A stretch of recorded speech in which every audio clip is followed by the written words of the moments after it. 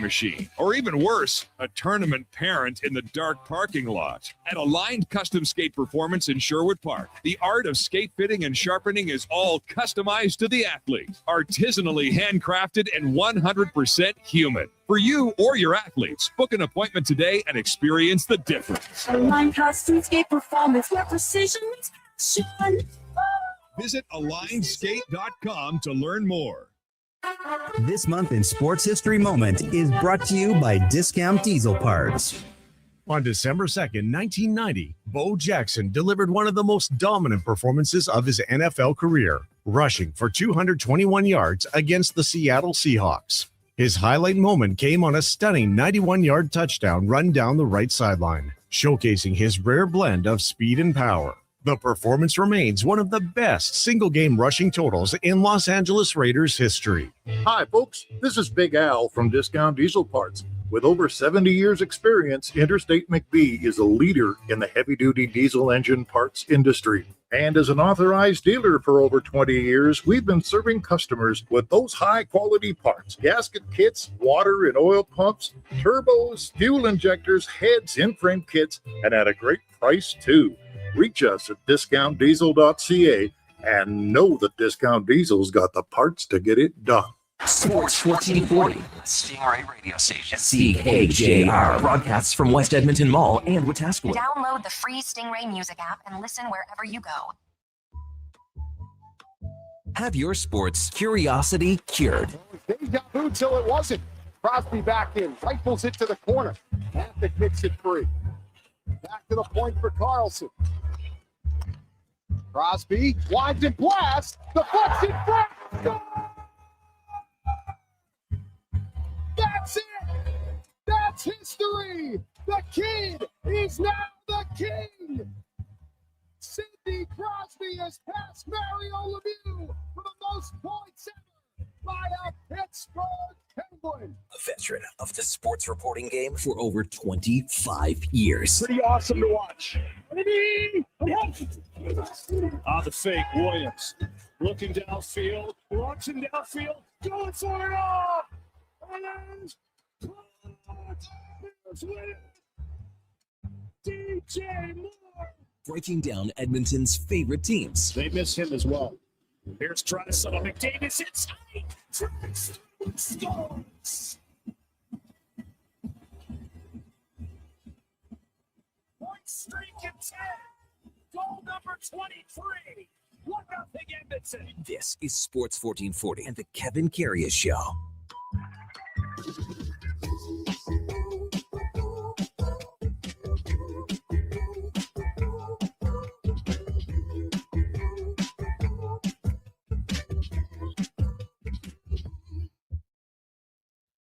All right, here we go for Sol 569, Monday, December 22nd.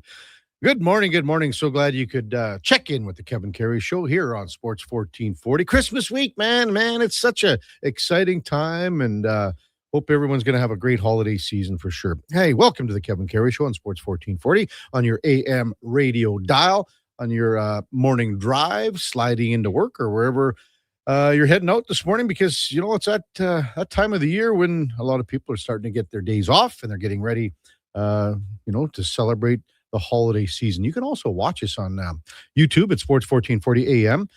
Drop us a like, a subscription. We would appreciate that. We're also on X, Facebook, Instagram, even the old Twitch. As always, we are streaming on the many streaming services, iHeartRadio, the TuneIn app, even sports1440.ca. And if you miss any part of any show, it turns into the many podcasts that are out there on Apple, Spotify, Google, even Amazon. Subscribe there. It's free. Select the auto download. You'll never miss a second of any show. Yeah, so glad you're with us on a Monday morning. Hope you had a fabulous weekend. And the Oilers had a great night last night, coming out with their 6th game in 9 days. Man, what a grind of a schedule, man. They beat Vegas 4-3. They hung on. We all know that. They were up 4-0, but hung on to win it 4-3. What can you say about a guy like Connor Ingram? I mean, the journey that this guy's had to go down and to get back and pick up a W yesterday, 26 saves. Amazing. You think, sometimes, people, no matter what field of work, what line of work you're in, It doesn't matter. Sometimes you can have some dark moments, and this is a guy that got back. Like, he got back from some dark times, and I bet if you asked him, put some truth serum in him, he would say, I still got work to do. I still got a ways to go. But I mean, this is a massive step, and to see him pick up a W yesterday doesn't get any better than that. As we welcome in our Monday and Friday co-host, Eddie Steele, former Grey Cup champion from 2015, all-decade team with the Double E. Good morning, Eddie. Very well said, KK. Thanks. Very well I mean, said. I couldn't imagine, at some point, I'm hopefully can interview this guy and sit down and talk to him. Well, the reality is, sorry, go on. No, because you go ahead. You just never know. Yeah. You never know what a person's dealing with, right? Like, and again, like, if you listen to his post-game comments, and we'll hear some of them over the course of the morning. If you listen to him, like, he goes, there's 64 jobs in the NHL, like, for goalies. And, like, you never know. And I mean, you look at him, and I mean, you could just see him last night in his eyes, how emotional, but how, like, you're not taking anything for granted, baby. No, that's the way it is. You're not. Man, I love that, Kevin. And then I heard the building was quite supportive yesterday of him. A lot of positivity, a lot of cheers. Yeah. So, I mean, you think, again, where a guy's, the depths that you come from, and again, he'd be the first to admit he's got a ways to go yet. And I bet it would be like a challenge daily, Absolutely. So absolutely. Yeah, that's really, really awesome, KK. Yeah. I'm glad that you spotlighted that. And then it was looking really good for him yesterday too, until a couple of later goals, but put out a pretty solid game. Well, 26 saves, so he gets the W. Doesn't matter about anything else. You get a W. That's the number one. Totally, thing. man. Yeah, Oilers, they had to hang on. I mean, they were up 4-0. They hang on for the 4-3 win. When you think about it too, Eddie, and you talk about taking things for granted. Maybe sometime Oiler fans take Connor McDavid for granted. What we get to see on a nightly basis. Kevin. Another, a goal, 2 assists. Last 10 games, he's got 12 goals, 14 assists. And again, think about how many games, like the travel, 6 in 9 days. He leads the league now, 62 points, 23 goals, 39 assists. So, dude, he gives me chills. The fact that we get to talk about him like this, it gives me chills. He's just, again, like, you think about the great players that we've had the privilege to watch here over the course of, 40 plus years. And you go back to, obviously with 99 and Messier and Anderson and Curry and Grant Fuhr, all these guys, the great Hall of Famers. Like, and now you think where we are again with Connor and Leon. I mean, it's just amazing. And we all thought this throughout the beginning portion of the season. Maybe Connor has, reached his peak. Maybe he's kind of just plateaued, maybe even digressing a little bit and just becoming a little more quote unquote normal of a player. In this stretch, he is taking it to a level that I don't think anybody's seen out of his game before. I really can say that he's put up point totals that are, big like this in 10-game stretches before in the past. Yeah. But the way he's skating, the way he's making the rest of the league look slow when the league is as fast as it's ever been, it's crazy, man. Like, when he's darting in, like, if he's got speed through the neutral zone, just forget about it. Like, I mean, you can just see the fear in these defensemen, like, in their eyes. Like, you're backing in when I can't be backing in, but I have no choice. What do you want me to do? Stand them up and then get turnstile? You're hooped. Like, it's just doesn't work out that way. You see the fear in the defenseman's eyes, KK, but then you see the hunger. You see the hunger to score. He's hungry to score right now. You can tell. Well, again, 23 goals, 39 assists. So, I mean, Nathan McKinnon leads the league in goals with 30. Morgan Geeky's at 25. Connor, Jason Robertson, both at 23. So, Connor's got a 1-point lead now on McKinnon for the scoring race. So, and, I mean, Leon's at 52. Leon hasn't scored in 8 games, and everyone's going like, what, he had that one-timer there last night too. But Leon hasn't scored in 8 games. He's still got 15 points. Wow, man, that's crazy. The one guy, and maybe when you talk about not appreciating players, Ryan Nugent-Hopkins comes back, after missing some time. And ever since he's been back, the Oilers have been really clicking. 2 goals, 1 assist last night. He does so many things. Everyone knows that, but there's another guy that, maybe is a little unappreciated in this market. Would you think of Roslovic first game back in pretty much a month? Yeah, well, I think he was trying to find his way, trying to find his way. So. There was he had moments though, I thought too, some pretty good moments. Mm-hmm. So, but the moral of the story yesterday comes down to getting that dub for Connor Ingram, man. It's a big dub. Yeah, for sure. 7:08 in Edmonton. The big story yesterday in the NHL too. Sid Crosby passes Mario Lemieux for first overall in Pittsburgh Penguins scoring history, 1,724 points. He's 8th all-time in NHL history. I don't know if he can get to 2,000. He'd have to play at least 2 more years after this one. That would be he could though. That's the thing. Look at how he's playing. He's playing great, but that's 2 more years plus because he's not an 100-point guy. He's at a point a year, a point a game every year. But and you'd think there'd be some decline, you know. So in his 22nd and 23rd season. But he's playing so well for sure. Hey, let's welcome in the Duke of Delburne on a Monday morning. Duke with a massive victory last night for the Tropicana Orangemen. But did you hear this, Eddie? Duke got tossed last night. Whoa! Tossed from the game. Tough luck in beer league. How do you get tossed, Duke? If you take four minor penalties, you're automatically out of the game. Man. He's a goon, bro. Get your game in check. Well, that's exactly it. We were just talking. I can't remember if it was on air or not last week about my penalty totals this season are trending quite downwards actually compared to in years past. I'm usually the perennial leader for the Tropics, but last night I think probably vaulted me right back into a more regular What are these pace. stick penalties? It was one tripping penalty, which I thought was lazy suspect. Stick. Maybe. Yep. A hooking penalty, which I probably deserved. But then here's the one that gets my goat a little bit. So I take the hooking penalty. I don't even know there's a delayed call. I touch up the puck and go to fire it off the glass, and it just sails out into the bleachers at the drink. There's no netting or anything. And the guy gives me an unsportsmanlike conduct for shooting the puck, which in beer league, you provide your own pucks. Like at each game, you have to give 3 pucks from each team to the referees, and whatever's left you get back at the end of the game. So why is he mad that I'm shooting our own pucks into the bleachers? He had it out for you. And then about 30 seconds maybe after I get out of the box from that penalty, I'm like defending a guy, and I play him like against the wall. 2 minutes body contact, and I'm out of the game. So you unjustly got thrown out. I kind of thought so. Who should have got thrown out? DK Metcalf. He should have got thrown out. So what does he get a 1-game suspension? What an idiot. Yeah, suspension, fine, all the above. You can't. That's bad. Never mind. The guy's probably going to sue him. Good point. Yeah, unengaged too. Like DK goes over there and puts his hands on him. Almost like he knew this guy for a second. Well, the guy had a T-shirt. He had the wig, but then he had a T-shirt with the DK, something saying DK.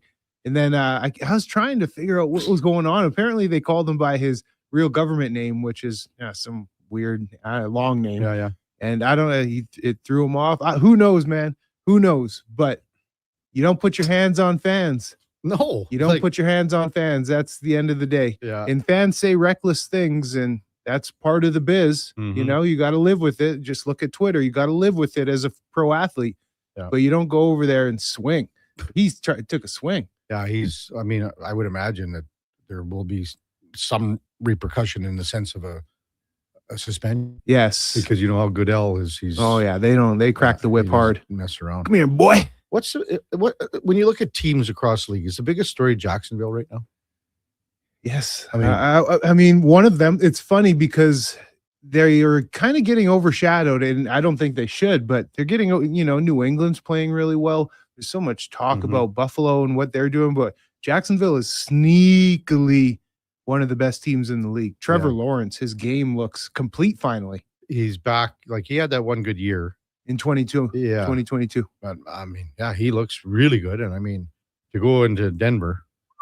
And they put it on him pretty good, man. They did, yeah. 10 touchdowns the past 2 games. Trevor Lawrence has. He had 6 last week, 4 this past week. I know Duke would be saying that his Texans are right behind because they are playing good. And what the Texans are won how many in a row? 6, 7, 7, 7 in a row. Hey, it wasn't pretty yesterday, so I'll take a step back on the Texans' trajectory. Yeah. Defense is still what it is. I mean, you give up what you gave up to Ashton Genty and the Never Raiders, apologize but for winning. it is what it is. You know, But the offense kind of looked back to its a little more stagnant form yesterday, missing your top running back, which certainly doesn't help. But Do we not say though that was like the trap game? Like, you know. oh, you're for looking- sure. And the fact that you're able to get the win, still, obviously, that's what's important, like Eddie just said. And you keep pace in the very tight playoff race where it's looking good for them to get a spot, but I still think they would love to try and get a flip here on a weekend and jump past Jacksonville or even climb a little higher in the seedings in the wild card spot. Yeah. And I mean, the Bears, how they won that game, I have no clue.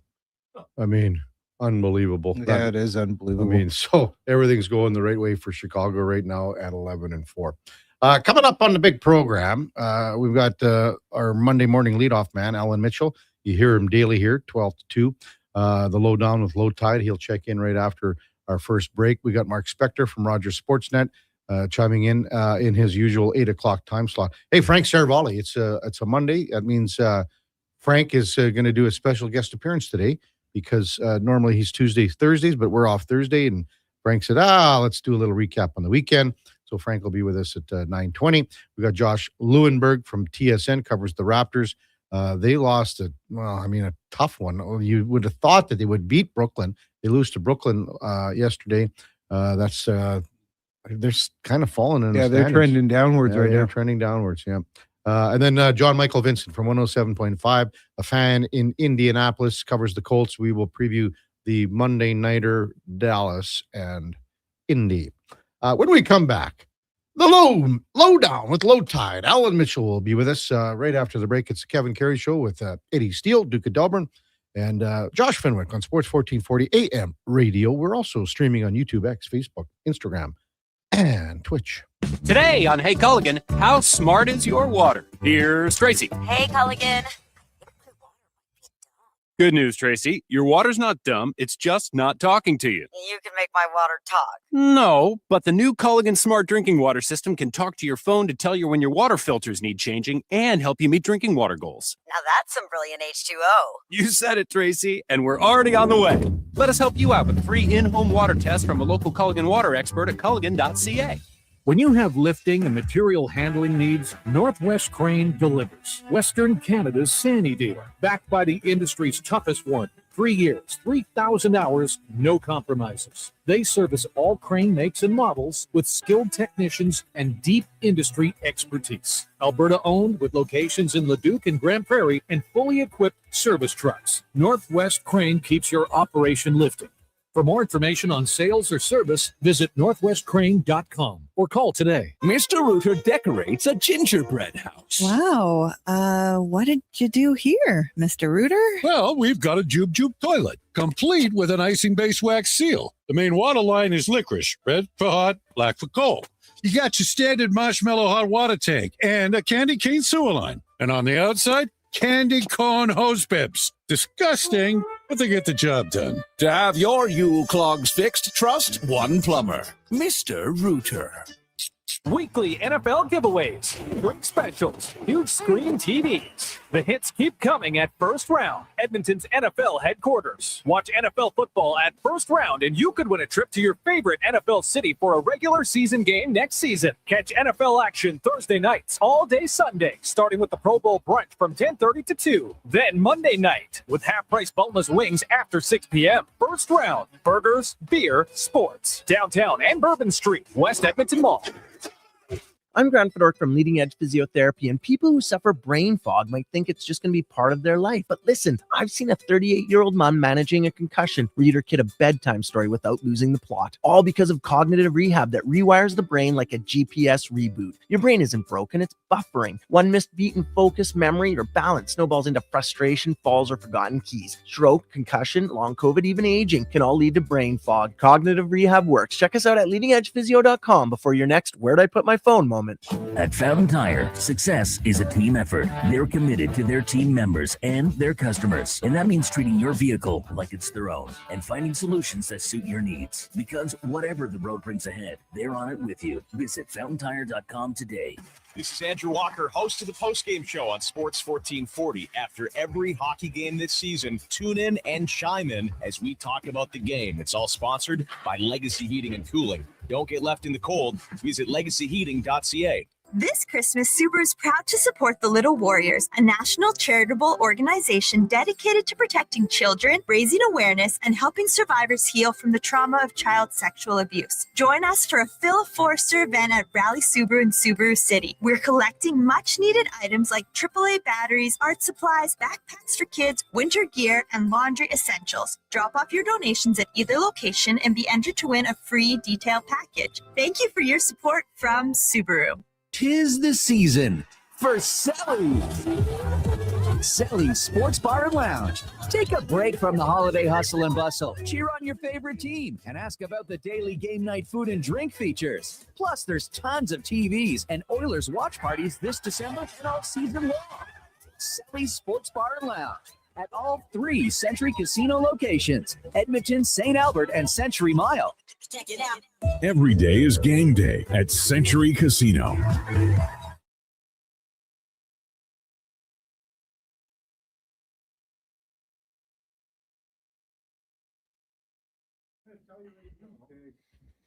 Portions of this hour are brought to you by Nectar.io. Learn more about how we can help your business automate processes, streamline operations, and save money at Nectar.io. And Nectar.io, your business made better. Have your sports curiosity cured with the Kevin Karius Show. This is Sports 1440.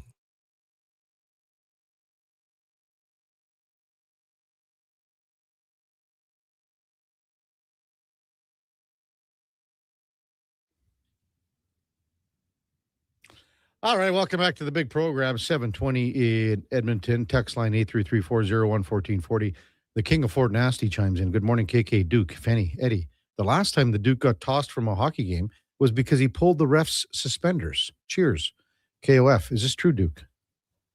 No, I'd never put my hands on an official. You're a handsy boy. That's not my game. Handsy boy. You not are my DK. game. Yeah. You're the white DK. DK. Time now for the Puck Report, brought to you by Fountain Tire. At Fountain Tire, we focus on one thing, and it is your vehicle. From tires and wheels to oil changes and vehicle repairs, we have you covered. Visit fountaintire.com to book your appointment today as we welcome in Alan Mitchell. You hear him daily here from 12 to 2 with the lowdown with Low Tide. Good morning, Tide. How was the weekend, big fella? It was very good. It's cold, though. I don't know if you guys know or not, but it's quite cool out. Yeah, you could freeze the nuts off a steel bridge out there. Well, I'm sure you can. I mean, I wouldn't want to be out there for very long. Not taking any time at all for my dogs to do their morning constitutional. So be safe out there, folks. I actually have a legit question. Am I a savage dad for making my kids play outside this? I make them get at least 45 minutes a day. I'm out there taking them out. Like they got to, and they get cold, but can't get around it, kids. Well, you know, listen, they're tough. You know, you're going to be, have to be a little bit tough, you know, and, you know, one of the things I grew up in a rural area, and when I moved to town, it's a lot softer lifestyle. You know, I mean, when my dad used to lock me out of the house, I enjoyed it. It was good. I was happy. I was happy for it. It was good. Good, you know, strong building is what it was doing. It was making me the fortitude. You know, were you out on the pond, Tide? Were you playing a little shinny out in the pond back in the day?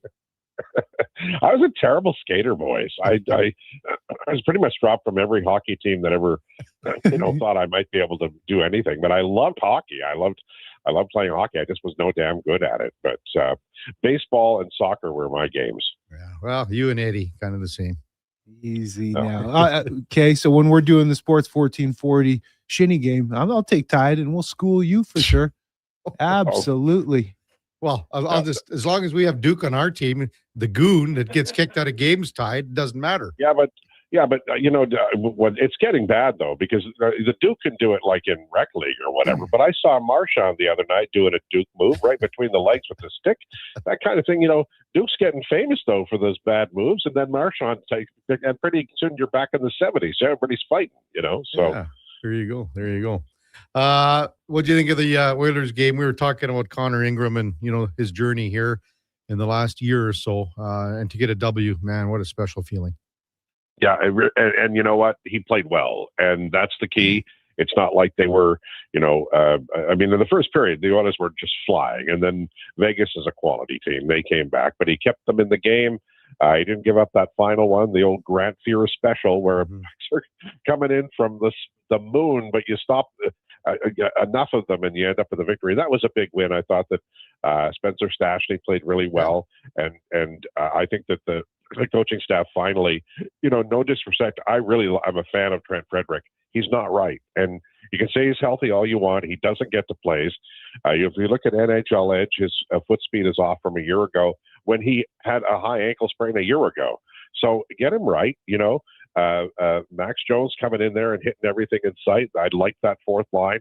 I was very pleased by not just the effort of the team, but I thought the structure, and they bent, but they didn't break. And one thing I think that they should keep doing is even when they're up like 4-1 or 4-0, keep pushing. They have a tendency, and I think it's human nature.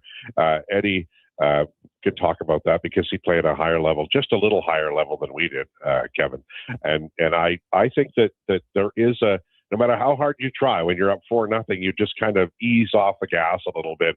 And the Oilers are notorious for it. And if they could just iron that out of their game, I think these games would end with like 4-1 scores as opposed to 4-3. Well, and 6 games in 9 days too, True. Yeah. Good point.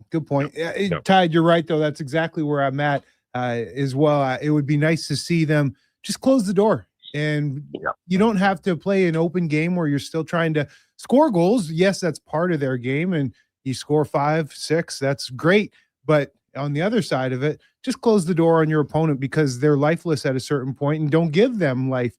And just to touch on Connor Ingram's game too, he did have a pretty solid game. He finished below 900 save percentage, but keep in mind, 2 of the 3 goals given up were power play goals. So as a whole, you got to be happy with what you saw out of that position yesterday.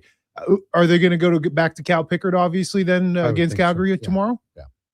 I think so. One thing that we have to do, and this is something that it's a discipline. You actually have to train your brain.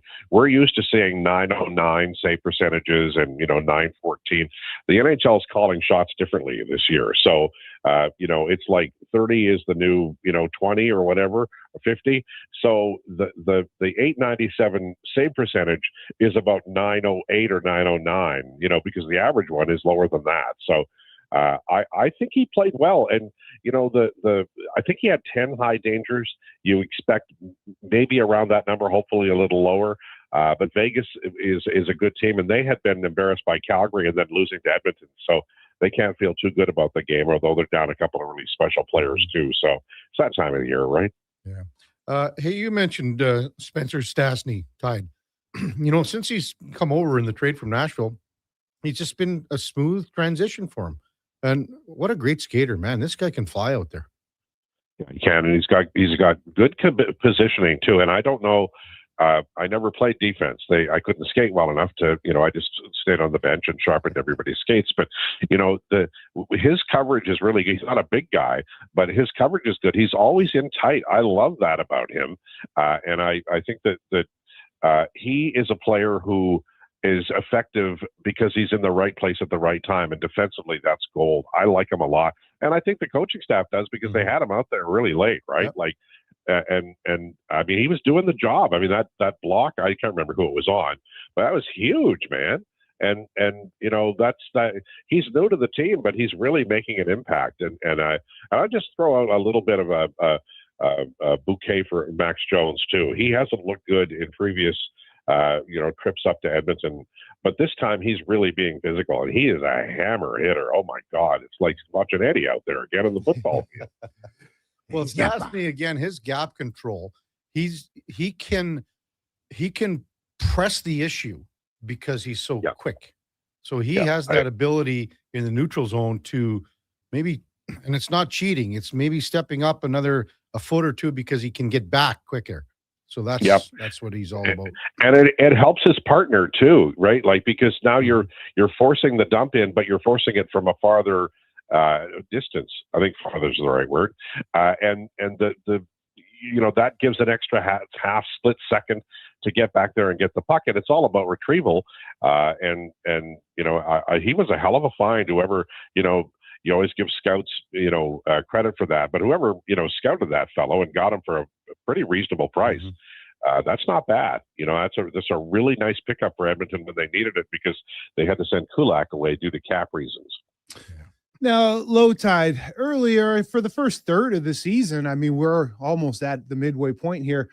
There was some sentiment, some feeling that maybe Connor McDavid was coming back down to earth, but he has proven not only is he not on a different planet, he's in a different galaxy than everybody else right now in the NHL. Just, we see him and we're so privileged to see him night in, night out. But honestly, how fortunate are we to see this talent up close, Tide? Well, he's amazing. I mean, he's right now, he's like supernova. He's just gone out there. Hyman coming back was a big deal. They moved Nuge up to the top line from third line center. And then they eased his minutes a little bit, and they stopped him on the PK so much. And I think it was like 90 seconds. It wasn't that much that they had let off the gas, but it gives him more energy. And when Draisaitl was cross-checked, it was pretty filthy play. And then he slashed and he got a slashing penalty. And this was after the 1-0 goal, I think. And McDavid, he damn near scored on another breakaway. He got hooked, and that was a penalty call to kind of even things up. But honestly, I don't know what these are. NHL defensemen on the first goal last night. That's an NHL defenseman that looked like he was a house on the side of the road. Guys, that's impossible to do, and he does it routinely, and he's been doing it for now 11 years. October, November was a tough time for McDavid. It really wasn't going well, and now he's like punishing every opponent. And right now, honestly, he is. I think they're 7-3-1 in December, and he's just willing them to a brilliant record. He's a fan. I've seen them all. I saw Gretzky. I saw all of these guys. McDavid with the puck on his stick is a revelation in terms of speed, hand-eye coordination, and creativity. He's just, I've never seen anything like this guy as a hockey player.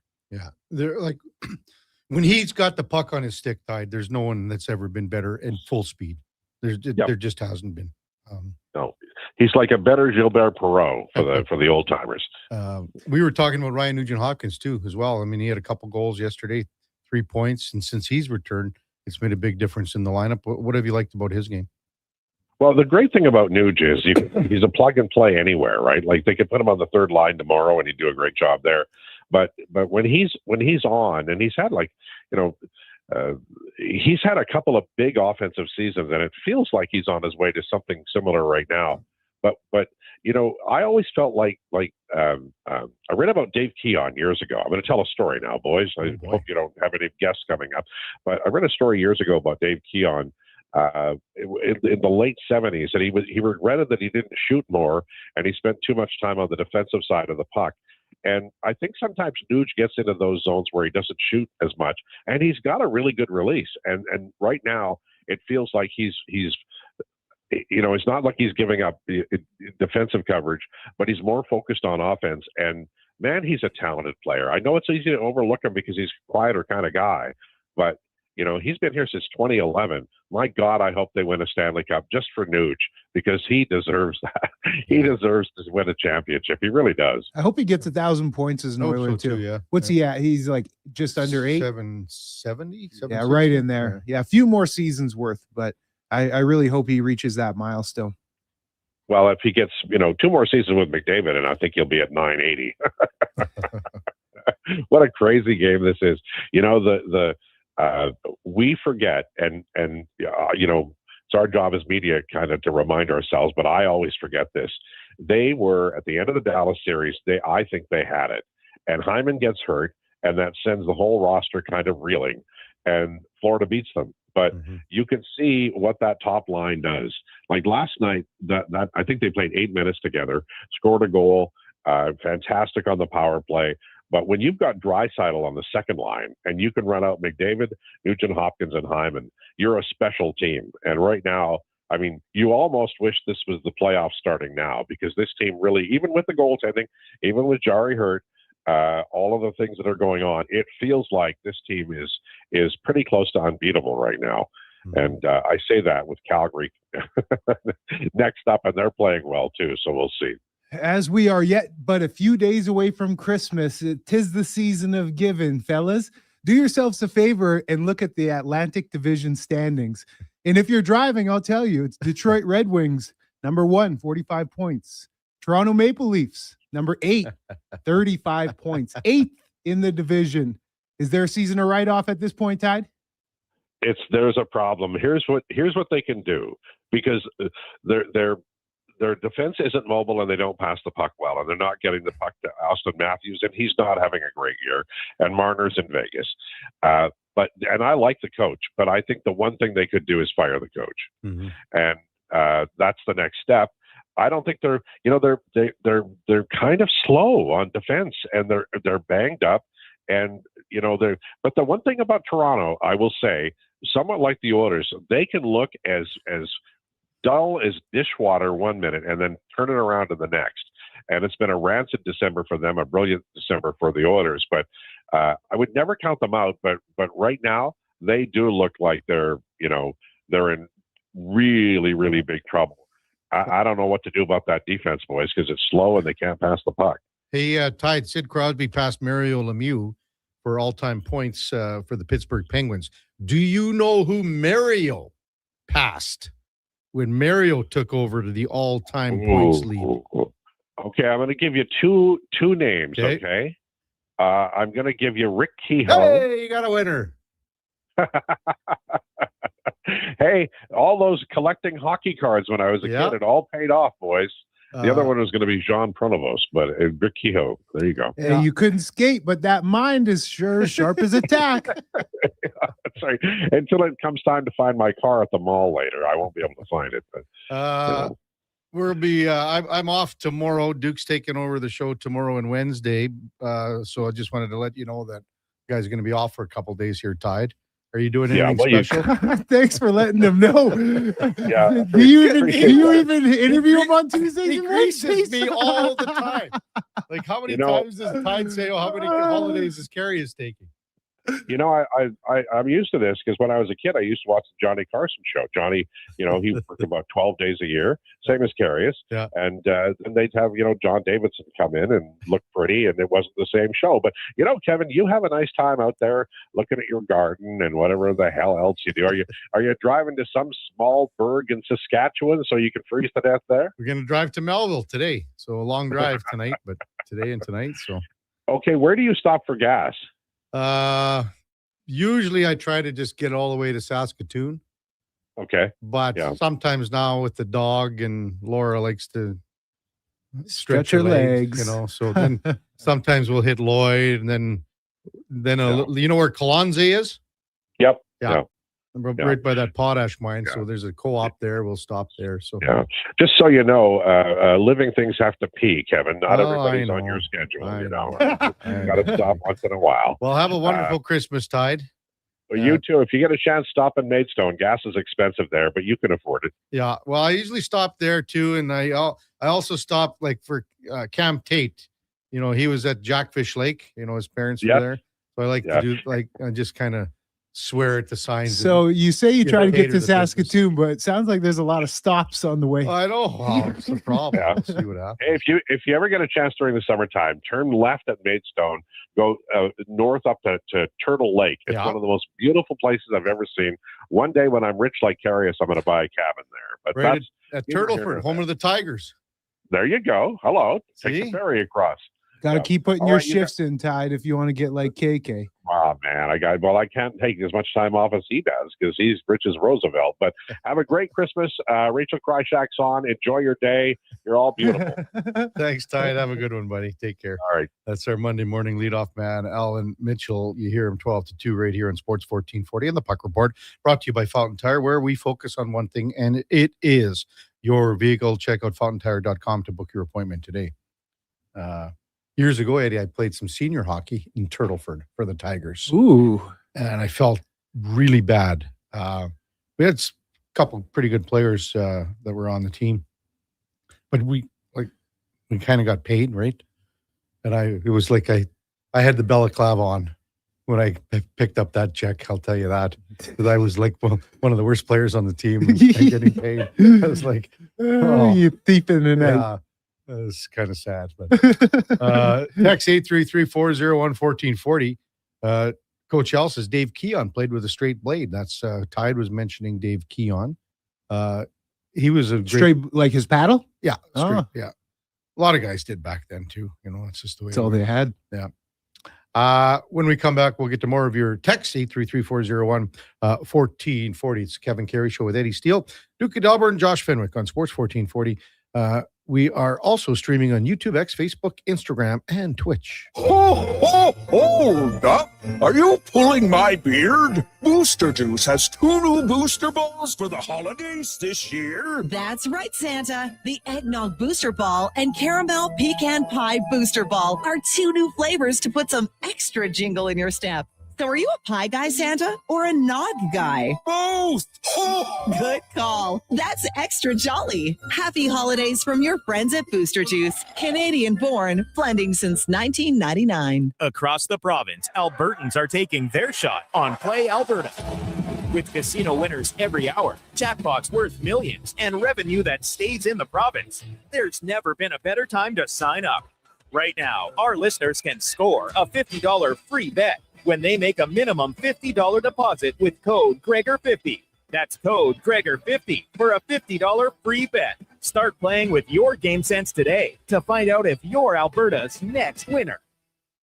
The job won't wait. Why should you? At AWS Welding Supplies and Repairs, conveniently located in Nisku, we've got everything you need to get it done. From product sales to servicing and calibrating machines, we're your one-stop shop. We're a proud, locally owned and operated business, committed to serving our community with a proven track record of customer service. Don't let a broken tool slow you down. We offer fast repairs and free same-day delivery of in-stock items to Leduc, Nisku, and South Edmonton. AWS Welding. We make it happen. Is your company drowning in paperwork and administrative tasks? Do you need more data to make better decisions? Nectar.io is your company's all-in-one solution for fleet and materials management, safety, time cards, and GIS-based project management. Now is the time to capture and transform field, site, and shop data into boardroom-level business intelligence, all with one login. Visit Nectar.io to book a demo today. Nectar.io, your business made better. This is Andrew Walker, host of the postgame show on Sports 1440. After every hockey game this season, tune in and chime in as we talk about the game. It's all sponsored by Legacy Heating and Cooling. Don't get left in the cold. Visit legacyheating.ca. Hard to believe it's already that time of year again. Time to get your festive aluminum pole at Metal Supermarkets, where the staff will be completing feats of strength to get your metal ready without any grievances. When your project needs a festive miracle, Metal Supermarkets offers in-house bending, often by the next day. Plus, metal cut to your exact specifications, fast. The convenience stores for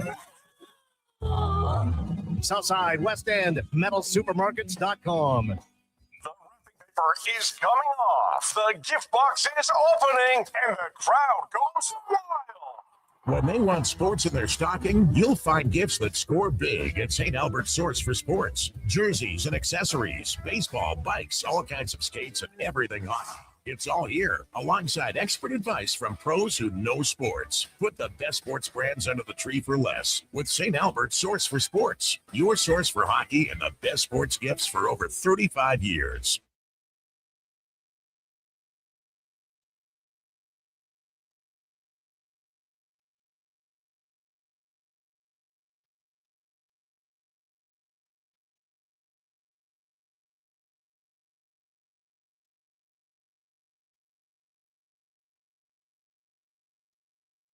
Just in time for the morning skate. This is the Kevin Karius Show on Sports 1440.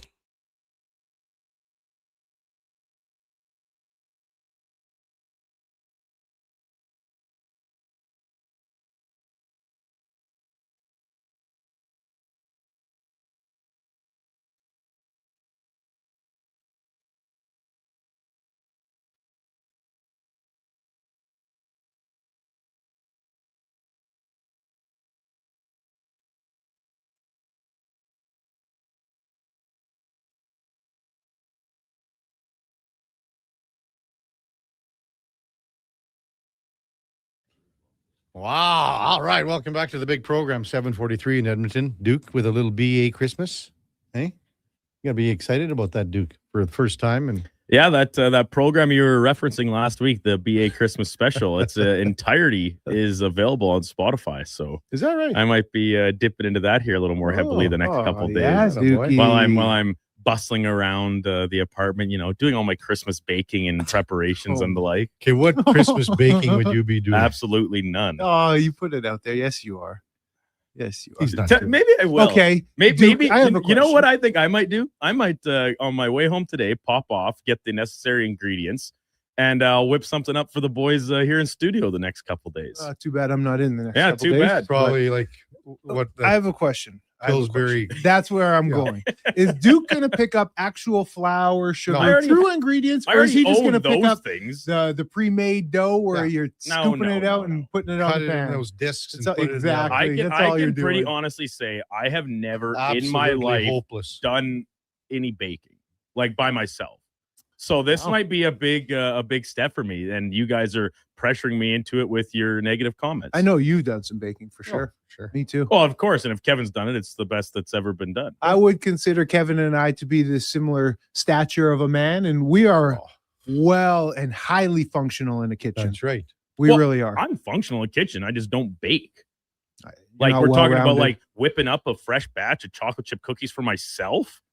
Last year, I Come got on now. really. I went off the beaten path with some of my Christmas treats. I tried to make like these cheesecake pecan squares and stuff. Man, it was Whoa, next level. Eddie, it was a is little. this Eddie Steele or Bobby Flay. It we're was a talking little to? too big of an undertaking even for me, man. It was too many steps in the process. Mm-hmm. Text 833-401-1440. Schwackhammer says, morning, guys. Remember trying to bend the old blades in the oven to get a curve on the Victoria stick? Yeah. Merry Christmas, guys. Safe trip, KK. This ask all the best to 1440 gets me through the day. Cheers. Thanks, Schwack. Thanks, Schwacky. Our main guy at the Edmonton International. Yeah, man. Always gives Boots us the- on the ground. So-and-so's flying. I remember my buddy Johnny Boychuk. He says this was about 3 weeks ago. Johnny Boychuk's bag is going to be the first one off when he gets to New York. Oh, cool. Good stuff. Yeah. Brian fan, when does RNH get to 1,000 games? So I think he was supposed to be at 1,000 on New Year's Eve, Duke, if he wouldn't have missed those games. What is RNH at right now? He is at 987, so he gets to sometime into the month of January. We'll get to 1,000 as long as he stays healthy. Mm-hmm. So that'll be cool too. He'll go down as one of the best Oilers. Yes, he will. Well, Just he'll have the because of most the games played. tenure, Yeah. exactly. He'll have the most games played and everything like that. Number 1 overall pick. So that's cool to Yeah. see it start through finish. Yeah. Hopefully. Paul texted in. He said, talk about his plus minus. I said, who? And he said, well, you were talking about Connor McDavid. You're worshiping him. He said, come on. I said, well, I replied, well, we've talked about several guys. I said, you don't think McDavid is good? Sorry, I texted as you were praising him. He's great, but he has his moments. He was on the ice for 3 goals for, on the ice for 3 goals against. I mean, what are we doing here? Splitting hairs, man. Yeah, no, yeah. I mean, this is one of the best players to ever play the game. yeah, yeah. And what he's doing. Show me another player that is doing what he can do every night. There have been times, Connor will be the first to admit too, he can be more aware of defensive responsibilities. I mean, go back to the Certainly. playoffs last year. Certainly. That one goal that And we're critical of him. Yes. We are critical. I'm never shy to point the finger at a player. Being a former player, I feel like I'm more critical than even you guys would be because ultimately I played and I bled and I sweat at that high level. So you kind of understand what it takes. Mm-hmm. So what he's doing, man, yeah, sure, plus minus. Okay, go look at points total in the league. He's playing special player. He's playing as good as he's ever played. There's not much negative you could say about his game, even if you want to call out plus minus. Very special player for sure. 833-401-1440. Jay also in Victoria. He was talking about he had a cabin at Jack Fish Lake because I was talking about that's where Cam Tate grew up, right? So right in that area. Tater. A lot of beers and fishing, Jay says. And says, KK, enjoy another vacation. Have a happy holiday. Another vacation. Yeah, emphasis on another. Oh man. 7:48 in Edmonton. You guys mentioned, and I never watched any of it, this Jake Paul fight. Yeah, A man. lot of people were talking about it. Big fight. So he broke his jaw twice, like two spots? Or At two different places. It's all, to me, it's all a sham. It's all rigged, if you want my personal opinion. I guess Duke had mentioned it was in the contract that it needed to go into the 6th round, I believe. That's just some scuttle I heard between online and reading some things over the weekend. I'd like you, Eddie, or well, maybe not like you, I guess. I didn't watch any of the fight because fool me once, shame on me. Fool me twice, can't get fooled again. In regards to going all the way back to the Tyson-Paul fight of last year, I'm out on this whole spectacle and kind of debacle that the sport of boxing has devolved to a little bit, where there is it's more about, I get it, like boxing, it's a promotion sport. You got to do the hype and on and on, but the in the ring product is nothing close to what we've seen, obviously, in the sport's heyday, going back many years now. So I'm out on it, but that's kind of what I caught some wind of. I have no actual confirmation on that, just purely speculating or speculation on others' behalf that, yeah, there was a 6-round minimum on the fight. I watched the whole thing start to finish, and man, he shot for the legs, for Joshua's legs, like he was doing takedowns like 5 different times. Yeah. It was wacky. It got You watched the whole thing? I watched, man, come on. I got the kids in bed Friday. What else am I going to do Friday night? I'm chilling. Really? I wouldn't have invested a couple hours in that. A couple hours. I don't watch like the prelims and stuff. I pay attention when they're going to come on, and it's always late. So you kind of get a feel of when these fights are going to happen, when the main event's going to happen. Yeah. Yeah. I definitely watched it. No, not even. I never even thought about it. Not a sniff. What were you doing Friday night? Friday night, we were over at Old Man Baker's for a bit, and then we just had a nice supper. Yeah, nothing major. Yeah, just kept it low key. I think we went over to Olga's on Friday night. Nice. Jerry texts in and says, "Morning, guys. Is Bouchard still in the talks for the Olympic team? I don't think he'd be an asset. Merry Christmas, safe travels." I think he is, Jerry. You do? Yeah, I do. I think, but I don't think he's in the top 6. But I think he would be a guy that could be the number 8 guy. Goes, doesn't play. How's that sound? So he's on the team. I think he's close. I think, to be honest with you, it could be between him and Matthew Schaefer. Is it because he's playing his way onto the team? Well, he's okay. Take away the one game here in the last month, and that was the Dallas game. He hasn't had the crazy. Yeah, he's been pretty good. Yeah, the elevated, unnecessary turnovers in his game. He hasn't. It's been quieter on all fronts. Darnell Nurse too. He's been playing pretty well. Pretty good hockey. I like the pairing. I don't think he's in the mix to be a regular. How's that sound? I don't think he's in. Well, think about it. Could be between him and Matthew Schaefer. Yeah, you're right. And the reason that he's in the discussion is because, not the only reason, but what if something happens to Cale Makar? Celebrini a lock? I think he is. At this point? Yeah, I think he is. I would have, the other thing with Bedard, if he's still hurt here. Is he? Yeah, I was going to ask. I think he's could still be the hurt, guy I that comes believe. out, Yeah. I don't know about Bouch, man. I just think, again, I can't say it more. He's not a regular. He's not playing. He could be an 8th guy. I wish he would do it more often, but you see it, and he had glimpses yesterday where he really just put people down, but he's got some physicality to his game. He's not a small guy out there. Yeah. If he could apply that a little bit more, man, he'd be a really well-rounded player on both ends of the ice. K-Fed texts in, does Hyman have a shot at the Olympics? Same with Matt S. What about Hyman? Matt S. Brad, what about Hyman? I think, again, Frank Saravalli has him on his team. Hyman is making a strong case. Late run. He really is. Yeah. I think Frank has Hyman in, and who does he have out? Hagel, I think. When you were bringing Hyman up weeks ago, KK, and just talking about floating the idea, I thought you were off your rocker, man. I thought you were just reaching. You're a homer, just trying to get Hyman. What he's doing and the way he's playing, he has made that case that he deserves it. I've gone on with Frank, and I said I don't think he gets on because it's just kind of, but later in the game. It is, but the way he's playing and his style of play, you still need a little bit of that on your roster for Canada. Yeah. Because they have all the skill in the world. Yeah. Well, and it's the McDavid thing.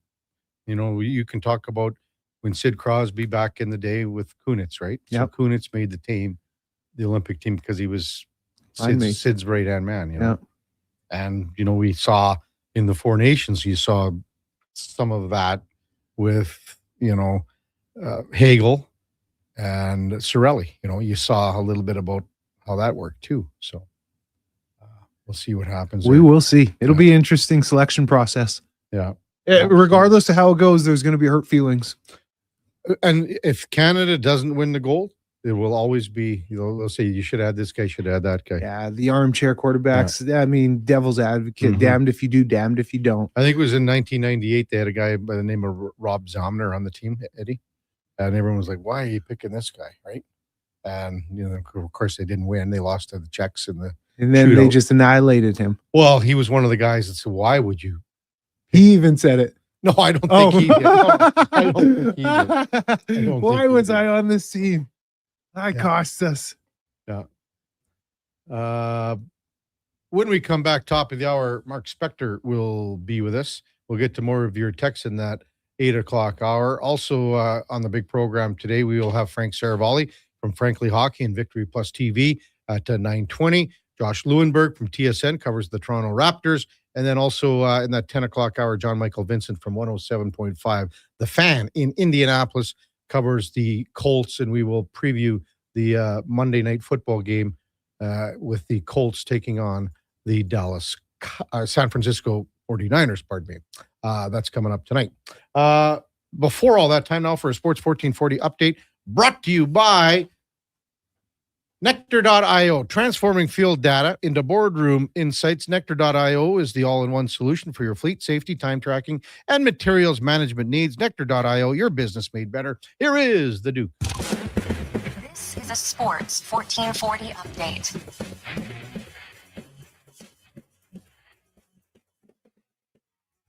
Vegas with the second half push, but the Oilers hold on to win 4-3 over the Golden Knights last night from Rogers Place. Connor McDavid, 3 points, extends his streak to 10, and Connor Ingram make 26 saves for his first NHL game since February 22nd. 8 of the games around the league. Ottawa beaten up on Boston 6-2. The Leafs lose in Dallas 5-1. Utah getting past Winnipeg 4-3 in overtime. And Sid Crosby, 2 points in Pittsburgh's 4-3 shootout win over Montreal. That will launch him past Mario Lemieux for the Penguins' all-time leading scorer. In the PWHL, Toronto beat New York 4-3. Ottawa over Minnesota 3-2 in overtime. And Seattle fell to Boston 3-1. In the BCHL, Sherwood Park, they lost down in Brooks yesterday 7-5. On the gridiron, Carolina taking sole possession of the NFC South after beating the Bucks 23-20. Jags top Denver 34-20. Steelers hold on to win in Detroit 29-24. And Sunday Night Football saw the Patriots beat Baltimore 28-24. Drake May crest 300 yards passing for the first time in his career.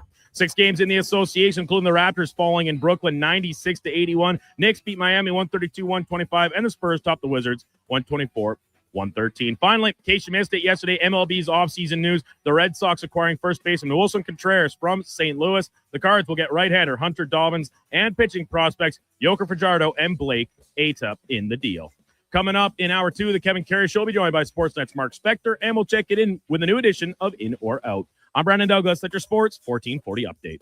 Sports 1440 in West Edmonton Mall and Wetaskiwin. CKJR is a Stingray radio station. Download the free radio player app and listen wherever you go. Mr. Rooter decorates a gingerbread house. Wow. What did you do here, Mr. Rooter? Well, we've got a Jube Jube toilet, complete with an icing-based wax seal. The main water line is licorice, red for hot, black for cold. You got your standard marshmallow hot water tank and a candy cane sewer line. And on the outside, candy corn hose pips. Disgusting, but they get the job done. To have your Yule clogs fixed, trust one plumber, Mr. Rooter. Hi, Mike here from Northgate Chevrolet Buick GMC. December is here. Christmas shopping, Christmas wrapping, Christmas baking, grocery shopping. What about our vehicle? Does it need tires? It's not running? No problem. We got you covered. At Northgate GM, we have a tremendous selection of newer used vehicles, winter tires at cost, and of course, service with a smile. Come in and see us today, 13215 97th Street, or visit us online at northgategm.com. You're in Northgate country.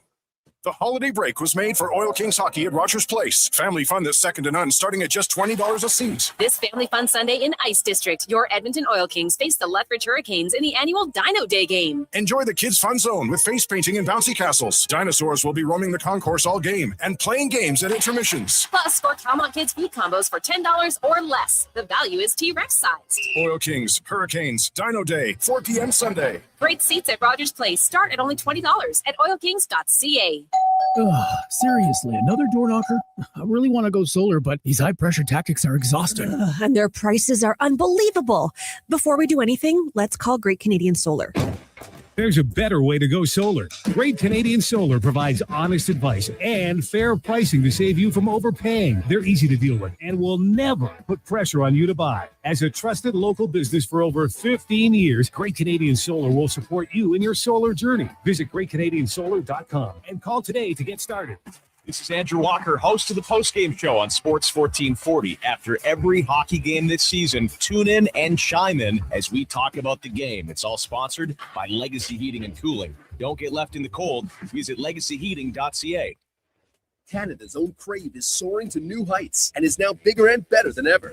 Crave has added over 10,000 new hours of amazing content, including the biggest live events. And the Oscar goes to? Select live sports like golf and NASCAR. And even news. We have exclusive details tonight. Plus, hit shows and movies from 18 leading TV channels. And all at the same price. Crave, bigger, better, endlessly entertaining.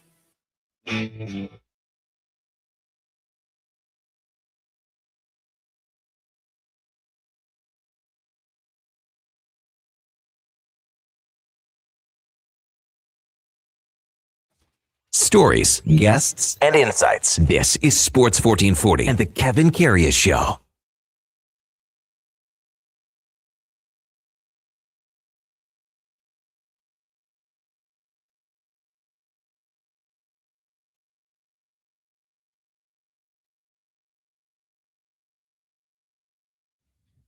All right, welcome back to the big program. 8 o'clock in Edmonton time now for On the Mark, brought to you by Northgate Chevrolet Buick GMC. Stop in today and play Wish and Win for your chance to win up to $25,000 towards a new vehicle. You're guaranteed a $500 prize. Play today at Northgate Chevrolet Buick GMC.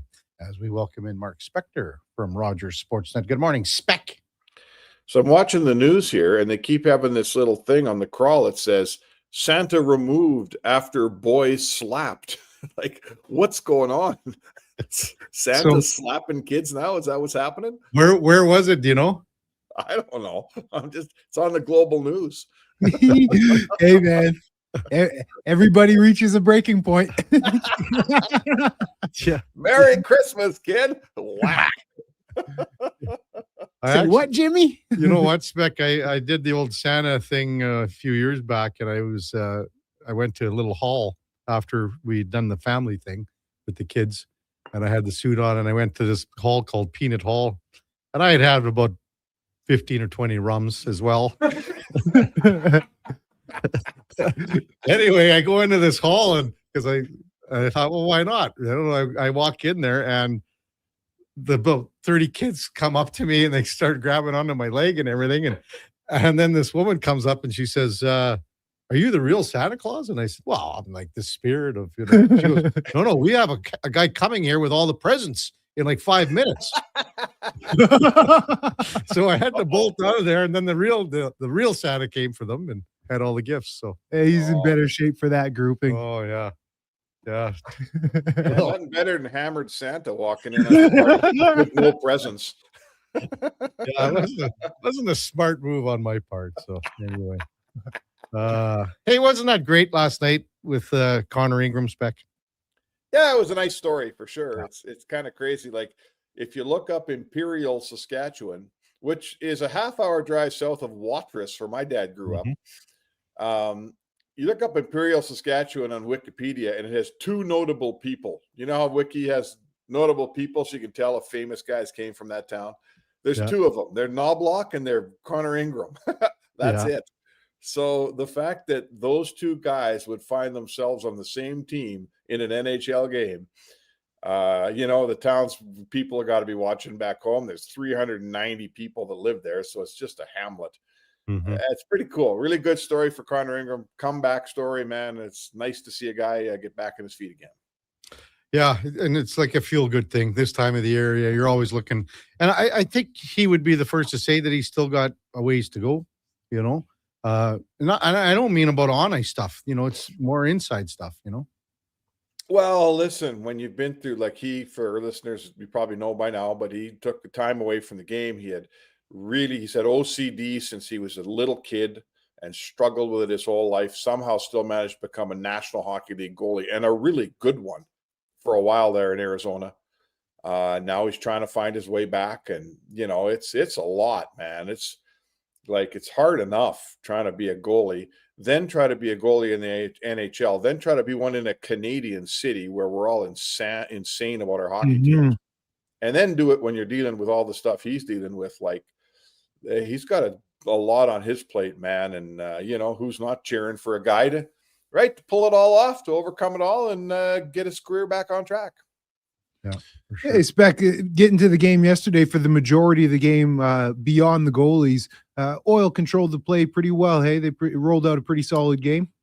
Yeah, they did. I mean, Vegas pushed back in the second half, and that's how it works. Bruce Cassidy, the Vegas coach, said after the game, someone said, man, maybe your team was tired because you played last night in Calgary. He said, the Oilers have played in 6 games in 9 days in 6 different cities. They should be more tired than we were. So, when the opposing coach is saying that, the schedule's insane. So listen, the Oilers, I'd say this to you, even if we'd agree, Eddie, that the two teams kind of split the play last night, like Edmonton had the first 30 and Vegas had the back 30, the Oilers scored 4. They scored while they were on top in the game. They scored while they were controlling the play. And then they held the other guys to 3. And I mean, at this point in time with all this travel, who cares how you win? We only care that you win, right? Yeah. And Connor McDavid again last night was phenomenal. RNH with 2 goals, both on the power play. The special teams right now are doing the job. They're getting the job done with the PK and the power play, I think. And they got to be pretty happy with the numbers that they've put up so far, their Spec. Best power play in the league. So, that if they're at 333. So I'd say that I should look this up. A team generally averages almost 3 power plays a game. Yeah. Right. Yeah. If you rounded it off, it'd be 3 power plays a game. So that tells me the power play is getting me a goal a game. So if I'm getting 1 a night from my power play, that's a huge, way to go. If your PK is better, obviously. So they're ticking the boxes. Their best guys getting them that goal every night. The McDavid line, power play is getting them a goal every night. Someone else is kicking one in too. So,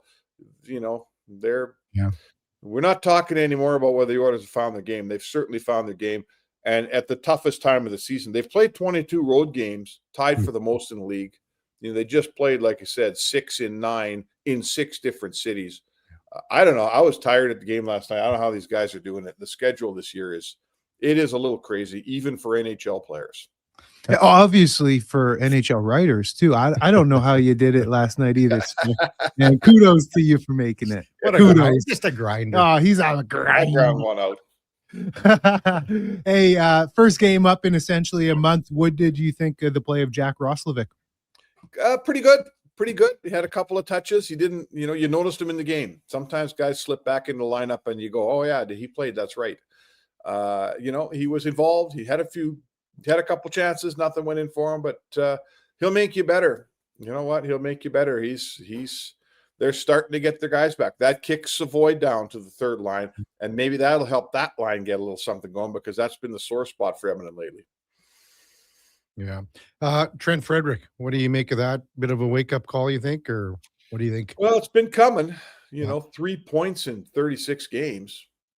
Like you can't, he's in a major struggle here. I'm not sure he knows, what to fix and where to start to fix it and where it's supposed to go. And I think the key last night was Knobloch said, I think he needs a reset, and a reset probably means take a couple games off, spend some time looking at the video, watch the game, look deep inside and figure out how you're going to help this team. Like, I can't tell you what he does out there that the Oilers can lean on him for. I can't tell you what his particular role is. We're a third of the way in the season, or better, almost half, and he still hasn't established a role on any line in any occasion. He doesn't fight. He doesn't hit that much. He doesn't score. Doesn't check that much. I'm not sure what he does, guys. I'm with you, man. So what for? And I don't understand what for did they feel the need to sign him to an 8-year deal? Why 8 years for this type of a player? I don't know.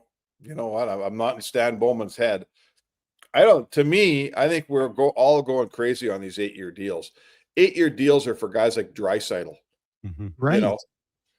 So signing we all what did we know about Trent Frederick when he signed this deal? We knew that he's at best a middle 6 winger, most likely a bottom 6 winger. Why are we signing this guy to 8 years? Why does it have to be 8? Why can't it be 4? It's a good team. Why can't you say, hey, we'll give you 4, take it or leave it. If you want to go to a lesser team somewhere else, go ahead. If I'm him, I'm signing that contract as fast as I can. So yeah, I don't get it, Eddie. I don't get it. It's right now that contract looks absolutely brutal. I suggest it'll get better. He'll find a game. Frederick will come back and get into this thing a little bit. They usually do, but right now that's a bad looking contract. It sure is. It's no different than when Kevin Karius played in a celebrity hockey game and got paid for it. And he was so bad out there that he had to hide his face when he went and picked up the check because it was like a thief in the night. Who gets paid for a celebrity hockey game? It was senior hockey. It wasn't a celebrity game. It was senior hockey. Didn't even earn your money, but you're still collecting a check. Eerily similar. What's even better is that I won all the poker and took the other guy's check. The thing about the Frederick contract too, Spec, is that for 4 years, it's complete no movement. Ooh. So not till the 5th year the 5th year of the deal, it goes to a 10-team modified trade list. Yeah, that's a lot. What's the number? He's making $385. What I want to say is the reason you give him 8 years is so you can keep the AAV down. Yeah. But I'm not. He's not a $4 million player. Is he playing at 385? No, he's certainly not. Well, he's a league minimum player. Totally. Yeah, no. This is right now. This is the challenge. Like Frederick's not an old player. He's 27. Yeah. He's at a career crossroads here. Like this is a big deal for him to sign this deal and 36 games in be a healthy scratch. It wasn't supposed to go this way, boys. So Eddie, you played when his head hits the pillow every night. He's thinking about one thing, and that's, oh my God, what's gone wrong here, right? Yeah, overwhelmingly thinking about it probably. I think it's self-fulfilling, right? Now you're thinking about it so much that it just gets worse. Exactly. So does he need a reset? He needs a reset. And he just needs to find all this team needs. They're happy to pay him to be a 4th line player or a third line player. Be a third liner. That's all they need. They've got their top 6 is set. They don't need them there. They got a 4th line. They got lots of guys. They need a 3rd line left winger out of this guy. And it's all you got to do. You got to be able to figure that out, can't you? I know what he needs to do. What? Duke and Kevin. He needs to lay it on the line. Unbelievable. Oh, that's awful. Gordon D. Apologize on behalf of Stingray Radio. It's awesome, yeah. Gordon D. texted in. Good morning, KK. Can you ask Mark if the Oilers got pushed around last night with some late hits and Vegas players taking a run at Connor? David, thanks. What do you think? They did. The Vegas MO is, I'm going to hit you a little bit after the whistle, and what are you going to do about it? And I like that in my team. I'm not criticizing them. I think that's good, and that's how they play.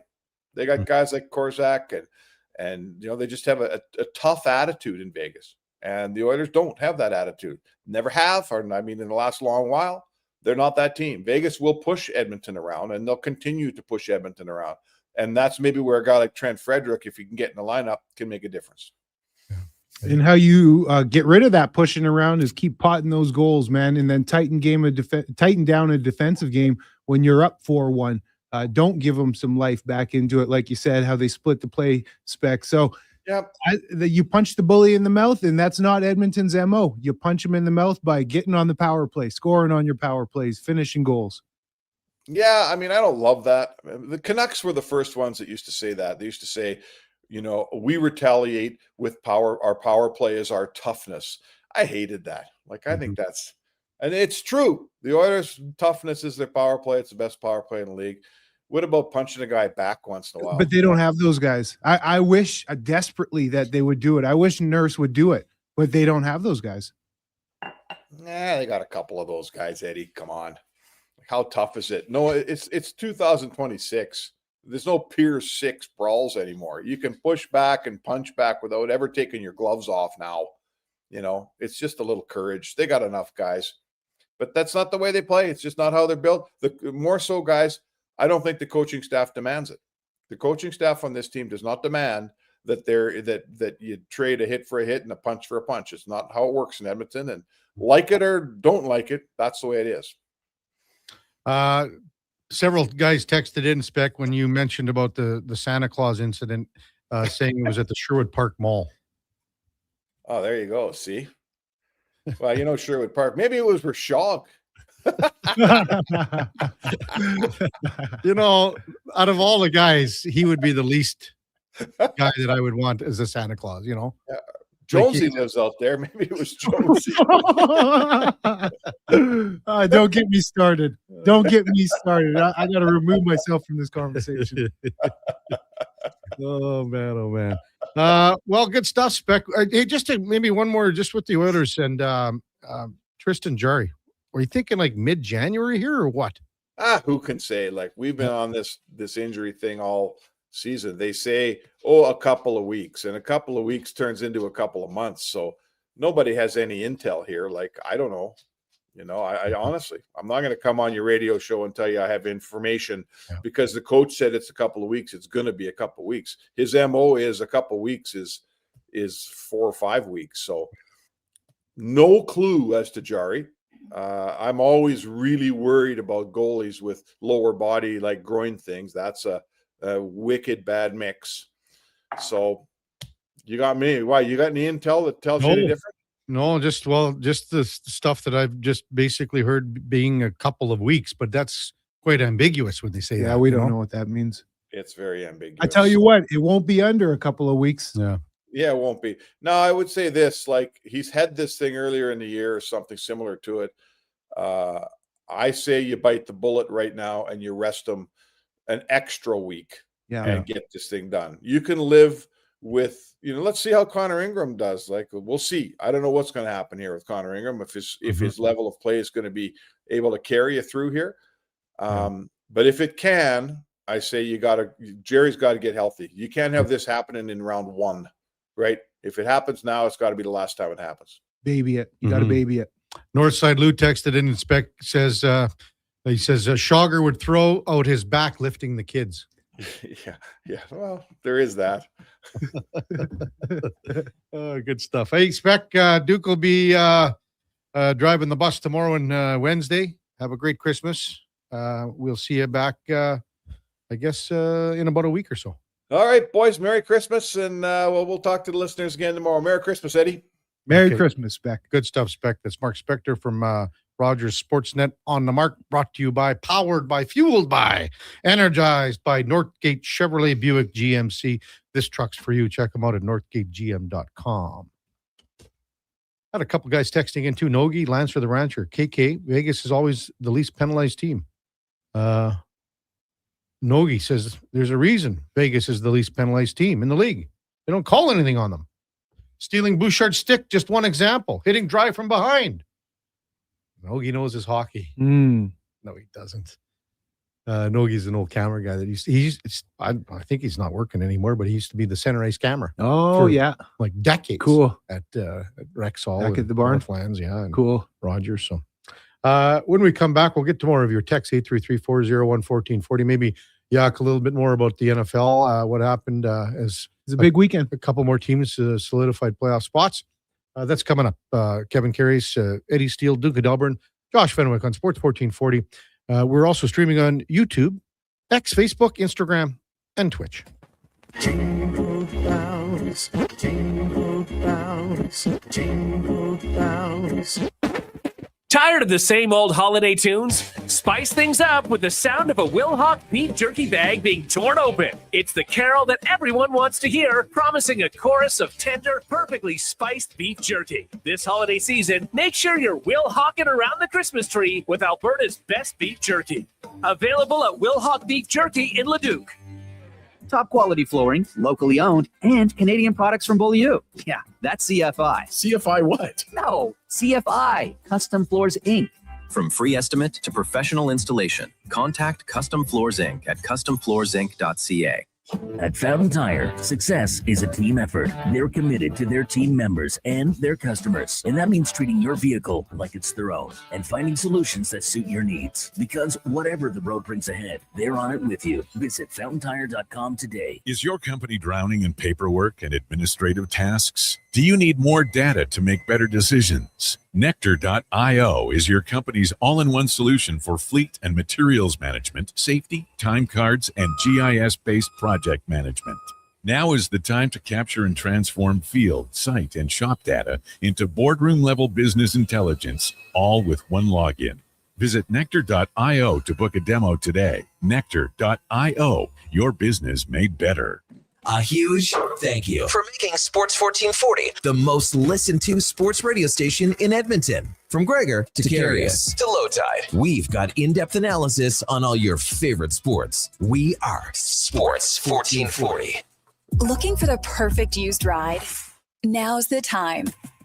Drive away for as little as $25 bi-weekly. Go Auto has over 7,500 used vehicles in stock with something for everyone. From budget-friendly cars and road trip-ready SUVs to powerful work-ready trucks. With around 70 locations across Canada, your next vehicle is closer than you think. Whether you're upgrading, downsizing, or buying for the first time, we've got the right ride at the right price. But don't wait. These deals won't stick around forever. Start shopping today at goauto.ca. Summit Restaurant, located in the heart of the Silent Ice Center and just minutes from South Edmonton Common. Summit is your destination for exceptional house-made pizza, delicious entrees, and expertly crafted cocktails. Cheers. Experience the perfect blend of flavor and ambiance in a modern setting. Join us for a straightforward yet elevated dining experience where our commitment to quality speaks to every bite and sip. Make Summit Restaurant your next night on the town.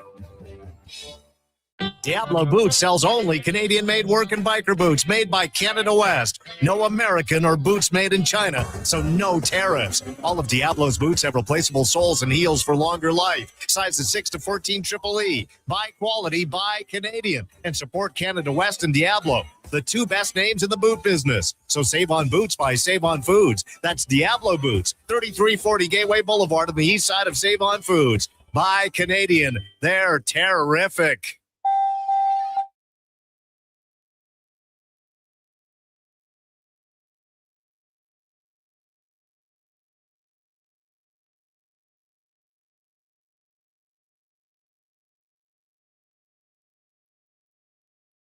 Just in time for the morning skate. This is the Kevin Karius Show on Sports 1440.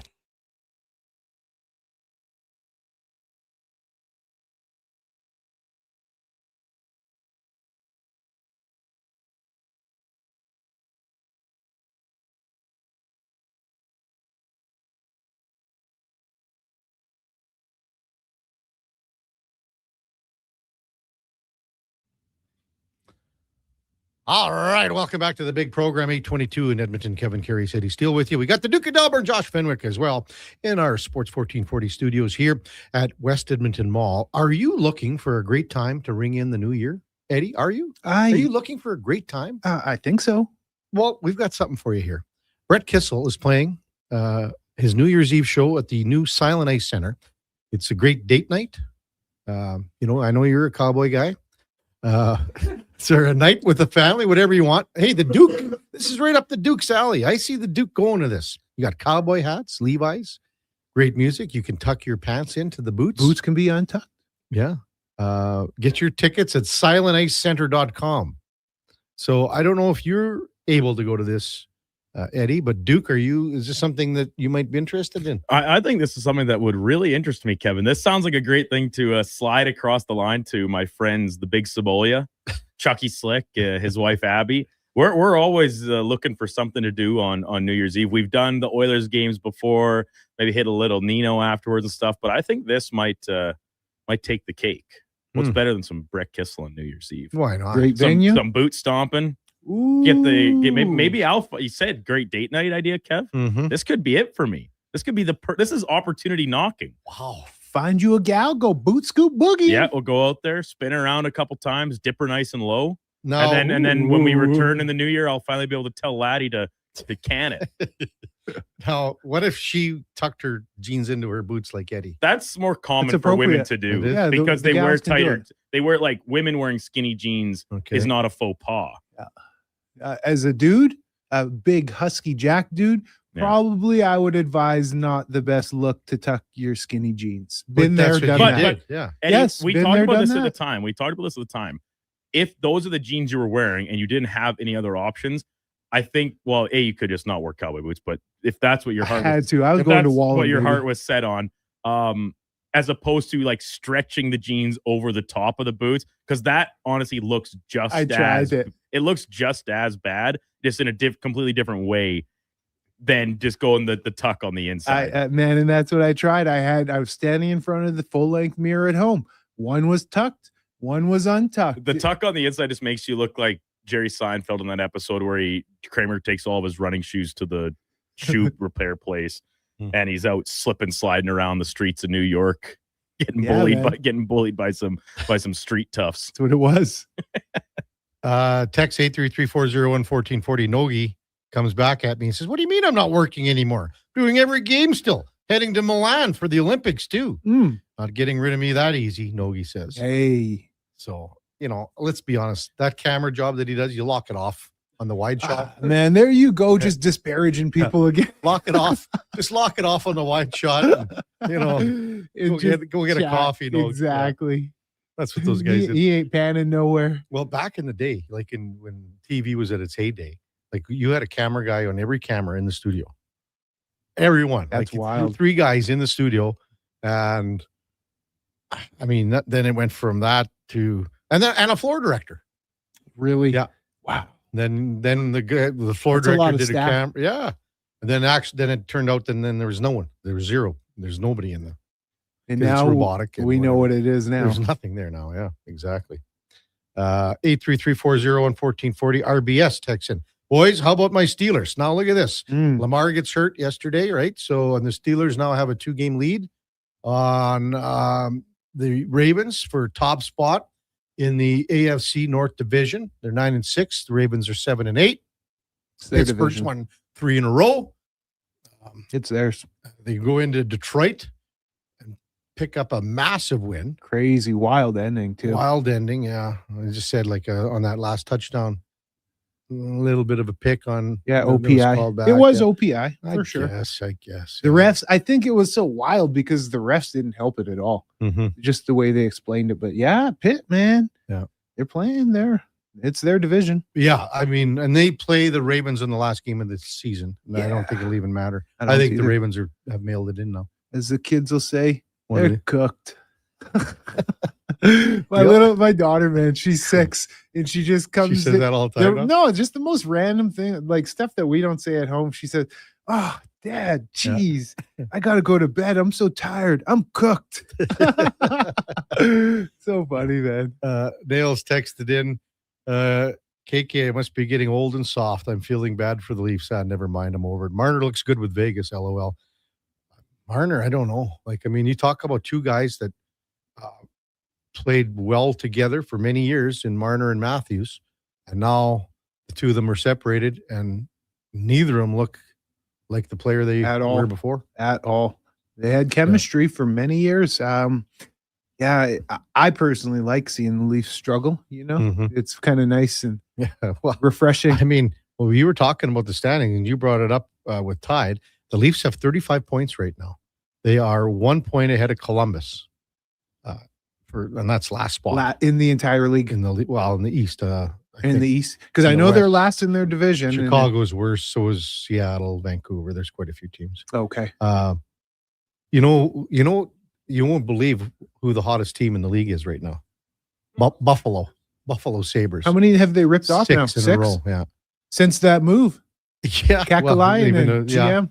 They got and I'm going to ask Frank when he comes on, can the Buffalo Sabres make the playoffs? They're 3 points out of a playoff spot. Man, good for them. Yeah. Good for them, because such a There fight is for them. Talent on the team. They have some talented players there. They're 3 out of a playoff spot. They're 3 points out of a playoff spot. They get, there's a whole bunch of teams ahead of them. Mm-hmm. Like Boston's got 41, Florida's got 40, Ottawa 40, Rangers 40, Penguins 39, and then the Sabres have 38. Rich says the Leafs are the Titanic, the bottom of the Atlantic. That's a good one. Yeah. Good one. Morning, Kevin. Andre in Calgary here. Do you think Bouchard will continue to be a turnover liability? I don't think so. Like, to be honest with you, Andre, think about his last month and a bit here. Call it 6 weeks. He's been really good. He had the one bad game, and that was the Buffalo turnover behind the net. And, some other, gaffes. He's limited them. He's starting to take him out of his game. I would say yes. So, and as I said, I don't have him on my Olympic team, but I could see him being the 8th guy. He could sneak in there and be number 8. I don't know if he'll play, but I think there's just too much fear. Too much. I don't have him either. I understand the push, but when it comes to the Olympics, I think the proof is in the pudding. Management has seen probably enough over the course of the first half of the season. There's a fear to this player that he can be a defensive liability. Yeah. Adam Schefter reporting NFL News. Packers quarterback Jordan Love is in concussion protocol. Malik Willis, shoulder injury. Oh, he got banged up too, eh? Yeah. So he looked good. He Yeah. looked pretty good. They play. I don't know how they lost that game. Well, I know how they lost it, but It's crazy. why? Yeah. Well, Chicago, they got the horseshoe somewhere up there. You know what? This year they sure do. We also had a text earlier too, and I can't remember. It was way earlier that they wanted to hear an Eddie Steele duet with Mariah Carey. Ooh, All I Want for Christmas. Did you see that one, Duke? Earlier? Yeah, I think it was from the Real Duke. The Real Duke? Yeah, from over in your neighborhood over there. Ooh. Oh boy. All I want for Christmas is What? You don't even know the words. Where were you going to sing my 2 front teeth? I don't know the words. Or at maybe all. a hippopotamus. Ooh. Those are all songs, but not the song we're actually talking about. Oh my goodness, Eddie.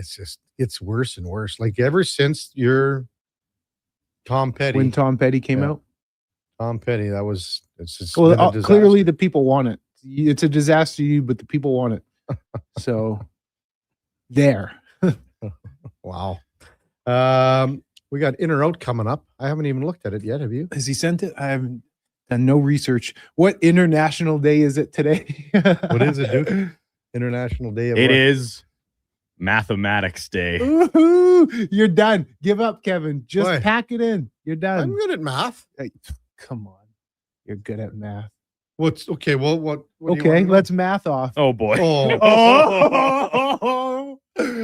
that would be terrible. That'd make for some Did great you radio. take anything like that at U of M? Like what was your No, math. No, absolutely. Like, Not even like a Uh, 100 level class in first Oh, year. I had to. Yeah, that's what I mean. The bare minimum. Just the stuff that you had to in U1, but no, absolutely not. What was your degree from UM? Well, That's not an encouraging start. when you answer a question like that,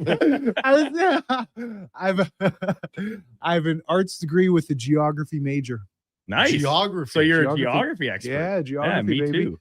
And what I would have done is gone into education to become a geography teacher. Okay, Duke, do you have a question on the? You're a you geo can- too, huh? No, I just love If like you can world think of me geography. too, like a stumper here for Eddie, or not a stumper, maybe just a Well, trick.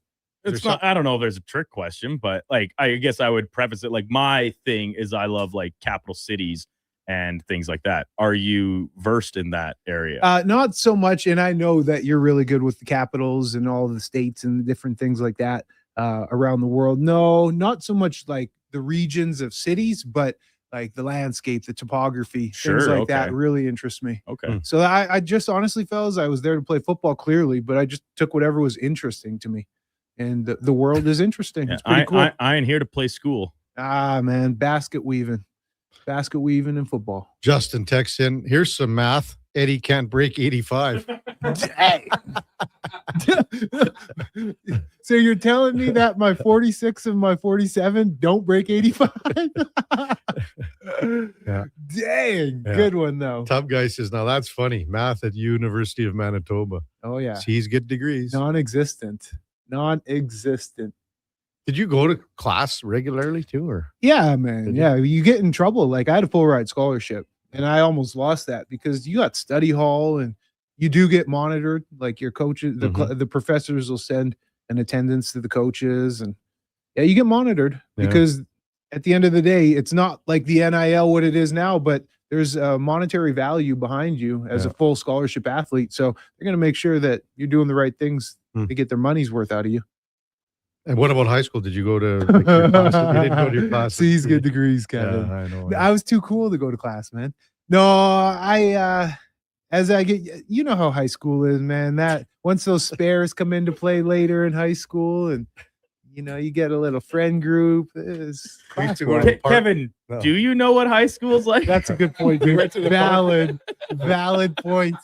There were these couple of old Potters back in the day where Chuck Creighton, and we called them Chuck Creighton and the Silver Surfers, and they were always in the park drinking beer and whatever, and we always would zip out to there, you know. And that was your high school experience. Yeah, a long time ago. Yeah. Well, I mean, that's the way it went. And the fact of the matter is, here we are chatting with each other in 2025. That's all that matters. Yeah, we made it. Barely. When we come back, we'll have a quick little version of In or Out. Kevin Karius, Eddie Steele, Duke of Delburne, Josh Fenwick on Sports 1440 AM radio. We're streaming on YouTube, X, Facebook, Instagram, and Twitch. We want orange. Give us the orange. We want orange. Bring back the orange. You got it, Canada. Booster Juice orange smoothies are back by popular demand. The original, the marathon, and orangesicle smoothies are back and bursting with tangy zest of oranges. They're Canadian favorites. Orange, you glad they're back? Only for a limited time. So squeeze the day, smoothie lovers, and head to a Booster Juice near you now. Booster Juice, Canadian born, blending since 1999. The holiday break was made for Oil Kings Hockey at Rogers Place. Family fun that's second to none, starting at just $20 a seat. This Family Fun Sunday in Ice District, your Edmonton Oil Kings face the Lethbridge Hurricanes in the annual Dino Day game. Enjoy the kids' fun zone with face painting and bouncy castles. Dinosaurs will be roaming the concourse all game and playing games at intermissions. Plus, 4 Calmont Kids feed combos for $10 or less. The value is T-Rex sized. Oil Kings, Hurricanes, Dino Day, 4 p.m. Sunday. Great seats at Rogers Place start at only $20 at oilkings.ca. The Bricks Boxing Day blowout is back. Be one of the first 10 customers in line to receive a $50 credit towards any purchase. Plus, shop incredible 5-hour door crashers, like 70% off genuine leather and reclining sofas when you buy the matching love seat or chair. And all day, buy any TV or appliance and get a $50 credit towards furniture, home decor, and mattresses. Plus, free local delivery on purchases over $4.99. Some exclusions apply. The Brick, saving you more. You matter. Your mental health matters, and you're braver than you think. Not Alone is an organization focused on creating a space of acceptance and support through tough, meaningful conversation. My name is Tyler Smith, and you are never alone.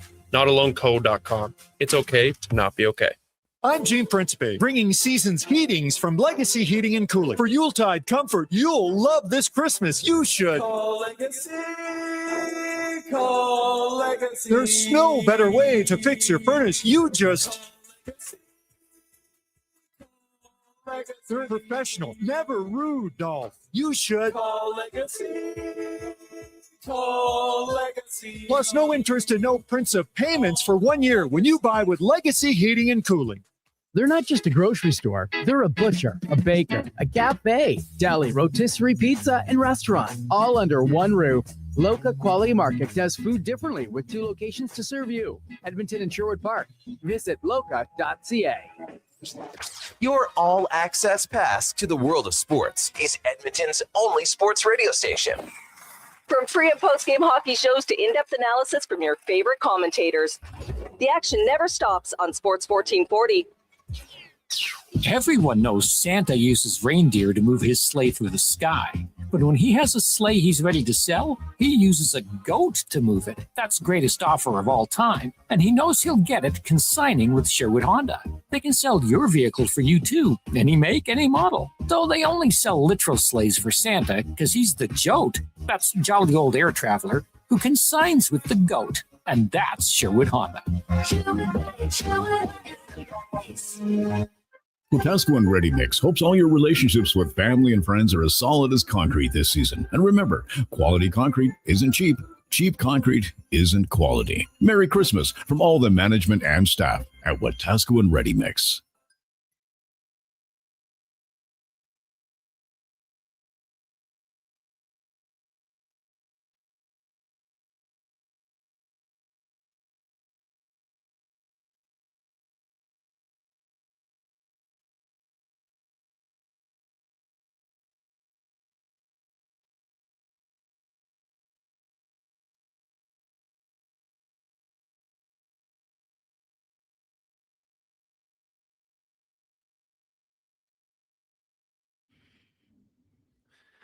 True.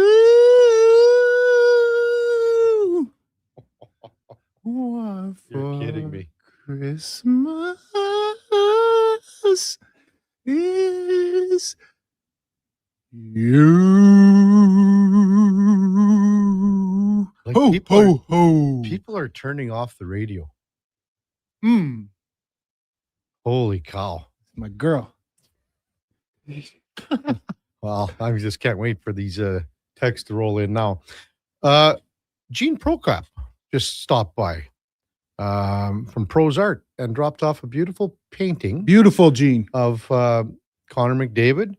Got sort of a montage, a nice close-up, and then 3 or 4 or 5 shots of Connor,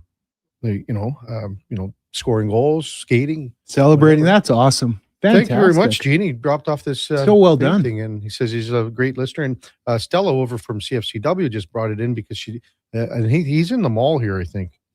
Gene Prokop. So hey, thanks, Gene. That's really awesome. I'll give you a text later, and thanks a lot, man.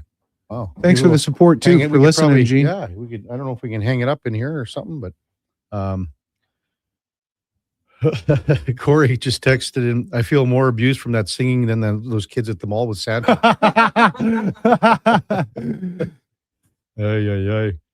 Yeah. Didn't expect Eddie Carey this morning from EG. I'll tell you what, though, when I'm singing in church, it seems like my voice sounds a lot better than when I'm on the radio. I don't know why it goes so foul when I'm on the radio. Well, I can tell you why. Alfred says I'll have to text Low Tide this afternoon about RNH 5-on-5 record of 10 goals this season because you guys are too timid of answering it. Are we timid? I guess. I don't know. What was that? He's texted in about 10 times. Of RNH's 10 goals this season, how many are 5-on-5? And I said, I'm assuming you know the answer. So I don't exactly know. I don't have it in front of me. So, I mean, Fenny will figure it out, I'm sure, right away. But what he's doing, he's cutting RNH. Of course. Saying he's not scoring at 5-on-5. 7? Is that the wrong one, Duke? Yeah. 6 of his 10? 6 are power play, so 4 are 5-on-5. 4 5-on-5 goals. I mean, still goals. I was going to say at the end of the day, when I look at the points, there's a G, an A, and then the total. Yeah. And it doesn't really matter how the G's come. I mean, Ron says, morning, KK and the gang. You guys are hilarious. Eddie may be the funniest. Love your show. Merry Christmas. Happy holidays. Thanks, Ron. Northside Lou says, I'd rather listen to Eddie than Mariah. Ooh. You got one fan. Yes. Yeah. But Nail says, I am not sure if that's what the people want, Eddie. Well, as long as they keep requesting it, I'm going to keep giving it to them. That's what we are here for. Do you know what? Like this, that reminds me of, did you ever meet John Farlinger? Farley used to be Brian Hall's color man for Eskimo games back in the day. Yep. And Brian had a roast one night, so this was a roast, and I mean, it was packed. I mean, can you imagine? And anyway, Farley gets up there and he goes, when Brian Hall dies, there will be thousands and thousands and thousands and thousands of people at his funeral. Because I'm a firm believer, if you give the people what they want, they'll come out in droves. I've never participated in a roast, especially like an R-rated roast where no holds barred. I would love to do that, man. Just flame someone. That's right up my alley. Time now for Are You In or Out? Okay, you know what? Moving too fast. Bottom line, are you in or you out? In or out of what? No time for questions, just action. In or out? Well, then I'm out. I'm sorry, Jet. Actually, you're already in. Are you in or are you out? On Sports 1440. I thought you would go, I'm in, Bob. We would have had a really cool moment, but you kind of ruined the whole thing. All right, Duke Letterbuck. The Oilers with a 1-1 weekend, losing in Minnesota Saturday afternoon, beating Vegas last night despite a good second half push from the Golden Knights. Absent from last night's lineup was Trent Frederick, and unfortunately, listen, they won the game. Josh Fenwick maybe put it best when he said he wasn't playing last night, question mark. His absence can't even be noticed. I think he will remain a healthy scratch for tomorrow's game against the Flames. I really thought about this one when I looked at this during the commercial break here, Duke. And I understand everything about it, but I'm going to go out. I'm going to say, message sent, message received, and then you get them back in. And maybe it's Max Jones who comes out. But I think the message has been sent. Because if you don't play him tomorrow, now, that's going to be a week off. Starting to be too much of a message, maybe. I'm with you on, I get it. I was going to be, keep him sad on the bench. He doesn't deserve it. But the message has been sent. We don't know if the message has been received until we see him come out and play. If the message has been received, he's going to come out and play a certain style of hockey. Yep. So we're never going to know that until you play him. I guess you're right. I'm with message you, KK. Sent, but we don't know if it's been received. Yeah. But I would think, we'll see. He's got to prove it. When you question and challenge a person's integrity and pride and everything like that, he's got to show it. Yeah, he's got to show it. So I would beg the question, if he comes back into the lineup, is there somebody that, based on their play yesterday or on aggregate in the last little bit, that deserves to come out of the lineup? Because that's actually where I hit a bit more of a wall, because I think Max Jones has acquitted himself quite well since rejoining the team. We've already seen Quinn Hudson return to Bakersfield. Andrew Mangiapane, like, he's the next guy that I think is on most people's list, was probably right there with Frederick. I actually thought he's looked quite a bit better in the past, like, call it 2 games, maybe even 3 if you go back to the end of last week. He seems to be playing a better brand of hockey than he had for the past several weeks, months, gets a goal on the board. I'm just not sure that I can justify bringing somebody out just for the sake of getting Trent Frederick back in. Yeah, and you bring up a whole nother point, Duke, because you're right. Someone is going to get forced out of the roster, and I don't think that it is healthy just to gift Trent Frederick. Okay, you sat him down, just to gift him the position back up on the roster, because quite honestly, you use the term deserve. Nobody deserves currently to go down. So yeah, that wouldn't be a good thing just to gift it to him just because he's a guy making 3 point whatever it is million and is supposed to, keyword supposed to, be a factor on this roster. Sidney Crosby, 2 points yesterday in the Penguins win over Montreal. That will put him past Mario Lemieux on the Penguins all-time point list alone at number 1, climbing the NHL history books in the process as well. When we're ranking hockey's all-time greatest, when Sidney Crosby hangs them up, he will be inside the top 5. Yeah, I'm in. I'm in. here's the thing, and you guys bring up, and we've done it here with the Mount Rushmore. Right? See, I think that's a different conversation. Exactly, because it's 4 or 5, right? Well, but also to me, and people use the Mount Rushmore thing to talk about just like the best, right? They're the greatest.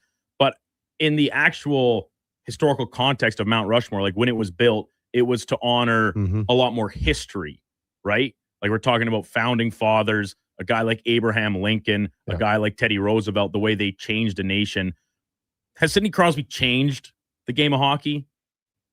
That I'm not so sure about. Yeah. So I would be much more hesitant to put Sidney Crosby on my quote Mount Rushmore of the game, but to say he is among the 5 just greatest players to ever suit up and put on the skates, I feel very comfortable putting him in that company. Mm-hmm.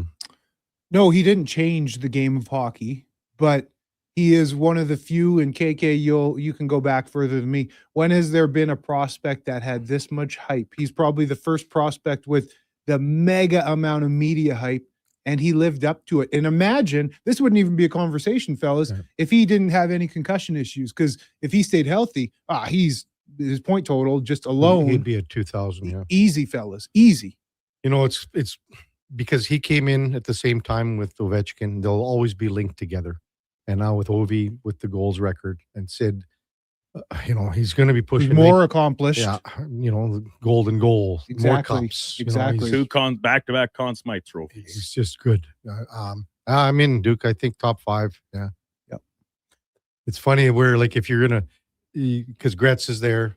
To me, Mario, Frank and I discussed this. I have Mario ahead of Sid still, just because of the points per game. And Mario, look at like a 915 games.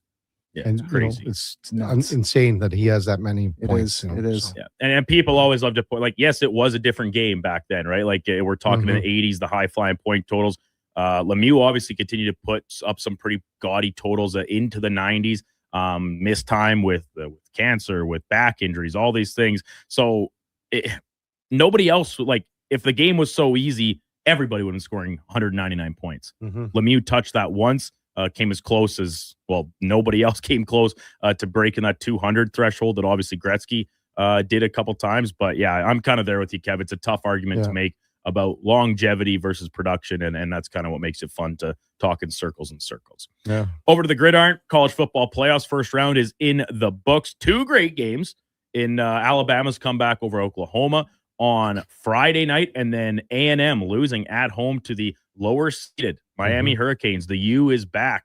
The help of Michael Irvin on the sidelines, maybe a little bit as well, possibly under the influence of some substances. And he helped out by something. Yeah. And then 2 stinker games, the 2 blowouts. Yes, JMU put up some points, but let's be honest, that game was never in doubt for Oregon. The reality is when it comes to this college football playoff and discussion of, does it need to be 16 teams? Should it only be 4 teams like we saw for the past 10 years? I don't think there is a perfect number. It will change year to year. Last year, we had 12 teams in. There probably only needed to be 8. This year, we had the 12 teams in.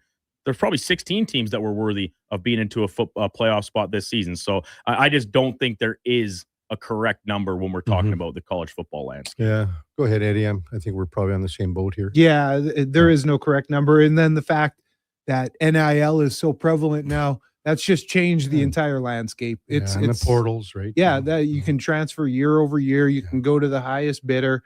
It's completely different game. Completely different game. It's a mini version of pro. Yeah, that's the best way to say it. Mini version of pro, and in some ways, it's even on the same level. Yeah, coaches are making more than the pro coaches, man. It's nuts. Yeah. So I mean, I don't know. Like, you might be right, Duke. I mean, everyone was talking about Notre Dame, obviously not being in, and Notre Dame, would they have been a better team than those 2 teams that were blown out? Probably. Yeah, probably. But then at the same time, like, for these group of 5 schools, I totally understand the arguments about giving them a chance to be in. And do we need to have 2 of them in? Maybe not. But like, if you're saying that essentially there's no guarantee for a group of 5 team to get in, like, you're eliminating half the field of college football, right? And I don't think that's right either. So you need some representation. You got to give these teams a chance, something to work towards, even if the chances of them winning a national championship is essentially 0. Winning a playoff game, like, it will take one of those miracle upsets that we see from time to time, I think, for a team like this to even get a win. in the college football playoff. But time will tell how they continue to sort this out and make things work with transfer portals, coaching changes, on and on and on. Monday Night Football at the pro level. The Niners in Indianapolis taking on the Colts. Old Man Rivers back under center for Indy. Why? I'm not too sure, but we'll get the full scope.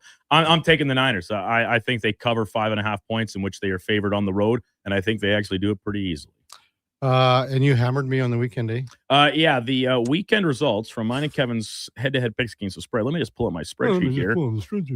So Kevin, he won. Kevin made a correct pick on Thursday Night Football. Yes. Credit to him. Hey. I then had Eagles -7. Correct. Kevin took the Packers +1.5. Incorrect. And I had the Patriots last night +3. Correct. So we're now looking at 40-31. Yes, stink. And 1. Yes, stink. Kevin's record. I'll take this. So I'm going to agree. So I'll take the Niners. Yeah, I'll take the Niners. Kevin is currently 13-20-1, and I am 17-14. KK, can I give you some advice? You take this holiday and then you retire. Take 2 weeks off and quit. This may beg the question: what do we want to do here for this week's of games? We got the Christmas Day games. We got Boxing Day. And then you're off to after today. We got all of the rest of week 17 to dish out. We'll figure it. I'll be texting you here tomorrow. Really?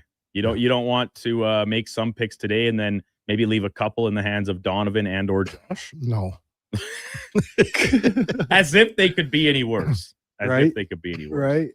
Right. Where were you at on this, Eddie? Duke, I'm in. I think San Fran handily does it. Their defense is going to be good despite the injuries. They're really well coached. And Phil Rivers, yes, he's got an extra week of practice, but yeah, he just ain't it. He ain't it. And just as a spite move to myself, because of sitting Jonathan Taylor in fantasy, because of how much I despise the Colts' decision to go with Phil Rivers, I hope he has like 3 touchdowns tonight. Because I already lost the matchup anyway, so might as well just drive the nail further into my heart. Go, Jonathan Taylor.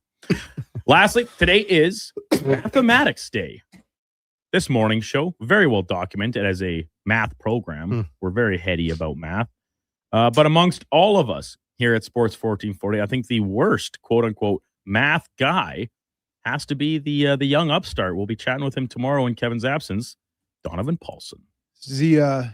Is he really bad at it? I have no idea. I don't really know how good anybody here is at math. How often do we get the chance to see it on display? This is purely a speculative hypothesis. I'm going to throw some shots now. Oh, boy. I'm going to say Laddie's the worst at math. Hey, but think about it. The language barrier. But language barrier, what language is universal? Numbers, right? Math in Czech is the same as math in English. I still think that. And I love you, Laddie. Love Laddie. A ton. He's going to be upset too. But I think that he'd probably be the worst at math. No, it's Donnie P for sure. Yeah. It's there's not even I really know who it was. It was Sam. That's for sure. But I digress. Poor Sam. Not even here, just taking shots from Eddie. Well, these shots are deserved, man. Have you heard some of his takes? Yeah. I mean, it has to be Donnie P. It has to be. Yeah. I think Donnie, he strikes me as a bright St. Albert boy. Grew up in a good home. Mm-hmm. He had to do his math homework. I don't know. I went to the NATE RATV program myself, right? And in my experience with the other people in the program, academics on a general scope, not usually their strong suit. And sciences and math usually leading the charge on that front, being areas the program enrollees did not excel in. Well, the reality is, how the heck Josh is would say- KK getting out of this conversation unscathed? What are you talking about? You know what I'm talking about. Well, MTR just said Karius failed grade 10 math. There we go. Is that true? No. Okay. Not that he remembers. I'm pretty sure I had pretty good marks in math. It was like the other one, like physics was bad. Because I remember the line, Duke? I figured out I needed 98% on the final exam in physics to get 51%. To get the pass. Good math. Yeah. So I said, well, there's no possible way I'm going to get 98. So I didn't go Didn't for the do it. test. Didn't take the test. Then Didn't even give yourself a chance. No, then Ralph Wardle gave me 49%. He said, if you would have shown up, I would have given you 51. And that's the credit I needed. Wow. And that right there is a life lesson. Sure it is.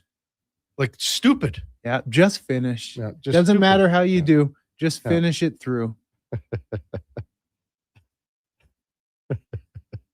Oh, But man. Josh, you went to Nate. I did. Where were you at on the math scale here? Personally, for me, I thought I was quite good at math because, when you had to time out like songs and breaks and all that stuff, they were like, there's just very simple math you have to. Yeah, you'd be shocked how many people couldn't do it. No, I'm not. I went to the same school you're right. as you. What are you talking about? I'd be I guess at this point I'm talking to them, but yeah, I was like, guys, it's not that hard. Like we're doing ones and twos here. And they're like, yeah, all right, this is right. I go, nope, we're gonna go 4 minutes over. Like you need to lock in here.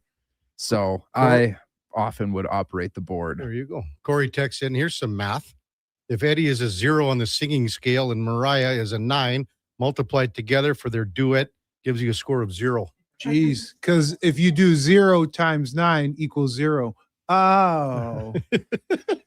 I actually had to get pretty good at math in university. I owned a hot dog cart. Yeah. Doggone it was what it was called. Oh, really? And you had to be quick on the fly, right? Like if someone's order was $14.87 and they hand you a 20, like you got to be able to think and do the math really quickly. Exactly. So it forced me to get pretty good with the numbers actually, due to my entrepreneurial skills chasing the almighty dollar. Skills.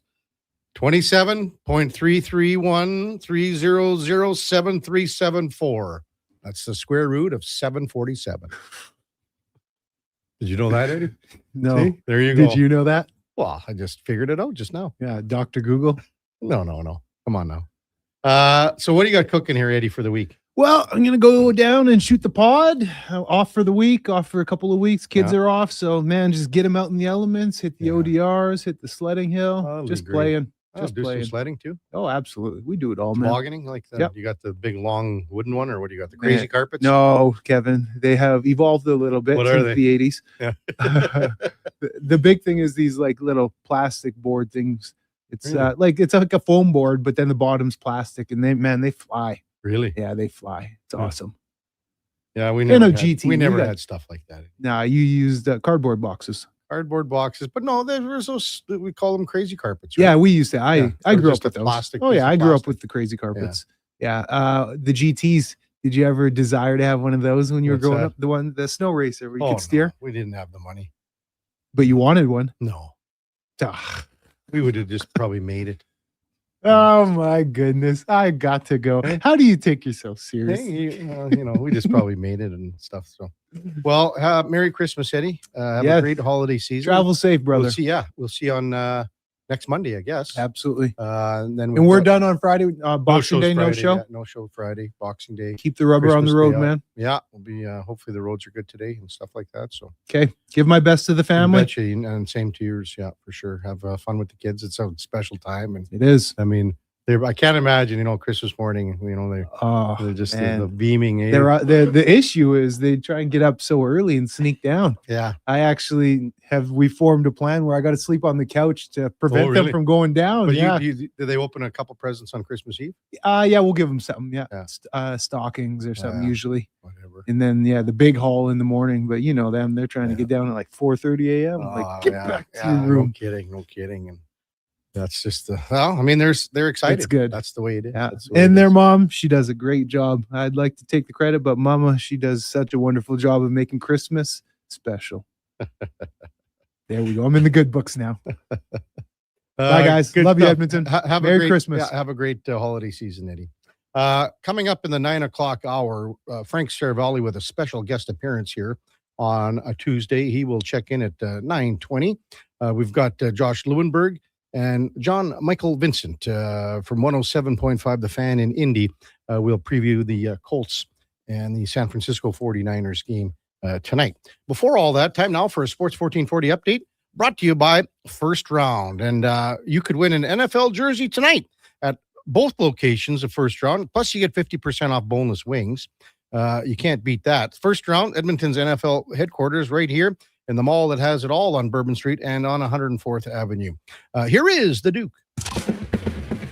This is the Sports 1440 update.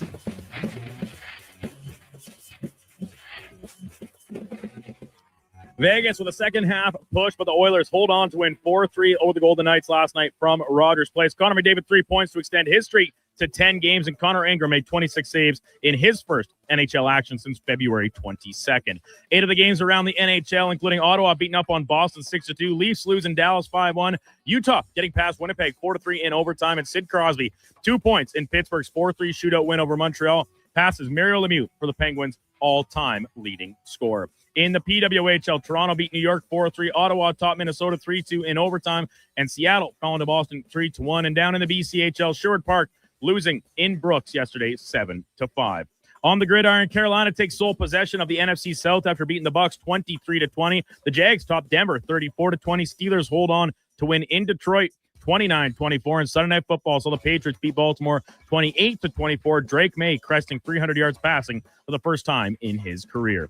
6 games in the association, including the Raptors falling in Brooklyn 96-81. The Knicks beat Miami 132-125. And the Spurs topped the Wizards 124-113. Finally, in case you missed it yesterday, MLB offseason news, the Red Sox acquiring first baseman Wilson Contreras from St. Louis. The Cards will get right-hander Hunter Dobbins and pitching prospects Yoker Pajaro and Blake Ada in the deal. Coming up in hour 3 of the Kevin Karius Show, we'll be joined by Frank Saravalli from Victory Plus TV. I'm Brandon Douglas at your Sports 1440 update. This is Sports 1440, a Stingray radio station broadcasting on Treaty 6 territory. Download the free iHeartRadio app and listen to CKJR wherever you go. Well, get ready for a silly hockey fans.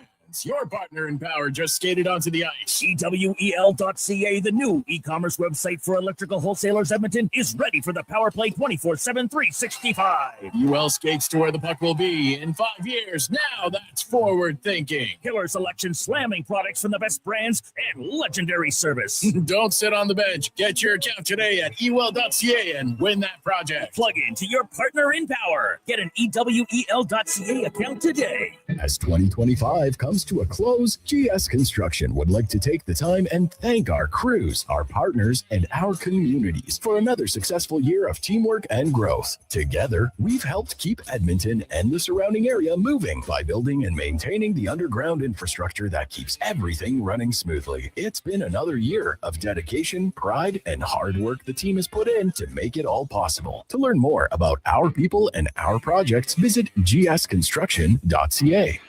Hi, Mike here from Northgate Chevrolet Buick GMC. December is here. Christmas shopping, Christmas wrapping, Christmas baking, grocery shopping. What about our vehicle? Does it need tires? It's not running? No problem. We got you covered. At Northgate GM, we have a tremendous selection of newer used vehicles, winter tires at cost, and of course, service with a smile. Come in and see us today, 13215 97th Street, or visit us online at northgategm.com. You're in Northgate country. Wing Wednesday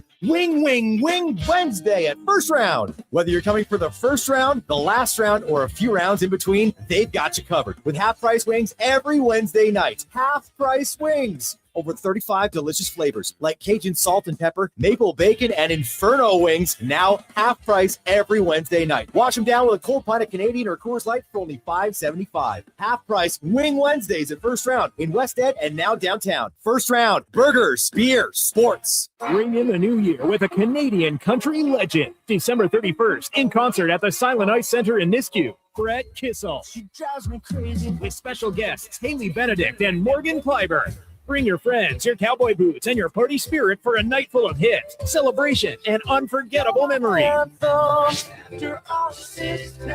Hosted by Chris Sheets. The countdown to 2026 starts with Brett Kissel live on stage. Get your tickets now at silenticeCenter.com/events. Winter in Alberta doesn't mess around. And neither does Titan Supply. For over 50 years, we've earned the trust of our customers across a variety of industries. Because we lead with integrity, honesty, and respect. I'm Joe.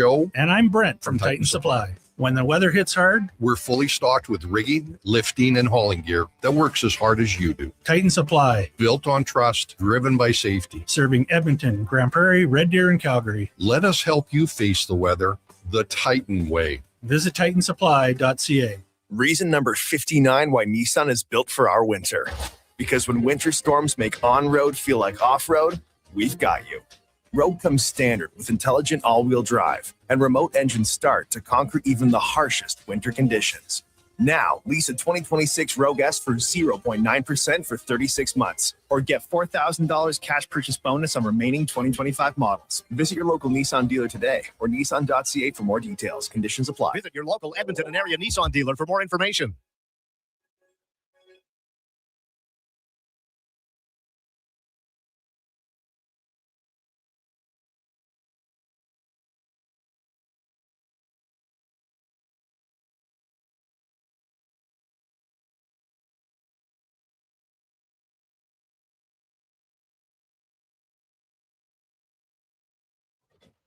The Karius Show, breaking down Edmonton's favorite teams, even though his favorite Junior A hockey team is the Yorkton Terriers. Thanks for checking in with Sports 1440.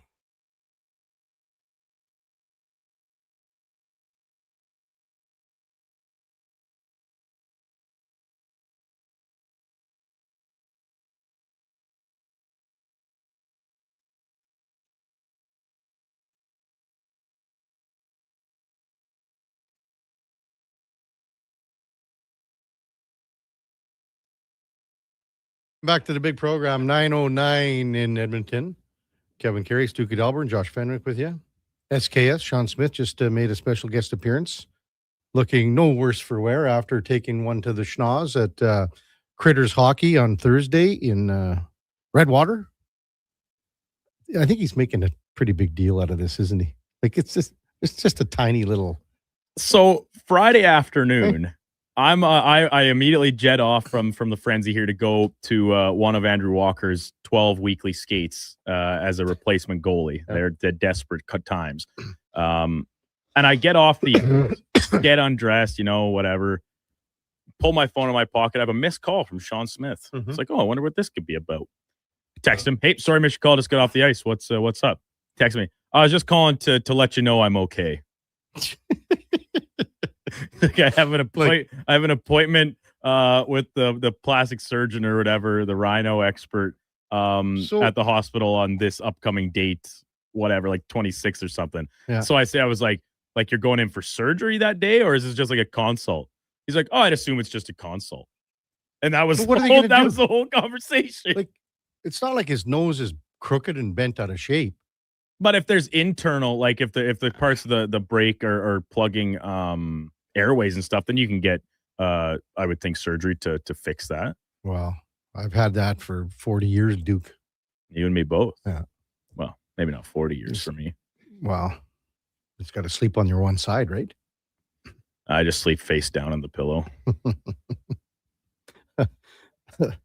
833-401-1440. We're talking about Sid Crosby. Cam said Crosby's hands down better overall than Lemieux. Talladega, Crosby will go down as the best grinder to ever play the game. First line skill, fourth liner mentality. Never be another like him. Nick says Gretzky, Howe, or Lemieux, Richard, Beliveau, Messier, Bourque, Yager, Crosby. This is going to be talked about for a long time. And then we had another text earlier, Duke. I can't remember who it was, but they were saying, okay, well, in 10 years, where's Connor McDavid going to be? Who's he knocking out of this top five? And who is he? Is he knocking Sid out? I think he'll need to get a few rings on the finger to do that. Well, exactly. You got to win a cup. You can be the best player ever, right? Mm-hmm. And I sincerely and genuinely think that Connor McDavid is in that camp of discussion to be the best player we have ever seen play the game of hockey. The speed, the skill, whatever, right? Mm-hmm. We're talking about the greatest. And people love to lambaste sports talk, radio, and media for making differences in phrases for the sake of doing so. There is a difference between being the best and being the greatest. Yeah. And Crosby, for all of his accolades and accomplishments at a personal level, on team levels, big moments, that is what puts him into the greatest camp for me. And now McDavid, the production in playoffs is obviously there. He's got the Four Nations face-off golden goal. But until you win a Stanley Cup, at least one, I really don't think you can quite be in that category discussion. What if they win Olympic gold here? I think that would go a long way. Without question. But again, he's got to get a ring. Yeah. You know, I think, I don't know if Sid Crosby gets to 2,000 points. Like we kind of breezed those numbers a little earlier, and it will be tough. It will be tough. But Connor has a pretty darn good chance. I think, yeah. Like health obviously pertaining and all that. He certainly looks like it's a very realistic and firm possibility. Yes, you know, and again, health. You're bang on there. You've got to be healthy. You have to be a guy that is, the longevity. He's going to need another 500 games, right? Mm-hmm. Is that even maybe a tad more? So, yeah. I mean, that's just one of those things. What do you do? 833-401-1440. Northside Loose is the best is subjective. The most advanced is not. MTR says Sid got screwed by concussions and lockouts. He would be easy 2K. Well, that's just the way it is. We've discussed that this morning as well. But that's where we get to that health thing. Rig texts in, get Sid to Edmonton to play with Connor. He'll get to 2,000 points. Think that'd ever happen next year? I don't think he's going anywhere this year. I think Crosby takes a lot of pride in being a one jersey player. Yeah, I do. And this is like, I obviously don't know him. I don't know anything about him, but just the way that he carries himself, the professional he is, it's not like he's in that phase of a career where we're talking about the need to have a ring. I mean, his hand's pretty heavy already. He's got 3 Stanley Cups, 2 MVPs in the playoffs, regular season awards out the wazoo, the Olympic glory. Like, he has nothing left to prove. But to me, and feel free to text in and see if you agree or not, I think being a one jersey player, especially when you do it as long as a guy like Crosby has, I think that increases your cachet and your legacy. Yeah. And you're still being productive at the end of your career. Maybe the team success isn't there the whole time, but hey, the Penguins are turning a lot of heads this season. I'm not sure if they can keep it up, but well, I think the production's still there. Why not? Yeah. We also had a text about Trent Frederick being bought out because he has no movement for the next 4 years. Well, the buyout would last all the way to 2040. To 2040. That's how long. So 14, 15 years, whatever it is. Yikes. When we come back, Frank Saravalli from Victory Plus TV on the Kevin Karius Show with the Duke of Delburne, Josh Fenwick on Sports 1440.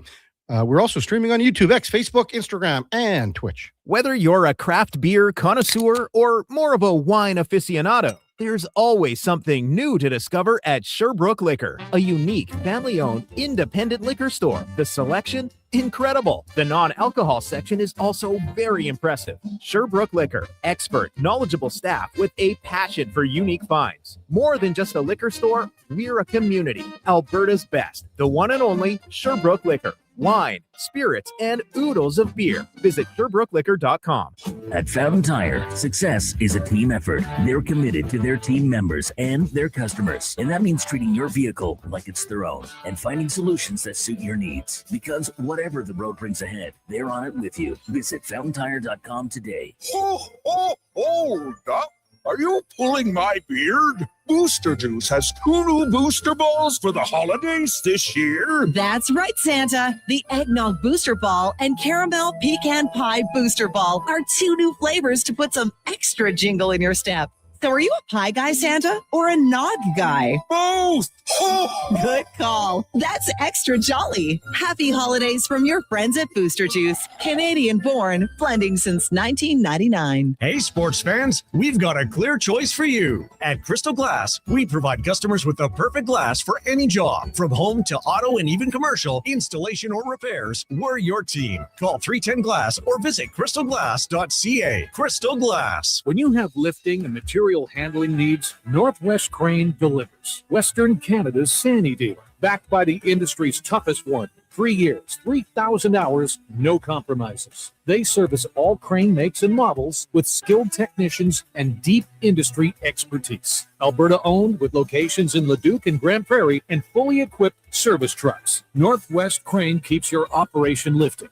For more information on sales or service, visit northwestcrane.com or call today. He's a winner. Sweet. She's a winner too. Right. Everyone's a winner during Wish and Win at Wolf GMC Buick. Every single customer is guaranteed at least a $500 bonus with a chance to save up to $25,000 towards a new GMC or Buick. At Wolf GMC Buick, we also have 0% financing up to 84 months on most of our popular SUVs and trucks. And we're clearing out remaining 25s, including cash discounts up to $10,000 on a great selection of Sierra HDs. 90 seconds east of the Henday. Wolf GMC Buick, where everyone wins.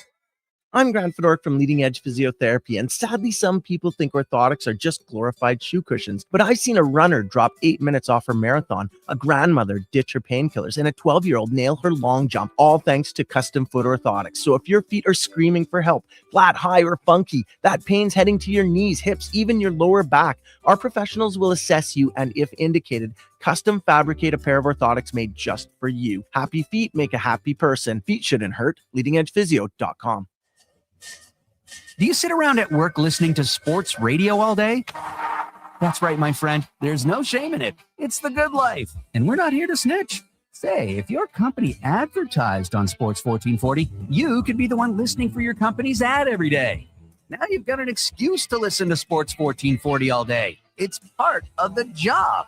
Sounds like someone's getting a promotion. Email Gregor at sports1440.ca. Let's get to work for you.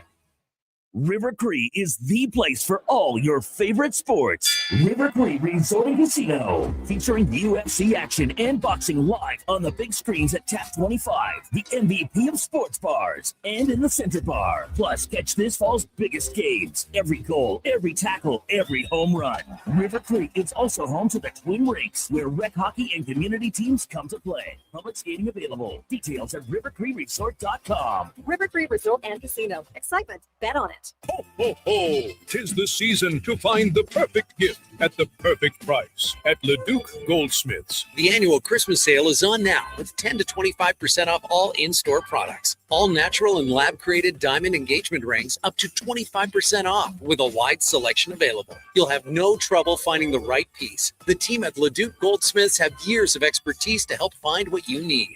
Leduc Goldsmiths on Main Street, Leduc. Leduc's Jewelry Store, family owned and operated for over 30 years.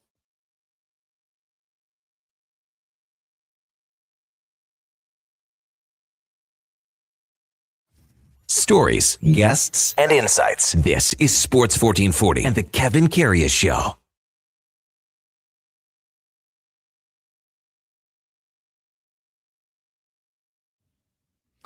All right, welcome back to the big program, 9:20 in Edmonton time now for the headliner of the day, brought to you by Mr. Rooter Plumbing, the plumber to call when the toilet mysteriously breaks after your jalapeno pepper popper fueled game night with the fellas. That's Mr. Rooter.ca as we welcome in Frank Saravalli for a special Monday morning appearance. Good morning, Frank. How was the weekend?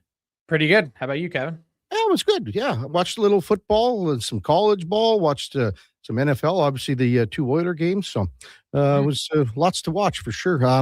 Where do you come out with the Oilers goaltending situation right now, Frank, after the roster freeze? Do you think that they look to maybe add something trade-wise, once the freeze expires? Not if Connor Ingram can give him starts like he just did. Mm-hmm. And I got to tell you, this is one of the best feel-good stories heading into the holidays. Everything that this guy has been through to earn a spot back in the NHL. I mean, you consider this the spot that the Oilers were in, right? Jari goes down. Pickard has the worst save percentage in the NHL. And, you look at Ingram and he's got the worst save percentage in the AHL. And you're thinking how, even with McDavid on this stretch of 26 points in 10 games, how's this team going to hang on if this is the type of goaltending that they're going to get? And everything from the OCD to alcoholism to mental health struggles, his mom dying. I have so much respect, and I don't root for teams, but I root for people. And Connor Ingram just all over his journey and wish him all the best. Yeah, we touched on that, for the first hour or so on the show here, Frank, just that journey. And I think he'd be the first to tell you that, he's still got a ways to go. And he's in it. And that's what makes it even more compelling, is that this isn't something that you just park in your rearview mirror and it's not with you every day. Yeah. He's in the battle, and I give him so much credit. Yeah. Besides that, how do you think he just to handle the situation, come in and to get the win under pretty tough circumstances? How do you think he played? What do you think of that? I thought he looked good. He mentioned to Gene Principe that obviously his legs were a little weak, which is understandable to start. Definitely some nerves, but look, they're not asking for forever here. The moment is just that. It doesn't need to be overwhelming. And I think that part is what makes this possible, is just focus on what's in front of you, which is opportunity to help and carry this team. And in the back of my mind, if there's been a lot of talk about Alex Lyon, right? I'd have to think that one name that the Edmonton Oilers are thinking about today in this circumstance is Marc-Andre Fleury. Another hour and a half on the ice last week with Minnesota Wild scratches. Played in that preseason game earlier this year with the Pittsburgh Penguins. I think he's got the itch to keep playing. And I think for a guy who really has made a home in Minnesota, there's no room for him there with Wallstedt and Gustafsson. So if he's going to come back, it's going to be with a team that has an authentic chance to win. And that's got the Oilers written all over it. What would you put a percentage at of him surfacing here again? I guess it's 70-30. 70-30? Yes. Oh, that's pretty high. Good stuff, Frank. I know he wants to play. Don't look now, Frank, but the hottest team in the league is the Buffalo Sabres, huh? Yeah. Crazy story, right? And there's just look, I'm not saying that it's all related to the GM change. They've won 3 of their 6 since the change. But there's a renewed energy you could tell in the building with the fan base for their first game against the Flyers on Thursday night. And then you see Rasmus Dahlin and the excitement that he's had. And, just these players were asked about the change. I mean, some of them couldn't help but smile. And that's not to say that they didn't like Kevin Adams or they're happy to see him lose his job. It's just that sometimes you reach a conclusion and the chapter ends, and that's okay. And there's a new one to tell. And so, look, the Sabres have one of the best fan bases in the league. They've been upwards of the most loyal. And I don't need to tell you in Edmonton, after the decade of darkness, theirs is longer. And it's been more winding and more disappointing. They didn't have the Connor McDavid at the end of it. They got Jack Eichel, pretty damn good player, but had to trade him. Yeah. So they could use a turn here. And I think with the defense core that they've got, if they can find some magic, it's going to come from there. You think they can make the playoffs? I do. I mean, look, there's one team in the East that's below 500 in points percentage. That's the Columbus Blue Jackets today, who, interestingly enough, traded for a pending UFA on Friday. But they're not that far off. They're 5 more wins consecutively away from firmly being in a playoff spot. Right. Frank Saravalli with us from Victory Plus TV. Toronto Maple Leafs, Frank. Would you be surprised? Would you think that this is a good chance? Do you think there's going to be a coaching change? Where are the Leafs at here, man? Surprised? No. Do I think it's the right move? No. I think if you're to make a coaching change, you're letting this group of players off the hook. Yeah. And we've seen not nearly enough passion, drive, fire, use whatever word you want, out of this group that clearly has some talent. It's a poorly constructed roster. It's flawed. There's many issues. But we're talking about one of the best, who looked like one of the best players of his generation in Austin Matthews, scoring at a generational rate, now being a merely average player for 2 consecutive seasons now. Yeah. Based on the standard that he alone set. And that part is confounding. Either provide some context as to an injury or be roundly criticized. I think that's the point that we're at now. And with that comes every part of everything that he does being dissected in the self-proclaimed center of the hockey universe. Do you think it's an injury? Would you say more so than just playing poorly?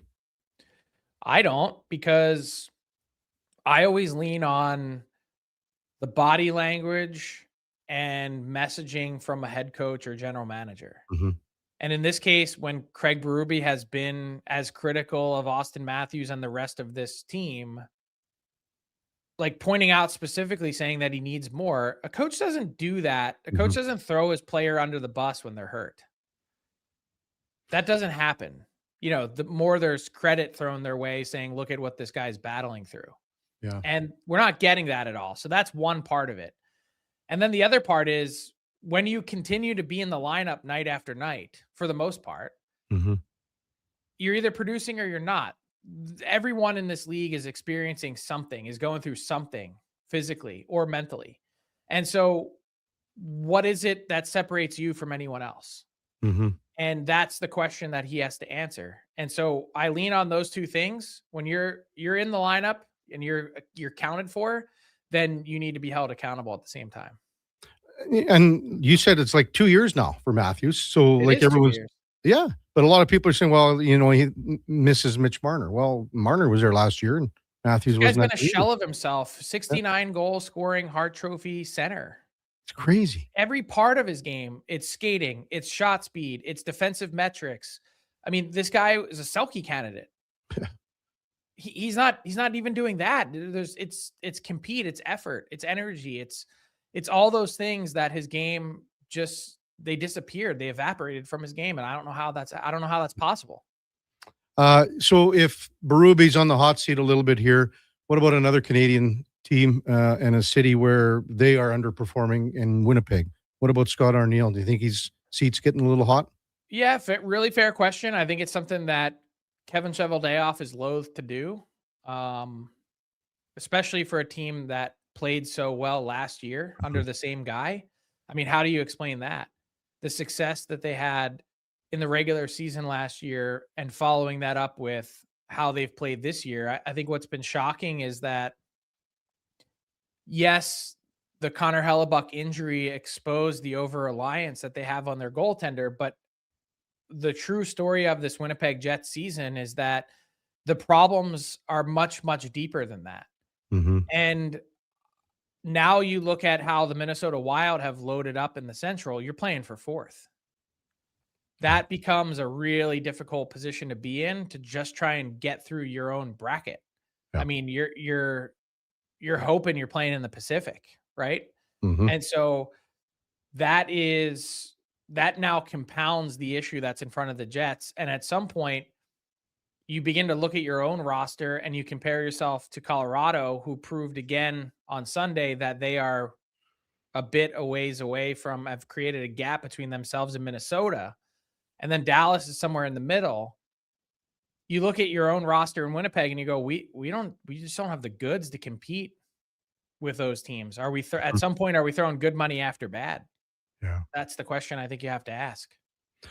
Frank Saravalli with us from Victory Plus TV. What did you make of Sid passing Mario? And here's one for you, Frank. And I asked Low Tide the same question. Who did Mario pass when he took over the all-time scoring lead for the Pittsburgh Penguins? Do you know that one? Give me a year. Oh, late 70s, early 80s? No, give me a year. What year did he pass him in? How long did it take him? Geez, well, it wouldn't have been too long because it was probably That's what I'm trying to put together. Is it like, are we talking a few hundred points? 600 and some. Okay. Rick Kehoe. Rick Kehoe. Okay, that's a good one. Yeah, Yeah. would have had no idea. Yeah. What do I make of it? It's an incredible milestone. I mean, this is an NHL Mount Rushmore player for me.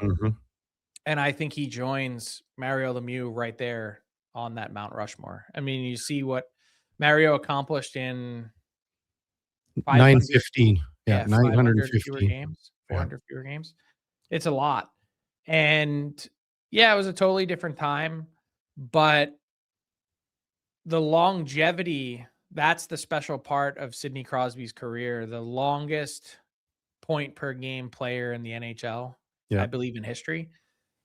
And what's amazing about it is that this was like so far from a guarantee. Like, you know, you don't have to rewind that far back in Sidney Crosby's career, the numerous concussions and hits, and think that this might have been a dream, that playing this many games for a while, I don't think even he believed it might be possible in the NHL.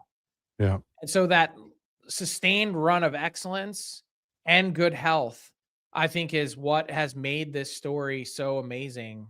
The ask that was in front of Sidney Crosby when he joined the league to save a franchise, and the hype, and to think that on almost every facet of it, he has delivered and exceeded expectations it's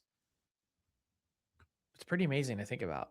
Do you think, Frank, that there's a possibility that he doesn't end his career in Pittsburgh?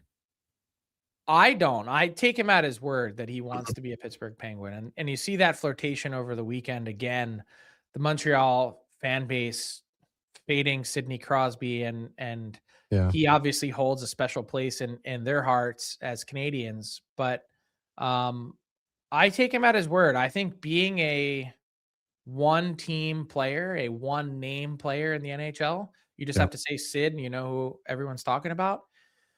I think that means something to him. His idol, aside from Mario Lemieux, was Steve Yzerman, and he's rapidly closing in on Steve Yzerman. He could be the player with the most points from any player that played for only one team. Yeah, and that means something to him. It's remarkable for sure. What's your week look like, Frank? You going to head to Minnesota at some point here? I will be going next week. Okay. So I'll be home for the holidays, and I'll be with you tomorrow. Duke's running the boat tomorrow. I'm going to be making a little drive here to Sasky. So what town are you from again? Melville. Oh, that's right. The Melville Millionaires. We've talked about the Melville Millionaires. Yeah. So we'll make the trip here today, and nice. Duke's got the show tomorrow and Wednesday. Has anyone asked the question of the relationship between Chris Knobloch and Connor Ingram? Is there one? Well, they got the sign out there, right? You know that in Imperial for both guys? So I was just going to say Imperial population 372. What are the odds that both of these guys are with the Edmonton Oilers today? And did Chris Knobloch's dad referee any of... Chris Knobloch's dad played for the senior team. But he's a longtime referee, right? Yeah. I don't know if there was some coaching or anything like that. There has to be an intersection. Like someone has to know someone here. I'm not saying that's why he's in Edmonton. I think it was a worthy bet either way by the front office, but someone has to ask the question. Yeah. I'll ask the question. I think, I mean, just the way the weekend happened and, for availability and stuff like that, Oilers are taking today off anyway. I mean, Ingram did speak to the media yesterday, obviously after the game. But I mean, I think now probably going to tomorrow would be somewhere where a guy could do maybe a bit of a deeper dive on that. Yeah, I'll be the guy. I'll report back. Yes. Frank, good stuff. Actually, Spec just messaged and said, answer to your Knobloch question about Imperial Sask is in his piece today on sportsnet.ca. There you go. Okay. So a loyal listener. There we go. How about that? Attaboy Spec coming through again. Have a great holiday, Frank. Merry Christmas to you and your family. And we'll talk to you next week. You too. All the best, Kevin. All right. That's Frank Saravalli from Victory Plus TV. And our headliner of the day brought to you by Mr. Rooter Plumbing, the #1 overall pick in your fantasy plumbing pool. That's mrrooter.ca.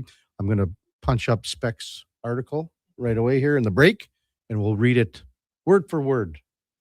As Spec. What are you laughing at, Duke? Like you're gonna read it word for word on the air, like just totally rip Spec off of all of his clicks and everything. Just all the listeners can get it through your spoken word piece rather than going and giving Spec the traffic of the website It's or what. like Tater, right? He gets, I'll just read like Gregor does Tater every Friday or whatever. Right. I might as well just do that. Why not? That's coming up after the break. We'll also get to some of your texts, 833-401-1440. It's Kevin Karius Show with the Duke of Delburne and Josh Fenwick.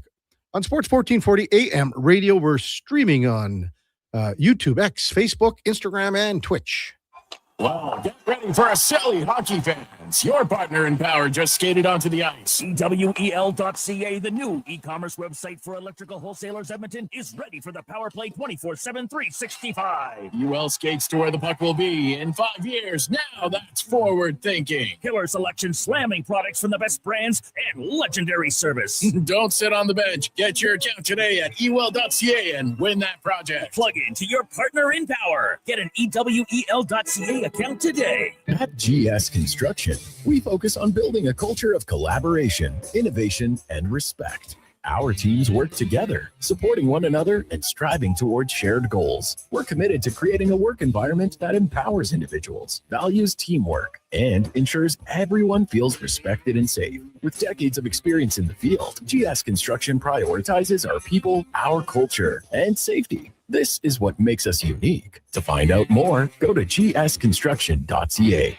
I'm making my list, checking it twice. And guess what? I'm giving Wilhock beef jerky to everyone, naughty and nice. Because honestly, everyone deserves a taste of Alberta's finest, no matter if they've been bad or good. So this holiday season, skip the chocolates and pass on the turkey.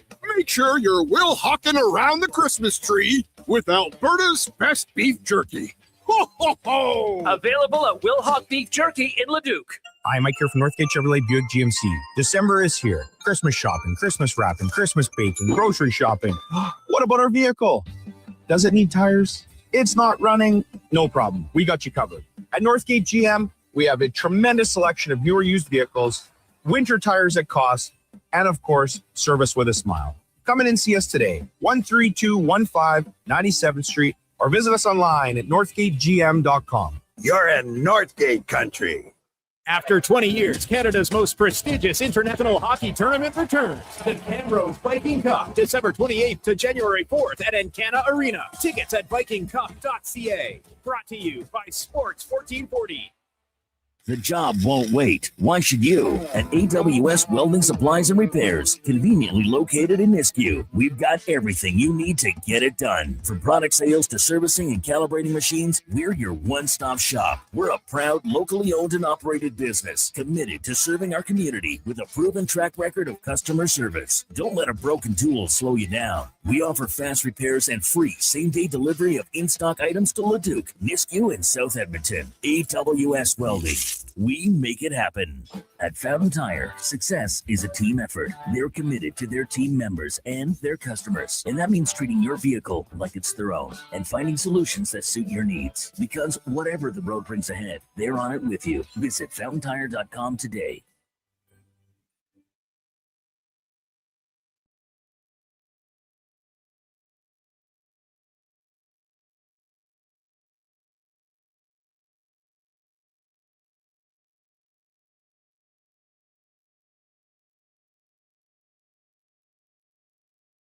Have your sports curiosity cured with the Kevin Karius Show. This is Sports 1440.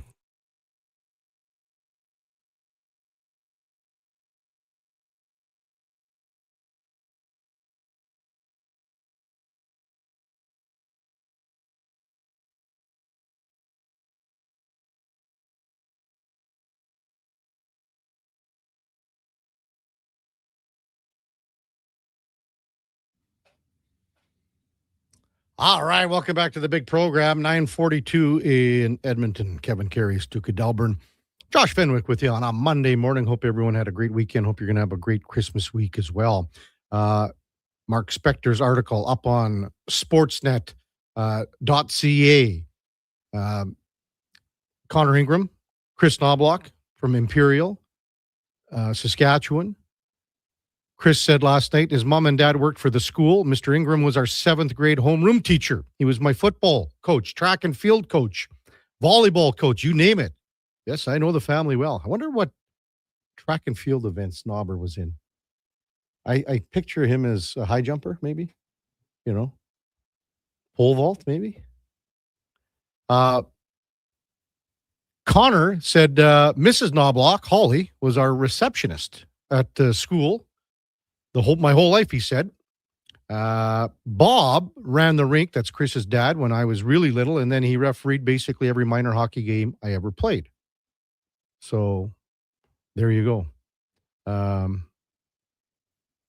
We could probably have just ran some of the interview last night of Connor Ingram, hey, Duke? But then we would have been robbed of this opportunity for you to bring Specs words to life on AM radio. Oh, Specs words to life for sure. But I mean, it's an amazing story when you think about everything that Connor Ingram has had to go through and where he is now. And again, he's still got work to do. And I mean, and I don't think it'll ever stop for him because it's going to be a day-to-day thing where you got to just keep grinding, got to keep working at it. I mean, and just think it's a hell of a story. Maybe he goes again tomorrow night. Who knows? I would think Pickard is the guy that goes back, but you never know. Maybe you just go, you're going to ride the hot hand here and see what he can do. But I mean, when the Oilers are, they have a chance here to be, I don't know what Vegas' schedule here is or Anaheim's, Duke, but in the next couple of days, the Oilers have a chance to be tied for first place here going into the Christmas break. And when you think about where they came from, it's quite, because I mean, the sky was falling.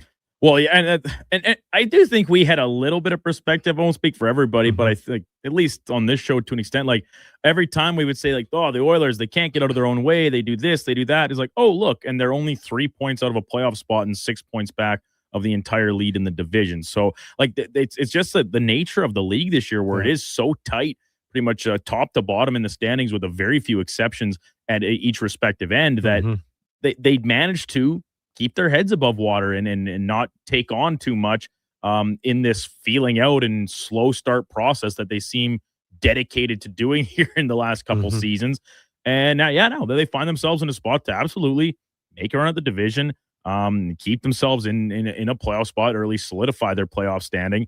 It will largely, I think, hinge on how Cal Pickard and Connor Ingram, maybe a third guy if that option is explored, how they can handle the duties of the goaltending job, because as we discussed with Spec, like couple weeks, well, that is about as ambiguous it gets, and we really don't know if that means 2 weeks or if that means 6 weeks. Duke, do you know, well, you would know more than anyone, Anaheim's schedule, have they gone out to the East Coast at all? Yeah, they've had a couple trips out east already. I don't think they're in the same boat as the Oilers where they don't have to go out there again for the rest of the season. But they're on a little bit of a homestand right now. They play the Kraken tonight, actually, matter of fact. But let's just see if I can pop that up to know. I know two substantial East Coast road trips for sure, just off the top of my head, that they've gone on already. With Frank on talking about the possibility of a Marc-Andre Fleury, again, when you say it's a couple of weeks for Tristan Jarry, a couple of weeks means it could be, are we talking the middle of January? Because that's 3 weeks. Now, is there a chance that Marc-Andre Fleury, again, has the itch, the desire? Frank said he would put it at 70-30 of coming back to playing. And, Frank mentioned here, but is he not, there's other possibilities as well. But this is a team right now that is in need of some goaltending. And maybe he is a third guy down the road. It's an interesting situation. And Frank, as I said, put it at 70-30 with the possibility of returning to the NHL. Andrew just texted in. I just saw this. Good morning, fellas. Are you seriously not revisiting Frank's comments regarding Marc-Andre Fleury? Well, I guess we just did. I don't know much more that can be said about it. Here's the other thing. I mean, does that even qualify as a roster freeze? No, because he's not on a team. He could be added. He Like can the just sign roster freeze whenever. is to benefit the players that here over the holiday season, they're not going to get a call from their GM saying, yeah, pack your crap. You're headed to Long Island or to Boston or something, right? That's what the roster freeze is in place for. So adding a player, I don't think would fall outside those lines. Text 833-401-1440. IMAX says, how does Ingram's pay work? He wouldn't have had a contract. Well, yes, he would have. But what happened was with that contract, Duke, and correct me if I'm wrong, I mean, basically, Utah is still paying $1 million on that contract. They kept $1 million to make this deal work. And it was just about maybe him getting a fresh start. I'm quite certain that it was $1 million, Duke, or I'm just trying to see if I can pull it up on Puckpedia to get clarification on that. On Utah's thing. So they have retaining 800,000. Sorry. So it's 800,000. 41% retained by the Mammoth. So 800,000 is what they've got for this year. And his contract for the Oilers is 1.15, I believe. Correct. So that's how that would work, iMac.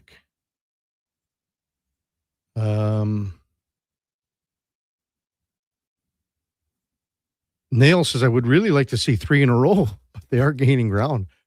3 wins in a row. Well, like when we first kind of talked about this, going like as they started to come out of that really bad part of their schedule at the end of that road trip, and we saw them turning the corner, right? We said it's like, well, they still have not won 3 in a row, but by the simple math, this is a math show, as we decided earlier. Winning 2 and losing 1, like that does slowly move you up, right? You are winning more than you are losing. You're an above 500 team. You're a 66 repeat points percentage team. So it is encouraging, but yeah, getting a 3rd consecutive win is a nice hump to have crossed over by Christmas. I would think if you're a contending team. So they can't do it until after Christmas. So that's correct. Have to beat Calgary both in the home and home. Back-to-backs, yeah. The rig texted in, I just Google mapped Imperial. It's in the middle of nowhere, hey? Also, most Saskatchewan small towns are like that in the middle of nowhere. Same as in Alberta. Yeah, I suppose. But and feel free to correct me, Kevin. You're much more familiar with the layout and whatnot of Saskatchewan. But in Alberta, spread across the province, we're talking about major cities. Obviously, Edmonton and Calgary top the list. But even places like Grand Prairie, Fort McMurray, Lethbridge, Red Deer, Medicine Hat, even, right? Those fall into cities that are around 100,000 people or pretty close to it. Saskatchewan doesn't have that. Yeah, exactly. You don't have those larger metro areas. You have Regina and Saskatoon. And in the case of both Alberta and Saskatchewan, the northern half of the province, much more sparsely populated. But at least in Alberta, there is still GP, MAC, as larger metro centers that you're closer to, I guess, if you live in a little more remote areas. So, Prince Albert's bigger city, it's got quite a few people. Swift Current's about 16, 18,000, whatever it is. Moose Jaw, same thing.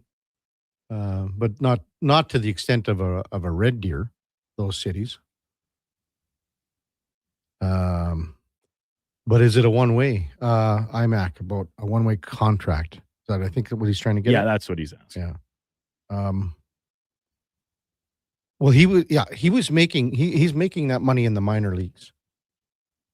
So he was getting paid no matter what.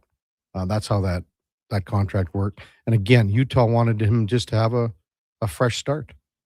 And that's as simple as that. And they were giving this guy an opportunity because they didn't have room for him. And they just thought that because of his well-being, that this is something that needed to happen. And that's where they're going with that. 70%, Frank saying, for Marc-Andre Fleury, Duke. That's pretty wild. Yeah. That's pretty wild. I'll be honest. I wasn't really aware that he was interested in coming back to an NHL team. Well, I mean, if Phil Rivers can do it. Good point. Flowers, 4 years younger than Phil? Yeah. What if Phil Rivers lights up the Niners tonight? I will be shocked. Full stop. That's all. I will be shocked. I actually need that because of MTR's 2 more wins and he's got try and Roddy. Yeah, and who do the Niners play? The Bears next week. They got the Bears and then they got Seattle, I think. Correct? Yeah.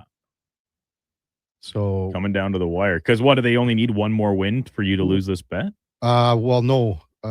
They need 2 wins for the bet. 1 win's a push. Right. Yeah, they host the Niners host the Bears next week, and then you're right, Seattle.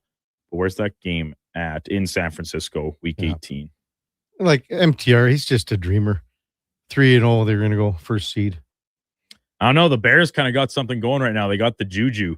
Might be a little bit of smoke and mirrors, but you can't argue with the results at this stage of the season. Caleb Williams, Iceman. That's what they're calling. That's what they're calling him, Kev. Really? It is. Husk goes, let's go Colts. He's very nervous. Should be. This way. Yeah. Well, they're done anyway, aren't they not? They're not eliminated, but their chances are getting slimmer and slimmer. Tiger texts in and says, in Nipawin, my son needed a billet. He's extremely allergic to dogs. The coach said, it's northern Saskatchewan. Everyone has a dog. MTR says next week isn't Malik Willis, Duke. Well, even he's banged up. Yeah.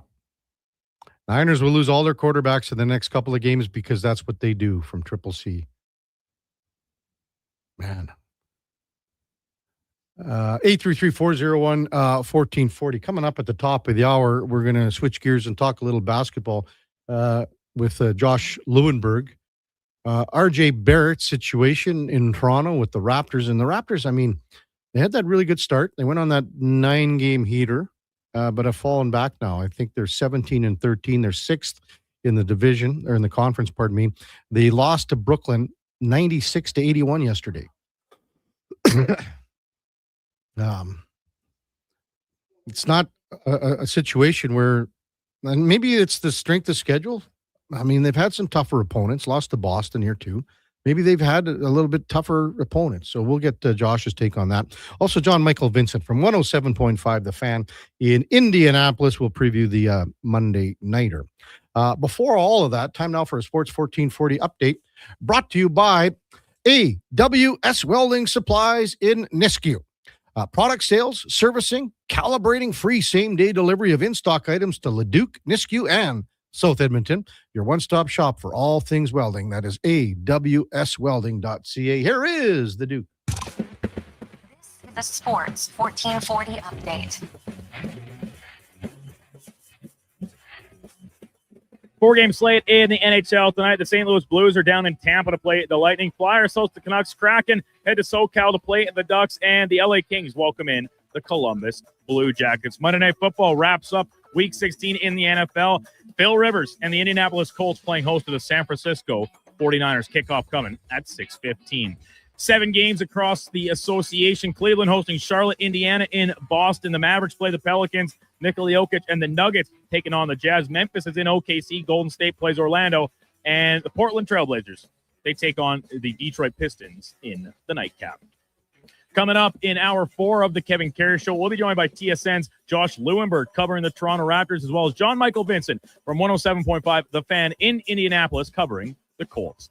I'm Brandon Douglas at your Sports 1440 update. Sports 1440, Stingray radio station. CKJR broadcasts from West Edmonton Mall and Wetaskiwin. Download the free Stingray music app and listen wherever you go. Top quality flooring, locally owned, and Canadian products from Beaulieu. Yeah, that's CFI. CFI what? No, CFI, Custom Floors Inc. From free estimate to professional installation, contact Custom Floors Inc. at customfloorsinc.ca. Vinny and Don in Hockey are dedicated to skill development for all hockey players. If you know a student athlete interested in growing as a person and a player, register for a free shadow day. Beginner or experienced, this program develops a student athlete skill in a supportive environment. It's a great opportunity for prospective student athletes entering grades 3 through 12 to see what Vinny and Donnan have to offer. Visit vinnyridge.epsb.ca or donnan.epsb.ca for more info and to sign up. Picture this. You're sleeping and you're awake, but it's a good day. because you're about to make your way to McDonald's to pick up some breakfast. Fast forward, you're there. But what's this? You can now get all those breakfast classics penny style with rich, creamy hollandaise-style sauce, a happy little tear rolls down your cheek. You grab your small McCafe premium roast coffee, still just $1 plus tax every day. And see. Get up and at 'em with the Egg McMuffin. At participating McDonald's restaurants in Canada. Prices exclude delivery. Come for Canada's largest trade shows, the biggest names in entertainment, exhilarating sporting events, and more. And stay for the experience at the Edmonton Expo Centre. Looking for the perfect place to host your next big event? From trade shows to galas, meetings, and concerts, the Edmonton Expo Centre has the space, event expertise, and service to make your next event unforgettable. With over 522,000 square feet of flexible event space, in-house catering, and operational expertise, they bring your biggest vision to life. Learn more at edmontonexpocentre.com today. Start your day with a blast of sports. Kevin Karius, along with Brandon Douglas, brings the fire, the fun, and the fearless takes. Weekdays, 7 to 11. Text Kevin, 883-401-1440. Mornings with Sports 1440. Winter snow and ice are nothing to fear when the Lawnmower Hospital's in your corner. Keep pathways clear of snow with the Echo PB770T backpack blower. Or go even bigger with a huge PB9010T.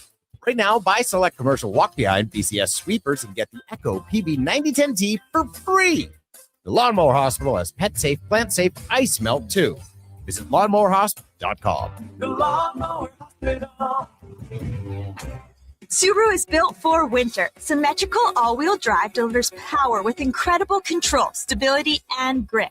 Add 220 millimeters of ground clearance, and you're not getting stuck in snowbanks. You'll drive right through. And inside, luxurious heated seats and a heated steering wheel. Plus, for 19 years in a row, Subaru vehicles have earned top safety pick status, giving you unmatched peace of mind. Subaru is engineered for Canadian winters, built for real-life confidence. Welcome to Uncommon Standards.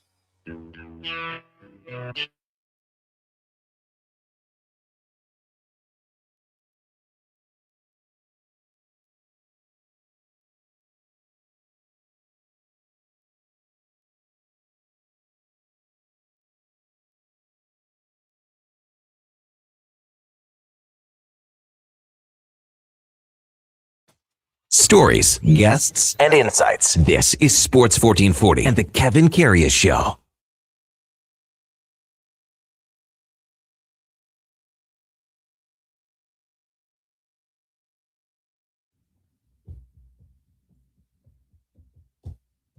All right, welcome back to the big program. 10 o'clock in Edmonton. Time to talk a little basketball with Josh Lewenberg from TSN. Morning, Josh, with Kevin Karius.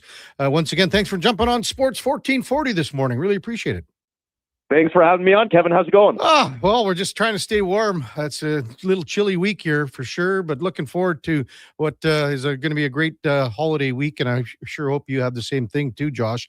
Even though, again, it is a busy time with the NBA and the Raptors. What did you make of that game yesterday, though, Josh, losing to Brooklyn? Yeah, I mean, that was really tough. The weekend back-to-back in general was really tough, especially because the Raptors were coming off of a couple of pretty good wins to kind of end their losing skid. Specifically that win in Miami a week ago, last Monday, one of their most impressive wins of the season, given like the pretty high level of competition. I called it a bit of a measuring stick game, considering Miami is a team that is hanging around them in the schedule, had also been struggling, was also missing a couple players. And I mean, they really looked good. It looked like they were bouncing back a little bit after taking a step back. But these last couple games, I mean, you mentioned a loss to a Brooklyn team that, I mean, now they're just an 8-win team, not a very good team. And then the loss on Saturday at home to a Boston Celtics team, and I mean, they've been playing really well, but they were missing their best player in Jaylen Brown. Of course, don't have Jason Tatum this season, and they were on the second night of a back-to-back, so the Raptors had a rest advantage. But in both games, I thought the Raptors really struggled. I mean, especially offensively. What was it, 81 points that they finished with in Brooklyn yesterday. And I think, look, you can chalk some of it certainly up to the players that they're missing. RJ Barrett has been out now for about a month, and that has certainly hurt them offensively. And then Jakob Poeltl, I mean, that is a concern in and of itself. The fact that coming into last night. He had just played once in the span of 11 days. So rest has not been a problem, but the back injury still has been. It continues to flare up to the point where the Raptors have needed to monitor that, manage that. And then even though he was able to play yesterday, he lasted just 7 minutes before they had to pull him from the lineup. So while those absences have hurt them some for sure, I mean, I think by just saying, okay, well, they're missing a couple players and that explains this recent regression is giving those guys too much credit, in the sense that, like, this is still a team that is being outworked and outplayed, and certainly having issues with a lack of size, especially without Pirtle on the floor. So there are some underlying issues here, both in terms of how they're playing and then roster construction as well, that I think this team is going to need to address before the February trade deadline, if they are going to get back to how well they were playing earlier in the season. Yeah, just before we get to RJ Barrett, Josh, what about Pirtle? Will they just kind of be cautious with him here moving forward, or what? Yeah, I mean, I think that's the plan for now. Darko Rajakovic was telling us the other day that the team isn't concerned that this is going to be a long-term issue. And, man, they better hope that that's correct, because, again, like, they have really struggled without him on the floor. And I'll say, like, right now, this does not look great. As I said, like, he has not played a whole lot recently, and yet the injury has been an issue. And look, that's just back injuries in general. Is they're unpredictable.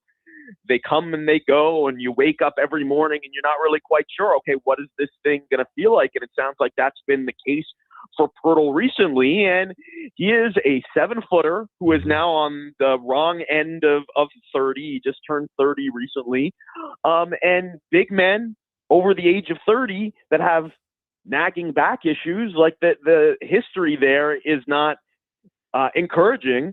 And then, of course, the Raptors gave him a big contract extension over the summer. So he's going to be making big money up until his mid-30s, basically. So this is absolutely a concern, I think, in the short term, certainly. And then in the long term, if this persists, and especially I mentioned roster construction earlier, I've long referred to Pirtle as this team's most irreplaceable player. Is he their best player? No. He's probably not their second or third best player either, but he's so important. He does so much of the dirty work, so many of the little things that help make life easier for all the other guys.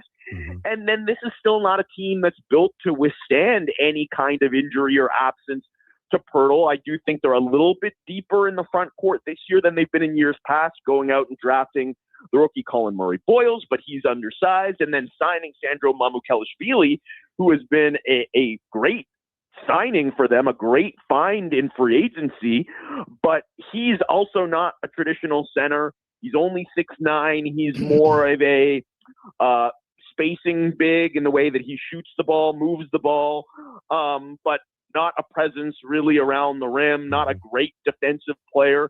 So again, the lack of size on this team, the lack of physical toughness and interior defense has really, obviously rebounding over the last few games, it's really been exposed recently. So that's something I think, even if Pirtle was 100% healthy, that this team would have to address going into the trade deadline. And then certainly given the Pirtle situation, I'm not even sure at this point that you can wait until February 5th to address that, because there's still, 6 weeks between now and then. And assuming that you really want to, the East is so wide open and there's so much parity there.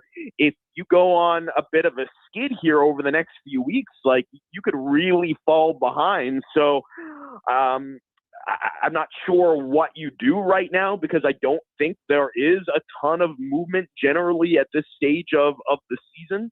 Normally teams are waiting until closer to the deadline to make a move, certainly a big move, but I would expect Bobby Webster and the Raptors front office to be especially aggressive this year, considering how obvious their area of need is. Josh Lewinberg from TSN, our guest on the Kevin Karius Show on Sports 1440. Last time you were on, Josh, I mean, I posed the question to you about that lack of size that you just mentioned. Is that the number one priority when you are still kind of molding and shaping this team to address?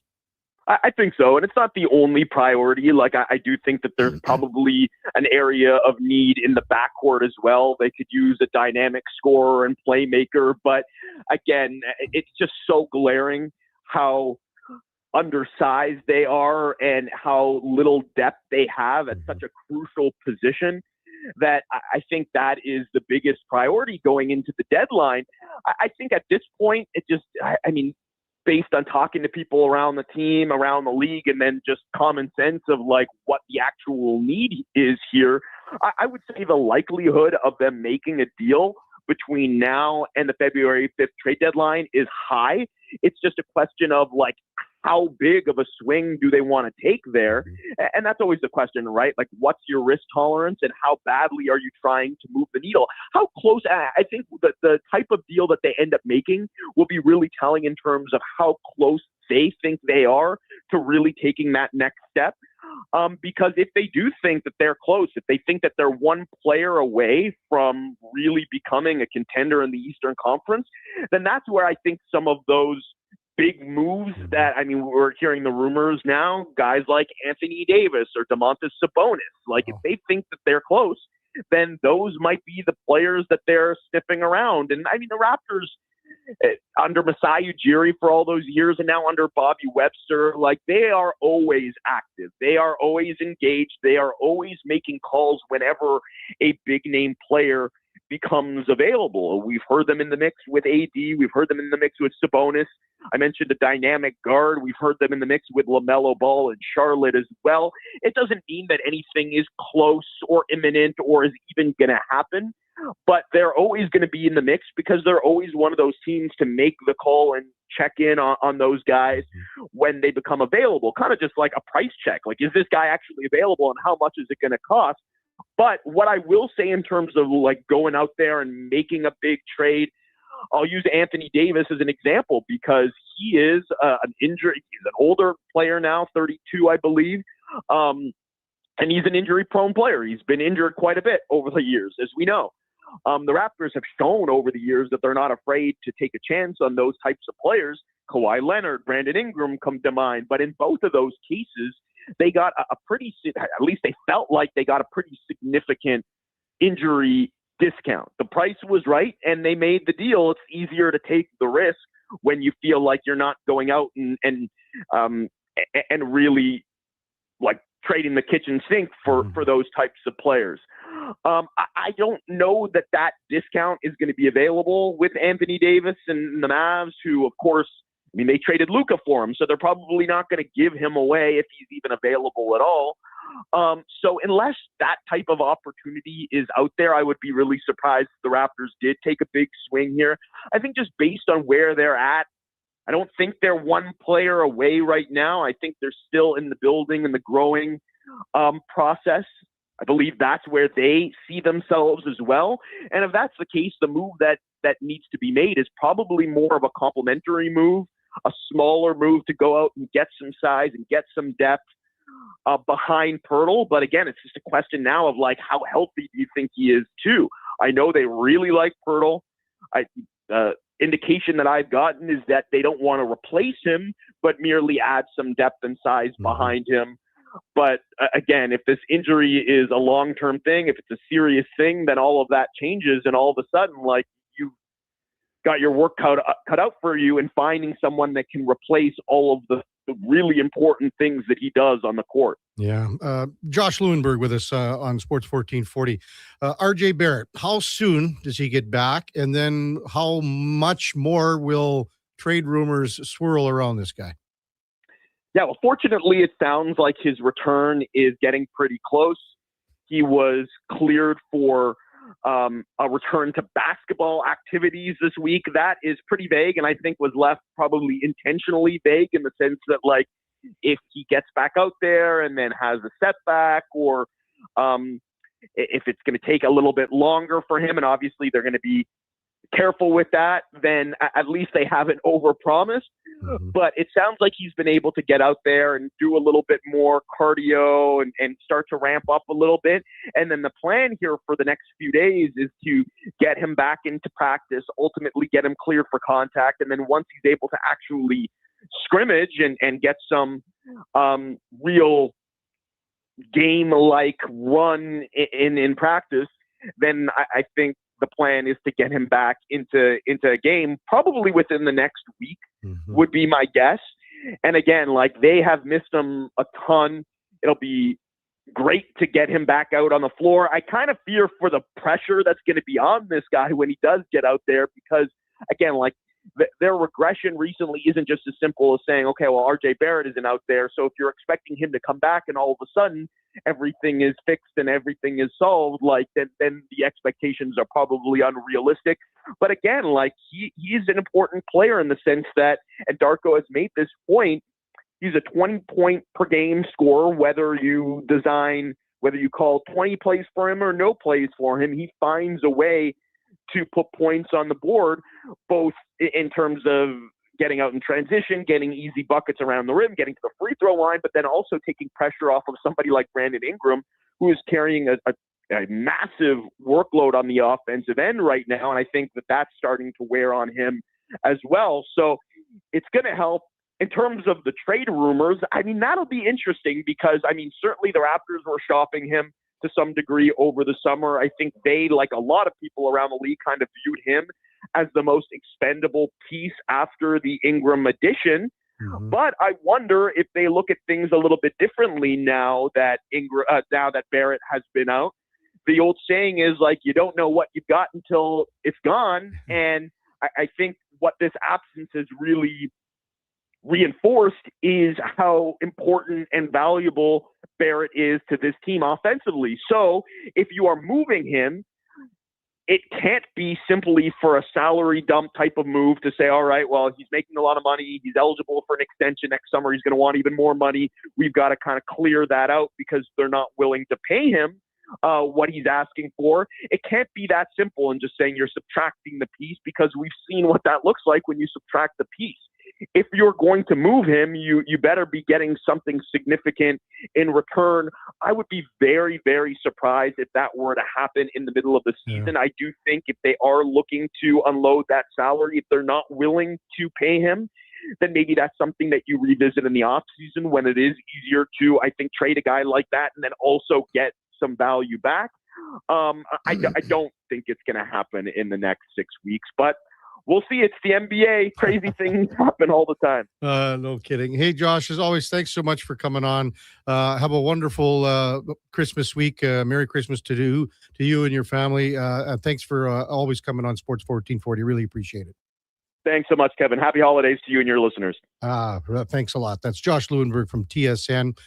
Covers the Raptors. They have one more game here before the Christmas break, and it is tomorrow in Miami. When we come back, we've got John Michael Vincent from 107.5 The Fan in Indianapolis to preview tonight's Monday Night Football game. The Indianapolis Colts home to the San Francisco 49ers. That's coming up on the Kevin Karius Show with the Duke of Delburne and Josh Fenwick on Sports 1440 AM radio. We're streaming on YouTube, X, Facebook, Instagram, and Twitch. Hi, Mike here from Northgate Chevrolet Buick GMC. December is here. Christmas shopping, Christmas wrapping, Christmas baking, grocery shopping.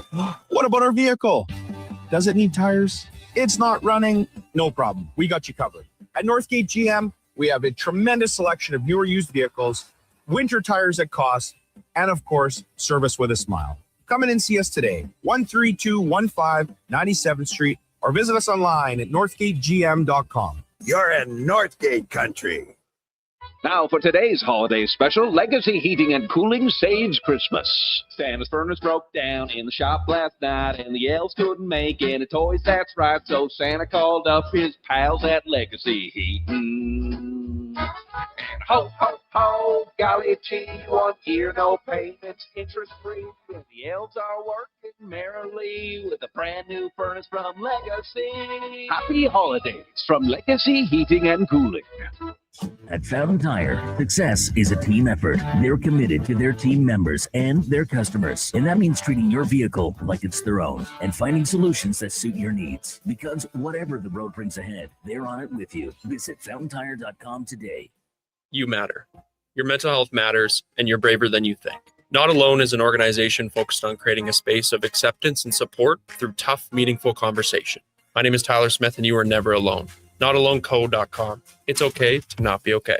We want orange. Give us the orange. We want orange. Bring back the orange. You got it, Canada. Booster Juice orange smoothies are back by popular demand. The original, the marathon, and orangesicle smoothies are back and bursting with tangy zest of oranges. They're Canadian favorites. Orange, you glad they're back? Only for a limited time. So squeeze the day, smoothie lovers, and head to a Booster Juice near you now. Booster Juice, Canadian born, blending since 1999. Cheer on the teams. Help a good cause. The Ben's Cup is coming to the Ardrossan Recreation Center, December 26th to 30th. 100% of the proceeds help the Ben Stelter Foundation bring proton beam therapy to Edmonton. Learn more at benscup.com. Proudly supported by Sports 1440.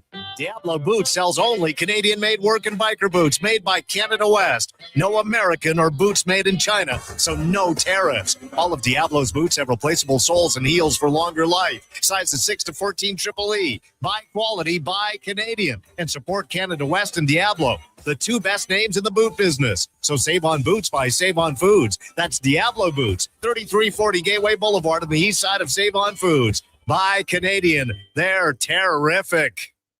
I'm Saxon, and this is my little sister Goldie. I'm Goldie, and this is my little sister Saxon. Wait a minute. I'm the big sister around here. And I'm Rick Showers from Noble RV, and these are my granddaughters. They like to help with the holiday commercials. It's sort of a tradition in our family. And since they moved from Australia to Nashville, we get to see them more than ever. It's nice to live in the same hemisphere with Grandma and Papa. That's right, Saxon. And at Noble, the holidays are all about family. And really, that's what camping is all about, too. Maybe I should come work for you at your store, Papa. I can make the Goldie cakes. Maybe in a few years. Papa says used RVs are way better than new RVs. That's right, Saxon. You learn quickly. So what do you have to say to all the people listening on the radio? Happy Christmas to everyone in Canada. And that's Noble. NobleRV.ca.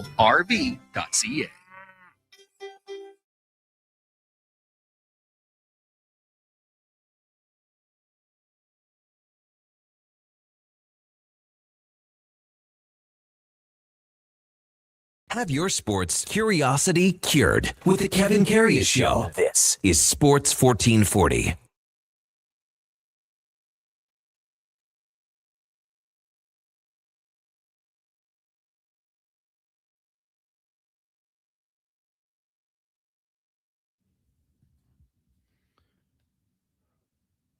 Can't beat the Irish Rovers, Duke. Welcome back to the big program, 10:20 in Edmonton. Time now for the game of the day, brought to you by St. Albert Dodge, where the biggest sale of the year continues on the Jeep Compass. It's a Jeep. It's a 4x4. It's got that 8.4-inch touchscreen. It's got the keyless entry. It starts at $34,900 only at stalbertdodge.com. As we welcome in John Michael Vincent from 107.5 The Fan in Indianapolis. Morning, John Michael. You're with Kevin Karius. Thanks for coming on Sports 1440 this morning. Really appreciate it. Hey, it's a pleasure, Kevin, to be on the air in Edmonton, Alberta, Canada. How are things up there right now? What's the weather? A little chilly. We're probably at, I think, minus 18 Celsius, so it's a little nippy. Just a little bit. It's around 40 right here, Fahrenheit, in Indianapolis. So I guess it'd feel like you'd be back. I don't know. What's the Fahrenheit degrees of minus 18 is about, what does it do? It's well below zero. How's that sound? Yeah, well below zero. Whoa, okay. Well, hey, that's what you get when you go up there. You got to love the Edmonton Oilers. Yeah. And, it's really cold, right? You're more than welcome to come up for a visit. You're more than welcome. Come on up. So I love it. Not too far away. I'm sure it wouldn't take too many flight connectors to get up there. But seriously, I would be all about it. I bet. Because I can drink a little bit of beer. I bet you guys can drink some beer up there. You got that right. And we got good beer up here, too. Good beer. Yeah, exactly. See, I was going to actually send something on X in reference to, like, Labatt Blue Light. And then I remember you guys probably don't like it. Well, we'll drink pretty well anything here. But I'm sure, like, out in the States, too, you got a lot of craft breweries. And we got so many up here. What is the one called? Is it called Bent Tree or Bent something up there? What is that one? Bent Stick, maybe? Yeah, Bent Stick is what it is. Yeah. So, yeah. Somehow we're going to have to send you a 6-pack down there or something. Please do. I would absolutely love that. But no, I would love to get up there. I remember we used to have an IndyCar race in Edmonton years ago, too, that I know the people around IndyCar really liked back then. Mm-hmm. Yeah, we had it at the airport here. It was a great race, and they also had the Champ Car before that. So a lot of racing fans up here for sure. Hey, I just saw DeForest Buckner activated from IR. He'll be ready to go tonight, John Michael? Yeah, that's a good thing because they have missed him. Really, you can look back at this losing skid, the slide, the fade, however you describe it for the Colts. After starting 7-1, you can look at that fade with the beginning stages of DeForest Buckner and his neck situation, being out. I'm not suggesting that's the entire reason why they've lost these games and faded, but, he is a certain big deal on the defensive line. Now, what's going to be interesting, I think, Kevin, later on tonight to see is whether or not he is going to be up to what he normally is. And obviously, Christian McCaffrey is going to give you up front the ultimate test. But, coming back like this, and, he went to Panama during the bye week and got some stem cell stuff done. So he was really proactive in trying to get back. But, what he looks like, does he look like his former self later on tonight? The Colts have to hope so because, when you need to win this one and these last two to give yourself an opportunity. And this is going to be, honestly, Kevin, with the Colts, this is going to be one of the biggest NFL-wise fades that we have unfortunately ever seen if it continues to go this direction, because it has been for the last month and a half ugly. Oh, I bet. Yeah. What's the whole reaction been with Phillip Rivers coming back, John Michael, in the sense that everyone knows the story. We saw him last week and saw the way he throws the ball, the movement, everything. But what's been the reaction in Indy? You ever have like a former Edmonton Oiler like Yari Curry or Messier or somebody like that come back, and maybe they're a little bit past it, right? But you still get that euphoria, that nostalgia that comes back with it. And I will say this, Kevin, honestly, it's nothing more than this is who they trust. If you look at the landscape of free agent quarterbacks, this is who they trust more than that list of free agent quarterbacks. And basically that was it. He's the third string, in this case, emergency quarterback. And I think people around here are caught between nostalgia and embarrassment, I think that's fair to say right here, as far as having to go this particular direction. And this is not in the third year of Shane Steichen, in year 9 of general manager, Chris Ballard. It's not like that they've cloaked themselves in glory here. And, you started out well. You made that deal to trade deadline for Sauce Gardner. And let's just face it, since that point in time, everything has absolutely went south. And, Kevin, they've mortgaged their future thinking that the present was going to be their time. And they're going to end up mismanaging that situation big time. Yeah. Hey, what have you thought of the rookie tight end, Tyler Warren? What have you made of his play so far this year? I thought he was really good at the outset of the season, much like the Colts. I thought he was really good. And I don't know if it's obviously been the transition from Daniel Jones to, now Phillip Rivers, if that's the reason why. Or I felt going back to Pittsburgh, and I think this was week 9, going back to Pittsburgh, that's when I think the Colts were found out. They were pretty much on easy street. They'd lost, a couple of games, maybe one game, I think, back then. I think that was that Rams game that A.D. Mitchell gave away with the fumble at the goal line. But I think going all the way back to that Pittsburgh game, the Colts were kind of found out offensively. And since that point in time, it's been a struggle. It's really been a struggle for him. Yeah. So I don't know if the defenses have found him out or if he's just kind of a product here of the quarterback situation in an offense that's also dwindled since that point in time. It's been a little bit of everything. And I think the overwhelming thought for me is this team was really good when they were living on easy street. And when things got to be a grind and you really had to dig for things, they really haven't been capable, because this goes back months now, of really grinding things out. And a lot of people would point the finger to the fourth quarter collapse in Kansas City as, being that point in time when maybe the season went haywire, Kevin. John Michael Vincent from 107.5, The Fan in Indianapolis, our guest on the Kevin Karius Show on Sports 1440. Does Jonathan Taylor fall into that category as well? Like a really, really good start and then maybe just falling off a little bit here? Kevin, 100% he does. 100%. And, he was the MVP for the first month and a half, 2 months of the season, and he's not even been anywhere in the ballpark for that. Now obviously you're going to you'll see Frisco pressed up later on tonight too. They're going to try to take him away, which I'm sure has been the case for Tyler Warren as well, but they're going to try to take him away.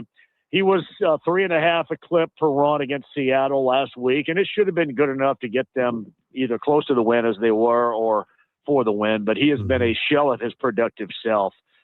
Basically since Daniel Jones was compromised with that first fibula injury and then obviously done for the season, he has also been a product of this offense just slowly but surely going down the toilet. Yeah. Is Jones going to be good to start the year next year? They say that he should be ready for camp. That's really an expedited process that I can't quite comprehend, Kevin, to be honest with you. I mean, that's pretty quick, but they suggest, and see what's going to be interesting about this is that's what they're going to do. I mean, they are going to me, they're going to run this back. They're going to re-sign Daniel Jones for a smaller free agent deal. And then you're going to still have, I think, a fifth-year option on Anthony Richardson, and you're going to bring back Riley Leonard for year number 2. And I think that's how the quarterback situation is going to look here because they just don't have the assets to do anything else, Kevin, whatsoever. I mean, you compromised yourself with that trade deadline deal for Sauce Gardner, and you gave up 2 number 1s.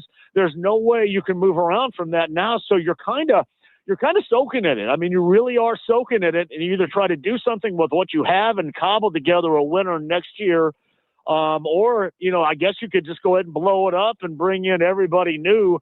But either way, you're probably going to be behind that proverbial 8 ball for the next couple of years if you're the Colts. Yeah, no kidding. John Michael Vincent with us on Sports 1440. Always like to talk about some Canadians that are playing in the NFL. Neville Gallimore, Ontario guy that's on the D-line there. What's his performance been like this year? And does he, with DeForest Buckner coming back, John Michael, does he see a little playing time maybe decrease? Well, I don't know. He has shown a little bit as a rookie when DeForest Buckner went down. So I think everybody's feeling pretty good about his future. I don't know. See, that's the question I have, Kevin, is whether or not DeForest Buckner is going to be the DeForest Buckner we know. Yeah. If maybe it does, if that's the case. But if he's not, then you're probably he's going to have to be spelled a lot, let's say. So, yeah, I would say Gallimore probably gets pretty close to what he has seen normally up until this point. But, yeah, he has been a pleasant surprise. Make no mistake about that. And I think you can look at Lou Anarumo's defense as not being disappointing. I mean, he's supposed to have all these, all pros and guys playing. I mean, he's really, speaking of having to cobble together some situations, some schemes, and some bodies to try to withstand this, myriad of injuries that we have seen with this group, especially on the defensive side. So I think Anarumo has been as good as you can ask him to be this season so far. It's just other aspects certainly that have let them down. And, the situation starting with a lot of injuries, which a lot of people around here are not going to look at as an excusable point. They're going to still look at what hasn't been done in the last handful of years and probably want a significant change if this continues to go this direction. Yeah, no kidding. And you mentioned Christian McCaffrey. He's going to get the touches. He's going to get the yards and catches and things like that. How can the Colts limit him tonight? Oh, well, I guess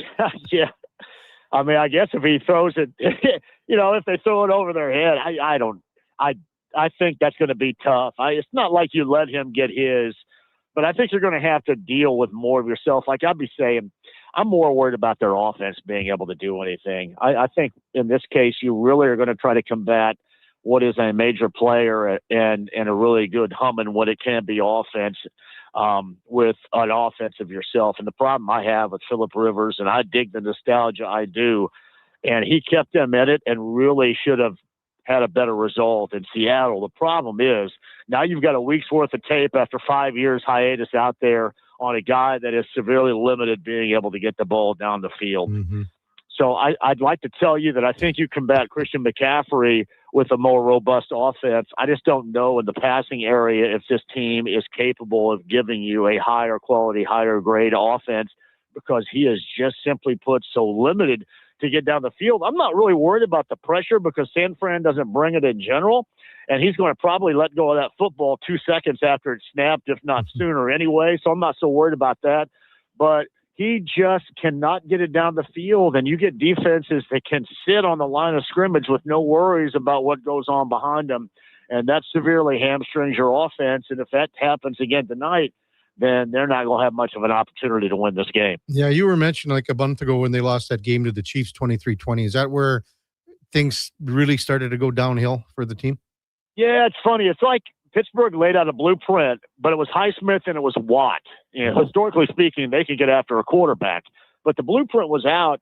You put pressure on this Colts offense, and they fold. Now you're going to say, well, that's really what happens with offenses throughout the NFL. And while that's true, all of a sudden you started to see other teams do the same thing. Kansas City did that with Steve Spagnuolo, their defensive coordinator, in the fourth. He brought everybody.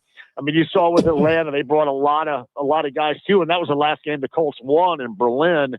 So I think what we have seen is heavy amounts of pressure will end up unwinding this Colts offense, and that's when Daniel Jones was out there and still healthy too. So this is drastically.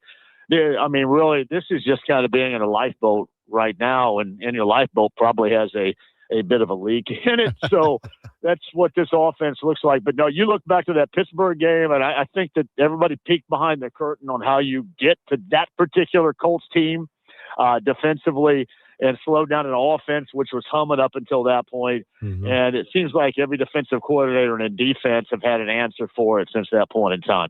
Can you believe how well the Jags and the Texans, for that matter, are playing in the AFC South? Yeah, I can. I can because, if it's going to happen to the Colts, I mean, I think you're probably going to expect it. But, it's funny. Houston started out really slow. So did the Jaguars. And, now Liam Cohen looks like a genius in Jacksonville. And, you got a team that's specifically leaning on the defense in Houston. Both these teams, too, Kevin, have shown a level of toughness that even when healthy, this Colts team have not shown. And that's, I think, concerning about the makeup of this group, not only in the final 3 games of the season, but also coming up in the next handful of years. Just how tough getting through things can this team be? And it's been a struggle for them, Kevin, no doubt. Who's the better team, Jags or Texans? I would say the Texans just because of the defense, and I still think when Stroud is at his best, he is better. But let's face it, Liam Cohen, he's unlocked something with Trevor Lawrence that everybody had always thought you were going to get when he came out of Clemson. He was going to be can't miss, but nobody was able to find. I mean, he's making better decisions. He looks more comfortable. And they thought that they were doing that when they brought him in. That's why, they snuck him out of, for lack of a better description, out of Tampa to give him that gig in Jacksonville. And I never thought we would see Trevor Lawrence looking, for example, like he did yesterday and he has looked recently. I never thought we were ever going to see that, but their new head coach, Liam Cohen, has absolutely unlocked that with their quarterback. And, that's led to a lot of other things as well. I would still give the lean to Houston, but Jacksonville may be the most underappreciated team of the NFL right now. I think we could probably argue that a little bit, couldn't we? Yeah, I would be right on board with that. John Michael Vincent with us on Sports 1440. Just, we had a bunch of texters come in and say minus 18 Celsius is about 0% Fahrenheit, just so you know. Oh, really? Well, yeah, my apologies on that. I should be a better meteorologist than I am coming on here right now. But no, I love Canada. Here's what's interesting about it. So my son, who is 19, is all of a sudden now a big Montreal Canadiens fan. Okay. He watches NHL all the time. And, I catch him watching, the Oilers all the time too. But he is going to St. Louis, I think, next week to see the Canadiens and the Blues, his first NHL game. He's pretty fired up about it. But he's a big, I think his name is Caulfield from Montreal. Cole Caulfield, Yeah, and who's the Suzuki dude? He likes that guy too. Yeah, Nick Suzuki, yeah. Well, Montreal's a very exciting team. They've got some really young talent, and, they're pushing for a playoff spot here. So I'm sure he's going to enjoy that. He's become a big NHL fan, so it's kind of cool to sit there and watch it with him. But he's digging it. So you should come here in the fall or even the summer to watch the Edmonton Elks football team. Watch a game up here. I think you'd enjoy that. I'd come there this weekend if you guys built a nice warm fire. That sounds good. Hey, John Michael, as always, great stuff. Thanks for coming on. Have a wonderful Christmas week, and Merry Christmas, Happy Holidays to you and yours. You guys too. We love Edmonton. You call them anytime. Thank you. You betcha. That's John Michael Vincent from 107.5 The Fan in Indianapolis. It's the Monday Nighter, and the game of the day brought to you by St. Albert Dodge, where, again, the Jeep Compass is on sale right now, starting at $34,900, only at stalbertdodge.com. What are you laughing at there, Fenny Finnan? What's the matter now? No worries. I just really enjoyed the interview. Eccentric guy, He's a cool really guy. exciting to listen to. He's a cool guy. It's kind of neat, too, that his son likes hockey. He's into the Habs. Good team to get into. I still want to try to get Pat Kerwin on, and we've talked to our fearless producer Slats about that many times, but there's another guy that's got the hockey connection because his grandkids play hockey, and Pat Kerwin's on Sirius XM NFL radio. Interesting. And he's a cool guy too. Like, I mean, that show with him and Jim Miller's as good as it gets. Have you thought about getting David Schlemko's former D partner, Brendan Dillon, on the program? That'd be a cool interview. I don't even know how we can navigate that anymore. I think that guy, Pete Albitz in New Jersey, is just so sick of me. Sick of Schlemmer too now. You know, not returning Schlemmer's text not messages? returning Schlemmer's text messages either. Thanks to everybody that came in with FYI, even the Abro Arrow, -18, 0 degrees Fahrenheit. Colts sound scared. That's from MTR. I don't think so. Sounding scared. What are they scared of? McCaffrey, Purdy, the defense. They should be scared of everything, right? Phil Rivers. What if Rivers comes out and chucks 2-3 TDs today? Yeah, what if? As Josh said to you earlier, Kev, dream big. Have goals, have aspirations. Kent McKenzie says, Merry Christmas and Happy Festivus. Is Festivus today or tomorrow? Tomorrow. I'm looking forward to it. We're tune into the show tomorrow, where between Josh, Donovan, and myself, we're going to run the whole gamut for Festivus. We're gonna air some grievances. We're gonna do feats of strength. I should phone in and I really air some absolutely, grievances. Kev. We'd love that. that actually might be the theme of tomorrow, is taking callers to air your grievances. And Kevin won't be here to defend himself, so whether they're with him or against any of those of us that'll be in studio. And then I'm thinking, we'll do some feats of strength towards the end of the show, which will be fun for the YouTube viewers because they can see it happening on camera. Kent goes on, says, may you be strong, KK, in your feats of strength and airing of the grievances in Sasky. In the new year, you might have to have a segment about the East Central Senior Hockey League with the undefeated in regulation Stettler Imperials running roughshod over the league with a 15-0 win over Forestburg on Saturday. Might have to do a live hit from one of the playoff games.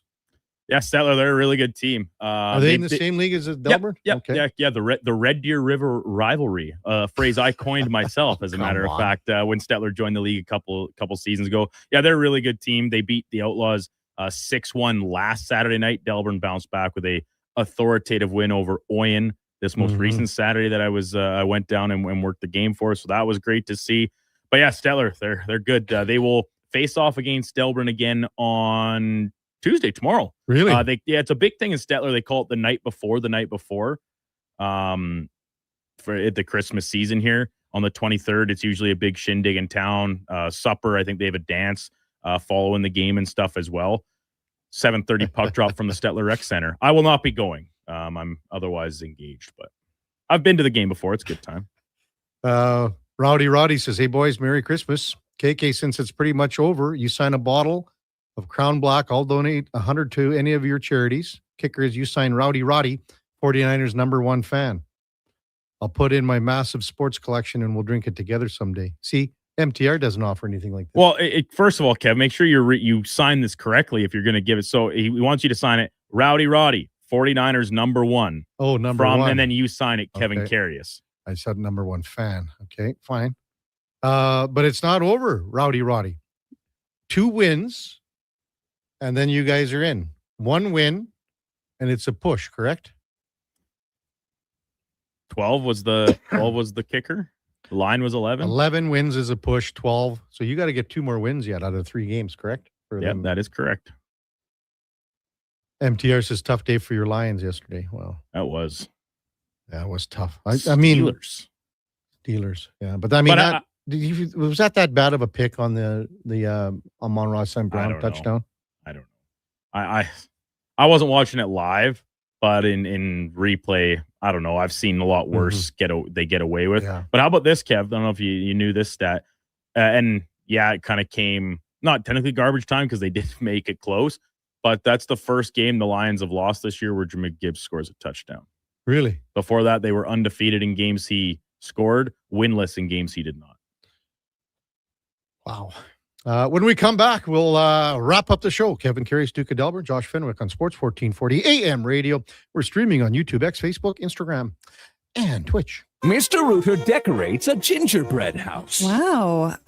What did you do here, Mr. Rooter? Well, we've got a Jube Jube toilet, complete with an icing-based wax seal. The main water line is licorice, red for hot, black for cold. You got your standard marshmallow hot water tank and a candy cane sewer line. And on the outside, candy corn hose pips. Disgusting, but they get the job done. To have your Yule clogs fixed, trust one plumber, Mr. Rooter. Hi, Mike here from Northgate Chevrolet Buick GMC. December is here. Christmas shopping, Christmas wrapping, Christmas baking, grocery shopping. What about our vehicle? Does it need tires? It's not running? No problem. We got you covered. At Northgate GM, we have a tremendous selection of newer used vehicles, winter tires at cost, and of course, service with a smile. Come in and see us today, 13215 97th Street, or visit us online at northgategm.com. You're in Northgate country. At Fountain Tire, success is a team effort. They're committed to their team members and their customers. And that means treating your vehicle like it's their own and finding solutions that suit your needs. Because whatever the road brings ahead, they're on it with you. Visit fountaintire.com today. As 2025 comes to a close, GS Construction would like to take the time and thank our crews, our partners, and our communities for another successful year of teamwork and growth. Together, we've helped keep Edmonton and the surrounding area moving by building and maintaining the underground infrastructure that keeps everything running smoothly. It's been another year of dedication, pride, and hard work the team has put in to make it all possible. To learn more about our people and our projects, visit gsconstruction.ca. Weekly NFL giveaways, drink specials, huge screen TVs. The hits keep coming at First Round, Edmonton's NFL headquarters. Watch NFL football at First Round, and you could win a trip to your favorite NFL city for a regular season game next season. Catch NFL action Thursday nights, all day Sunday, starting with the Pro Bowl brunch from 10:30 to 2. Then Monday night with half-price boneless wings after 6 p.m. First Round, burgers, beer, sports. Downtown and Bourbon Street, West Edmonton Mall. Smart, connected, community driven. Jason Greger sets the standard for sports talk in Edmonton. Join the conversation on Sports 1440. Text Greger 833-401-1440. Sports 1440, where Edmonton talks sports. Got a car you're ready to part with? Find out what it's worth. Fast, easy, and totally free at Go Auto. We're talking top dollar trade-ins, whether it's a little worn or still rocking that new car smell. Just a few clicks, and boom, you've got your value. Text value to 780-777-7777 to start. That's value to 780 all sevens. Why guess what it's worth? Let Go Auto show you the money. The future of female hockey is here. It's season 2 of the Female Super League, the first ever female-only independent hockey division in Western Canada, with teams from British Columbia, Alberta, Saskatchewan, and Manitoba. Featuring 16U, 14U, and 12U divisions, the FSL brings showcase weekends packed with thrilling games, and our 14U and 16U have been pioneering the advanced body checking rule, empowering young players. The Female Super League, where the best in female hockey takes center ice. Details at femalesuperleague.com. It's a time for caring, sharing, and time giving. OPT Inc. asks you to look upon this festive season as an opportunity to help others. It is the best gift of the year. Wishing you a truly Merry Christmas from Roger, Tina, and Bernie Masson.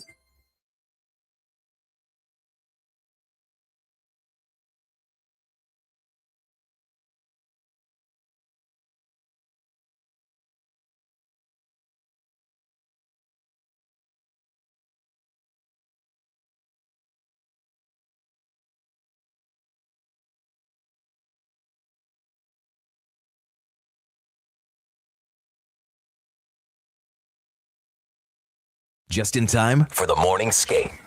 This is the Kevin Karius Show on Sports 1440.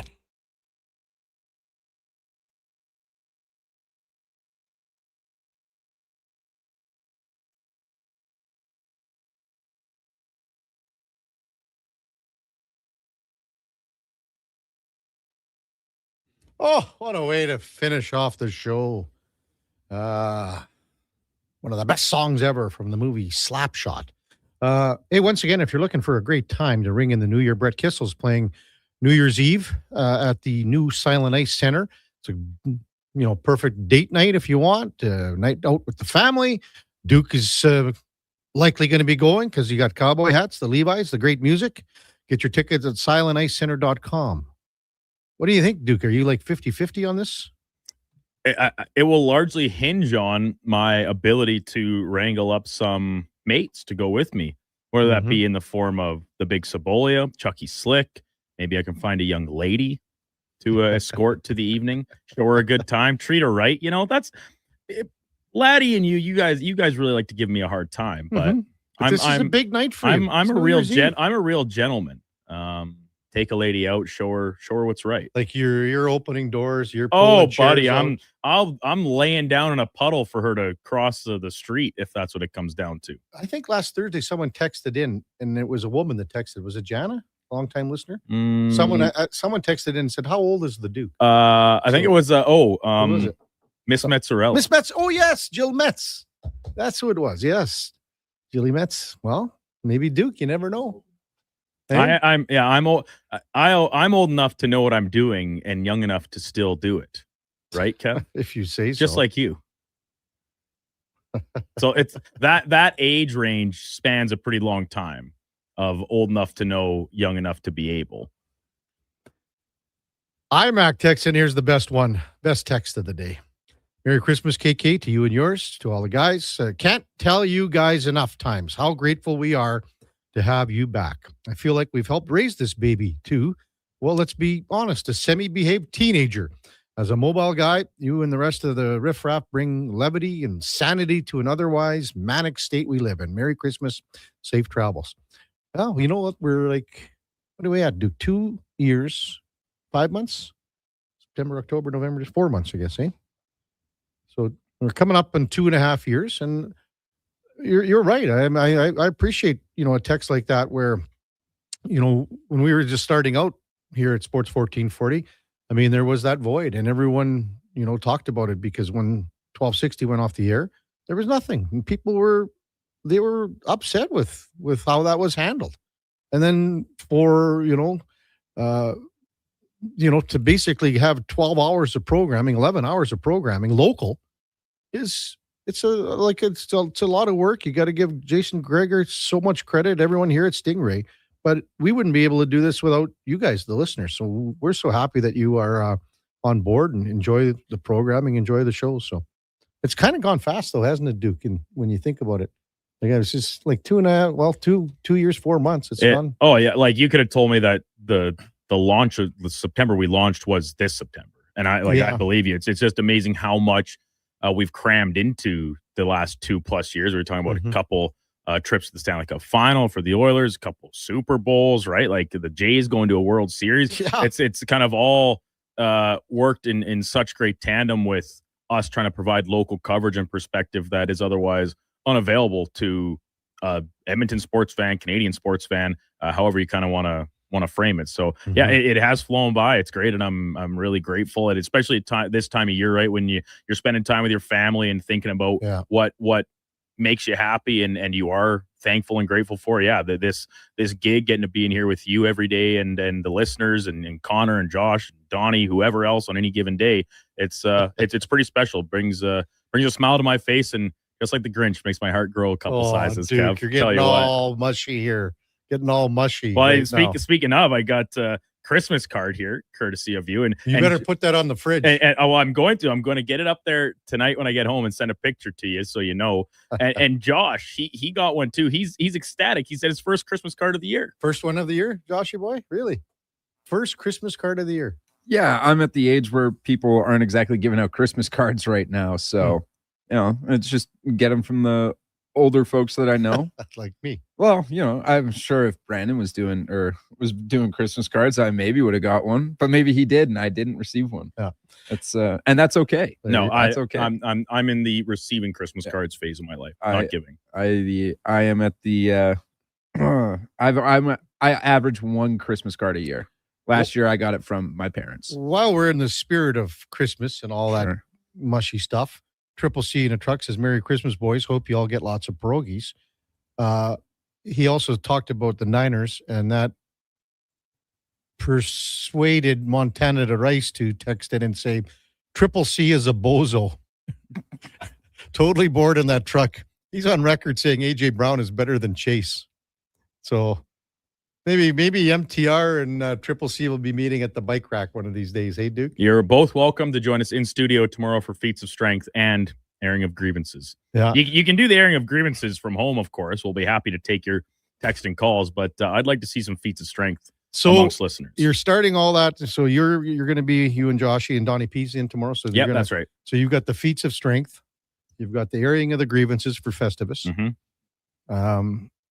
And you think people are going to, they'll be texting in and saying, like, I'll be getting some slag. How's that sound? Well, yeah, Kevin, I don't know how often you listen when you're not away, but that happens. And a lot of it in very good nature. Yes. In coming, hey, right hand up. I'm not too shy to contribute either sometimes and just piling. And the reason I'm not afraid to do so is because when I'm not here, I listen a lot of the time, and I know how bad I get it when I'm away on my annual vacation. So it's all in good fun. Well, you got a big day tomorrow. Oilers play tomorrow. Oh yeah, for sure. We've got we'll talk some Flames. We'll have Frank, Speck, Lorianne, I believe, is still going to be good to do her usual Tuesday hit. Maybe even the Con Man, a little almost extended edition of Fantasy Frenzy with Connor in at 10:20.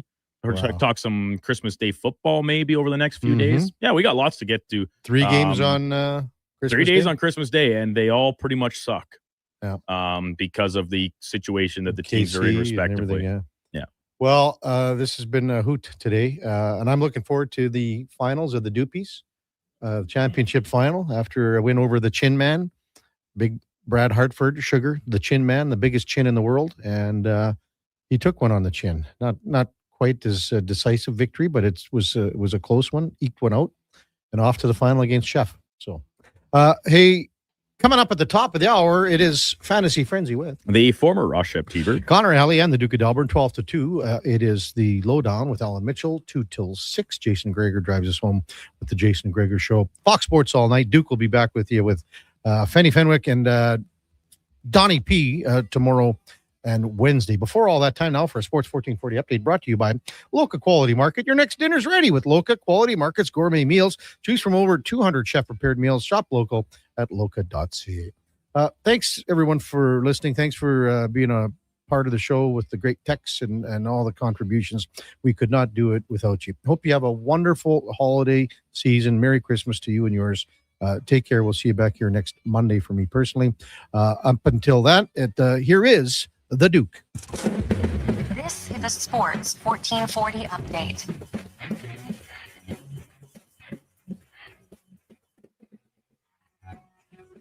Four-game slate in the NHL. Today, the Blues head to Tampa to play the Lightning. Flyers hosting the Canucks. Kraken in SoCal against the Ducks. And the LA Kings welcome in the Columbus Blue Jackets. Monday Night Football wrapping up Week 16 in the NFL. The Indianapolis Colts and old man Phil Rivers. They take on the Niners from Indy. Kickoff at 6:15. 7 games on the hardwood today. Cleveland hosting Charlotte. Indiana's in Boston. New Orleans plays Dallas. Utah in Denver against the Nuggets. OKC hosting Memphis. Orlando playing Golden State. And the nightcap, Detroit Pistons in the Northwest to take on Portland. Coming up on Sports 1440, it is Fantasy Frenzy with Hallie and Douglas. I'm Brandon Douglas at your Sports 1440 update.